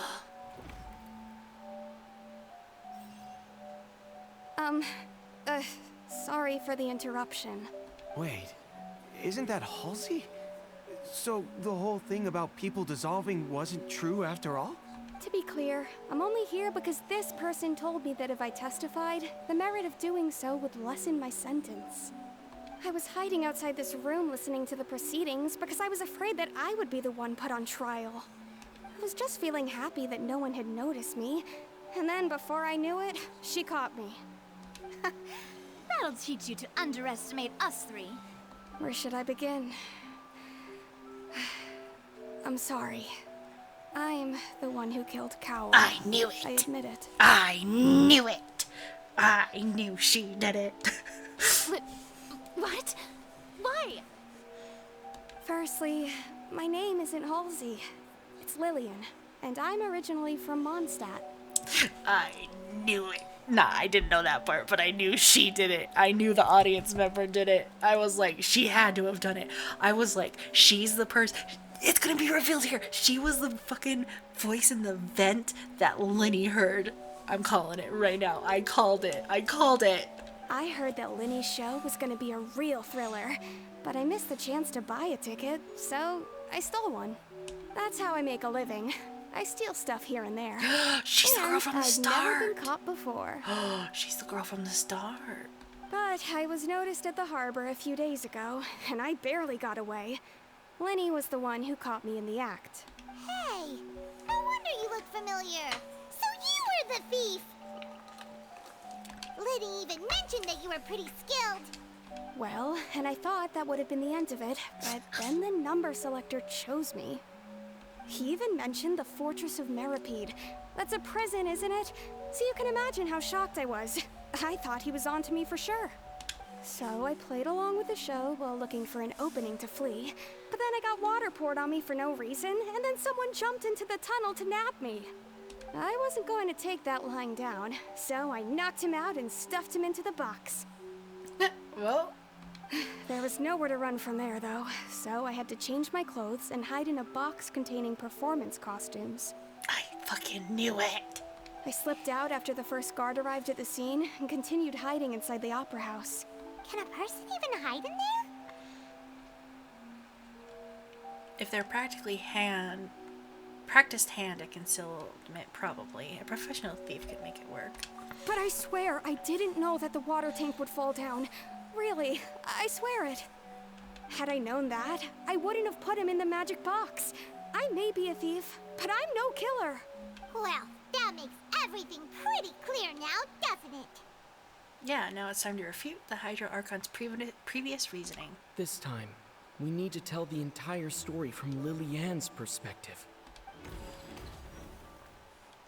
That's... okay.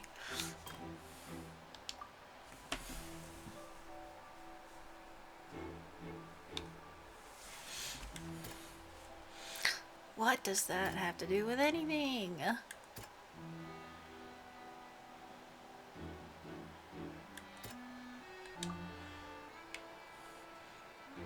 How would Halsey have reacted?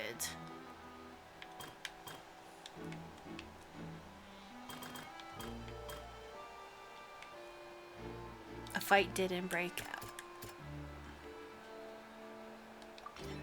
The flower vase was not broken to cover anything up, but was smashed during the struggle between Lily Ann and Cowell.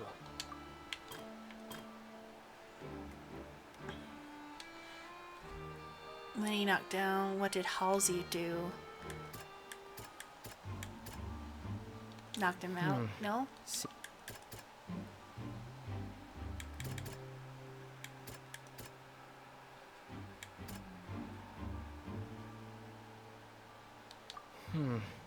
No.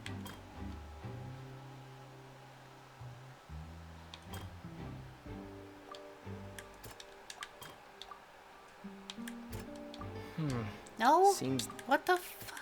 What the fuck am I supposed to do?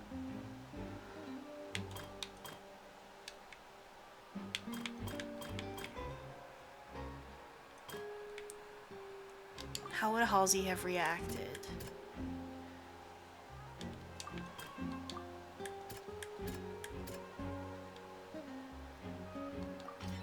Lily Ann was afraid that she would be recognized if she left, so she changed clothes and hid, biding her time.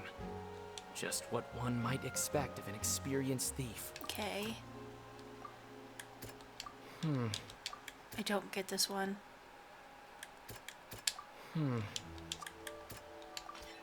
The strange sound wasn't from a fight. It was Lily Ann's attempt to break out when she was frightened. Okay, sure, yep. And it's Ace Detective Paimon time! Oh god. Having been selected out of the blue, Lily Ann panicked. Her panic only intensified after she entered the tunnel and had water poured on her head. So she kicked the door open, producing the thud we all heard. Hearing the commotion, Cowell leapt into the tunnel, only to discover that Lily Ann had not dissolved. He did not know that Lillian was not from Fontaine, but was a thief who made her way in by stealing a ticket. Mistakenly believing that the water from the primordial sea needed time to take effect, he tried to force Lillian back into the box.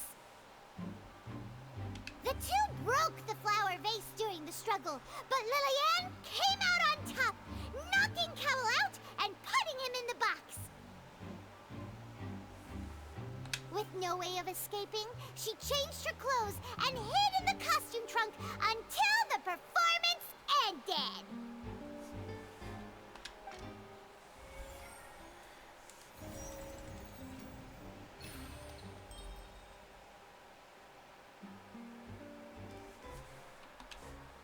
Bum bum bum.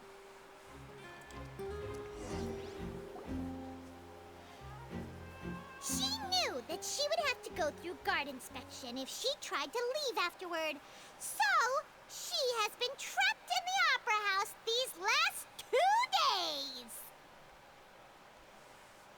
She had already become desperately hungry by the time we were chatting over macarons. So, she swiped 2 of them right under our noses. Talk about a sneaky thief. At this point, all the events that happened in the tunnel have now come to light.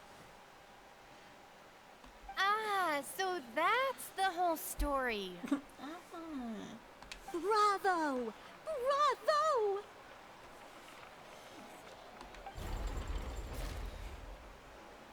Now then, Lady Furina, do you wish to speak against the defense's statements?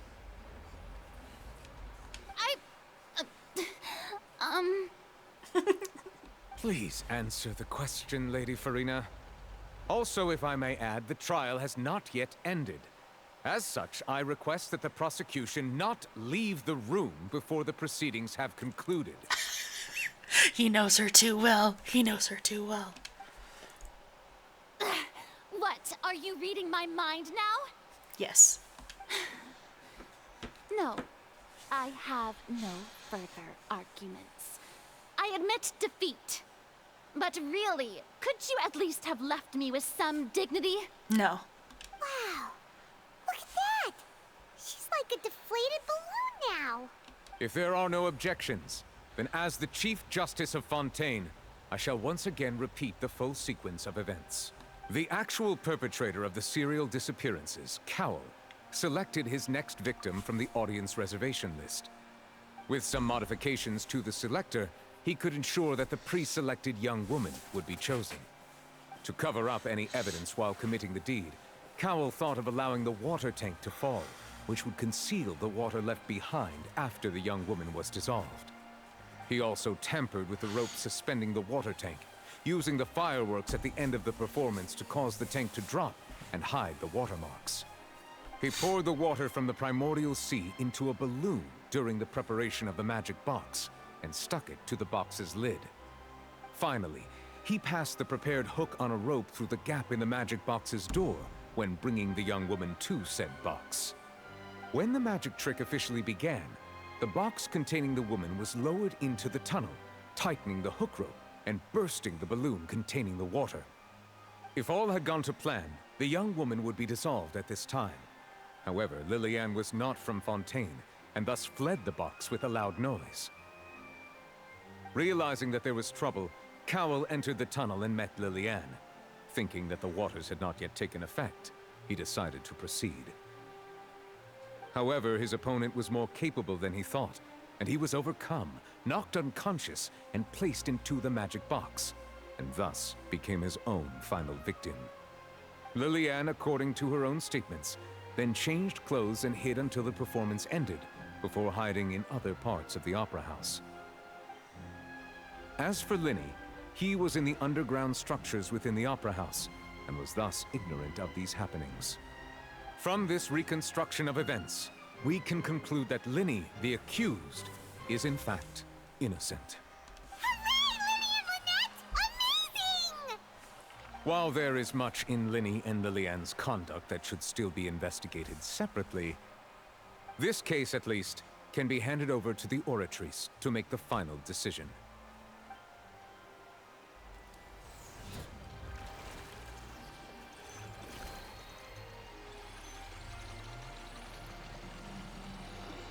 Ooh.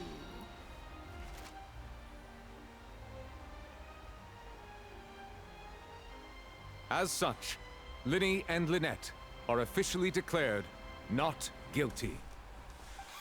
That was cool.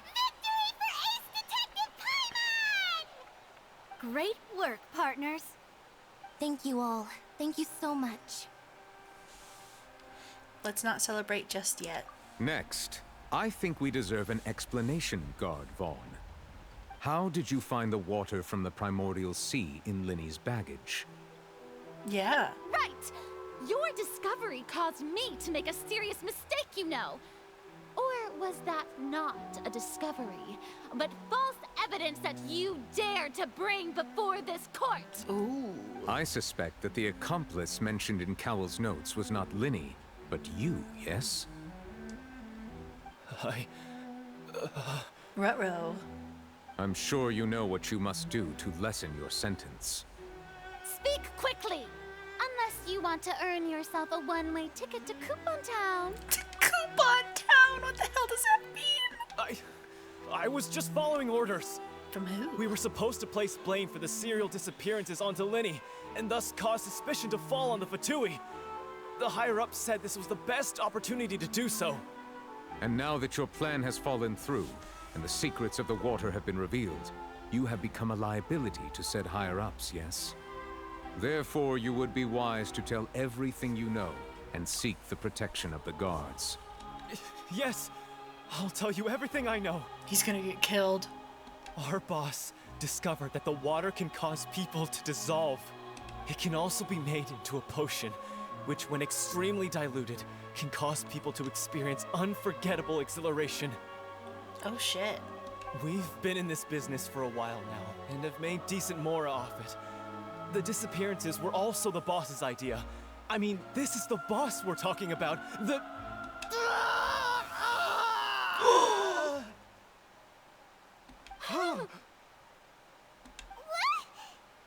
He turned into water. And now he can no longer talk. Such ruthlessness. I shouldn't have expected any less of them. An outrageous act. All present, please submit to inspection immediately. Ruh-roh. Nothing is found on the scene apart from the liquid left behind after he dissolved.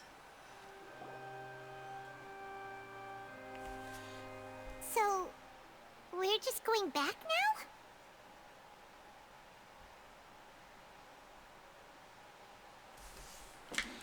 The problem seems to have been solved for now. We're not needed here anymore. That's true, but... Traveler, Paimon! Please wait. Oh.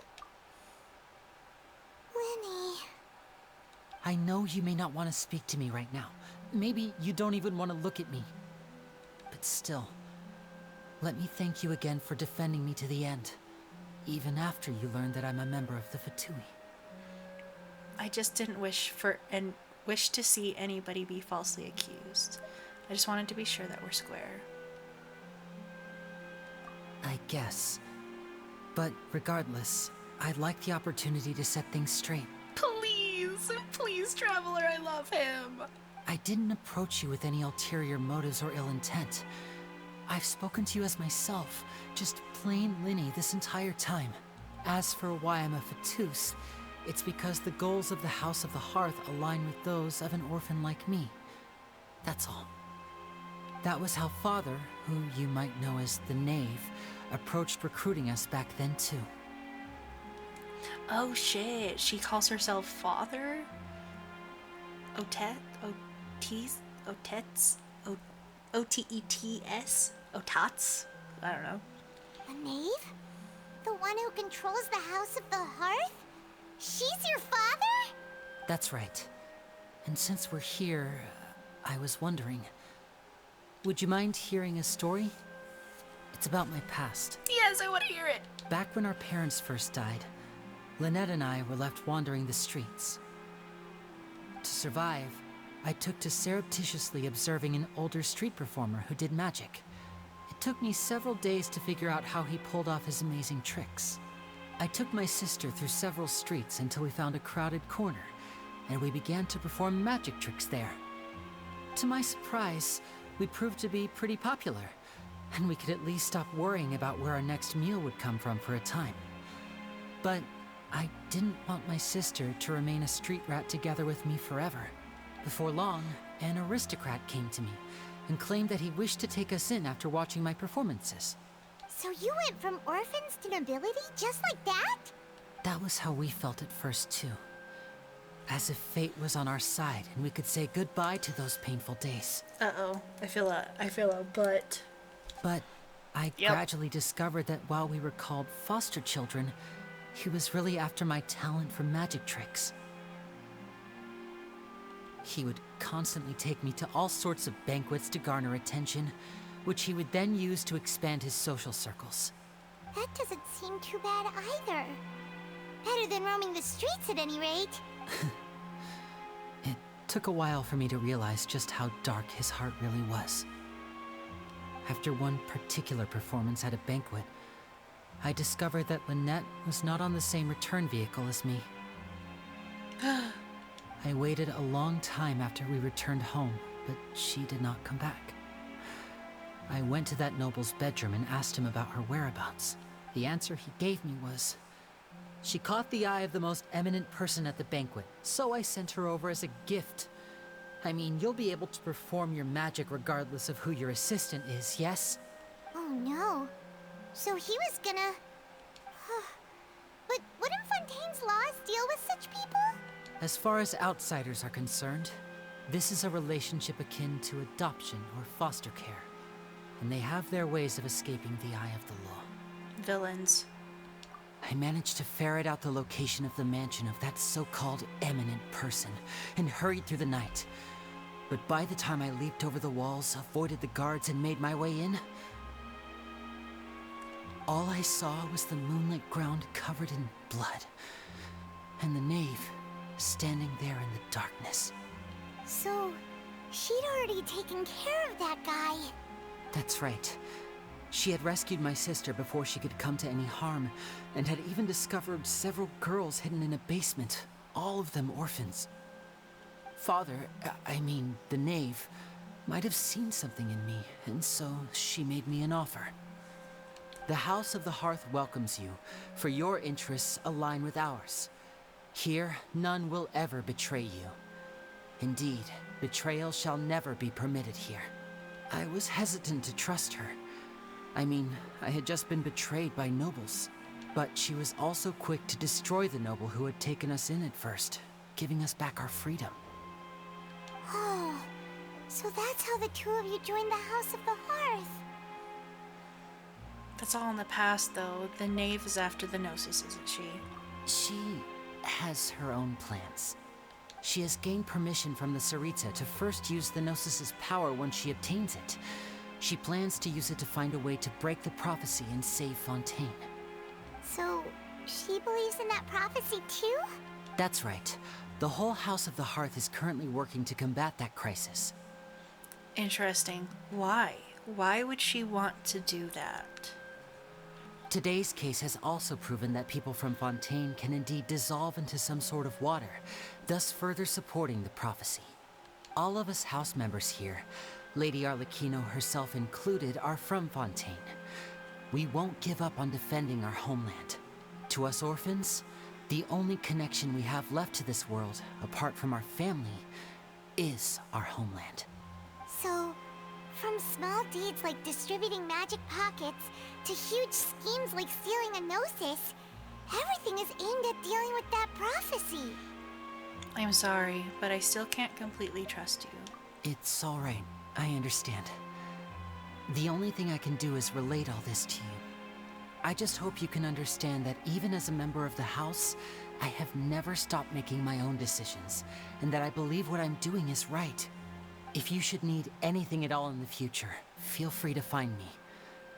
I will do my best to help you, as plain Lyney. I understand. Goodbye. My heart hurts so bad. Bye, Lyney. Bro.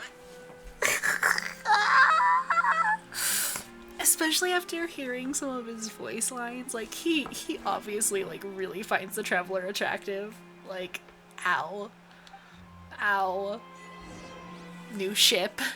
New ship hurt. New ship really hurt.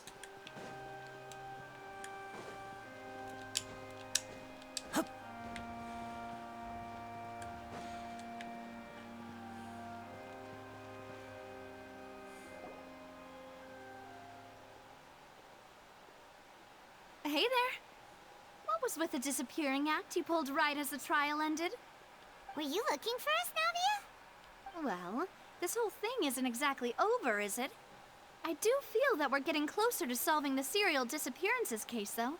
Don't you think so, too? Well, I'm sorry, Navia. Huh? What's wrong, my dear partner? My dear partner. I was really only trying to defend Lyney. I wasn't necessarily looking into the serial disappearance case. Besides, are you sure we're the ones who can crack a case that's been cold for decades now? And given that there's new evidence from the trial, there should be a trail of breadcrumbs for the Hydro Archon's people to follow now, right? Ah, I see. Well, I won't lie. I'm a little shocked to hear that from you. But I suppose you are just travelers who have only arrived in Fontaine after all. Sorry. I might have been too presumptuous. Don't say that, Navia. Ah, and we were having so much fun investigating with you, too. I mean, I want to join. I personally want to join. Traveler won't. It was like having new waters flowing into a stagnant mire, causing new hope to spring forth, and the reflection in the murk to become clearer. Well, sorry about that. I'm a bit prone to nostalgia. Don't mind me. Nostalgia? Wait, shall we have a farewell meal? You know, to commemorate our time as partners? Yes. Huh? Do we really need to get that formal? Well, guess you really did treat us as partners, huh? Well, I'd just like to have a proper ending to every important memory. That way there are no regrets later. Anyway, it would just be a meal, so it shouldn't take up too much of your time. Well, if you say so, let's go have a meal then. You don't have to twist Paimon's arm. If Boss Navia's treating, count Paimon in! Oh, wonderful. In that case, why don't we return to the court of Fontaine and head to the Hotel de Boer? I believe we'll make it just in time for dinner. All right then, let's have our farewell meal. Ooh, Act 1 is complete.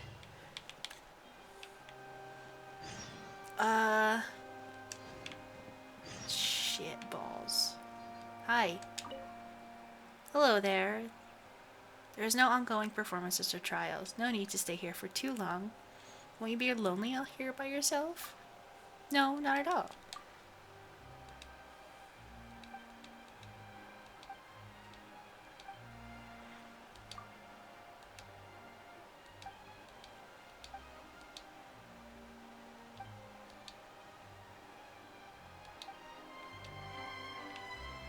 Aw.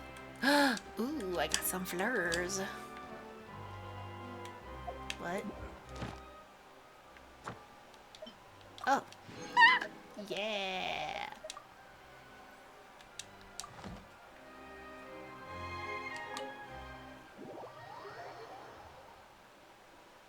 Okay, where is this hotel so I can avoid it?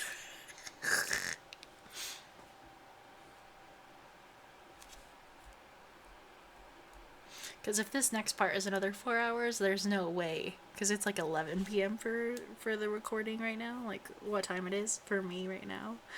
Ooh, cannot go another 4 hours. I thought it was going to be much shorter. I thought it was going to be much shorter than this.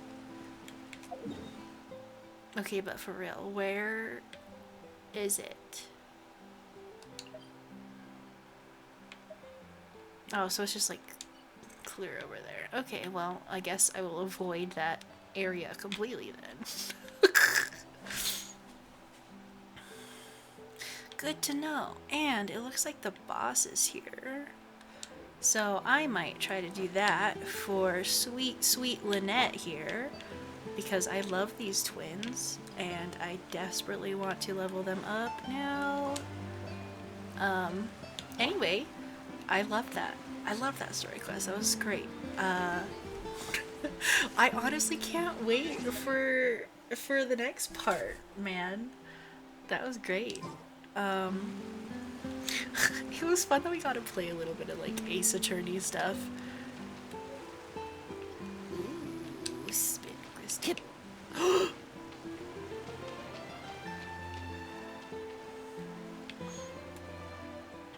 He looks so sad. I will talk to him later. But yeah, I loved that. I loved seeing the Hydro Archon's personality. I'm glad that she's not like I imagined her to be, because just the way that, you know, that every Archon was talking about her, of like she has a weird personality, and like, I don't know, just the way she kind of acted and talked in the trailer and stuff made me feel like she was gonna be more bitchy and more bratty than she actually ended up being. So I'm really, really, really happy that she's not she's not like a brat, you know. She's just it's like they say, she has like just a very interesting personality. She wants to be flamboyant. She wants to have all the attention. She's like a, you know, she's almost like a child. She really wants that like good attention, which is fun and cute, and I'm glad that it showed like her inside thoughts, right? Where she was like, oh shit, I did actually accuse somebody innocent, or like I felt so bad about it, you know? Like I like how it's showing she's vulnerable a little bit too, right? It's not, she's not just thinking of herself, and she's not selfishly just like, oh, I want to put you on trial for just entertainment purposes. I mean, granted, I'm pretty sure that was part of it, like, but it was more of, I don't know, she wants to have fun, she wants attention, but she's also kind of thinking about it, right? She had those second thoughts of like, oh fuck, I might have fucked up. I'm not as confident right now, but I'm gonna like pretend I'm gonna be, you know? So I appreciate that. I like that. I like that a lot more than what I had in my head of what she was going to be like. I appreciate it. I also, same thing with Nouvellette. I literally didn't think he was going to be that kind. I thought he was going to be just more quiet, more stoic, more like, don't talk to me type, you know? That's exactly what I thought he was going to be like, and I'm really glad he's not like that. I'm really glad he was very nice, like, and he was very, you know, like, I want to hear both sides, and I'm not gonna have a bias of anything. I also love how he fucking called out Furina. I love how he called out Furina. It was so funny. Oh my god. I love it. I love those two interactions already. Like, I love how he already just knows her personality. It's just so good. Mwah. So good. And his, oh my god. Voice actors did amazing. Clorande, I think that's how you say her name. I forgot how to say it already. I loved her voice that we heard, even if it was, you know, that very small moment. I can't wait to see more of her because, you know, like, apparently with rumors, Navia and Clorande have history, and I'm really excited to see if they're gonna touch on that, especially from the trailer where we see them fighting the mechs together, which is coming up soon, I guess, in this next quest. I'm so curious where it's gonna go now. I'm so curious. I'm super excited about it. I'm gonna definitely record it probably. Probably gonna record it Friday. Because right now it's Wednesday of time of recording, so I'll probably record it Friday. I'm going to try to get all of my YouTube videos uploaded and stuff, so hopefully this will be on YouTube soon. I'm so sorry if it's late. Hopefully it's not a month late. Please. Please pass me. Don't upload this a month late. God. But yeah, I'm gonna just probably record the second part too. Maybe with my new mic. Who knows? So the audio might be better and or different. I hope you guys enjoyed, and I hope you guys liked watching it if you did, and I thank you so much if you did. I will see you in the next video. I love this boy. He's so good. Goodbye.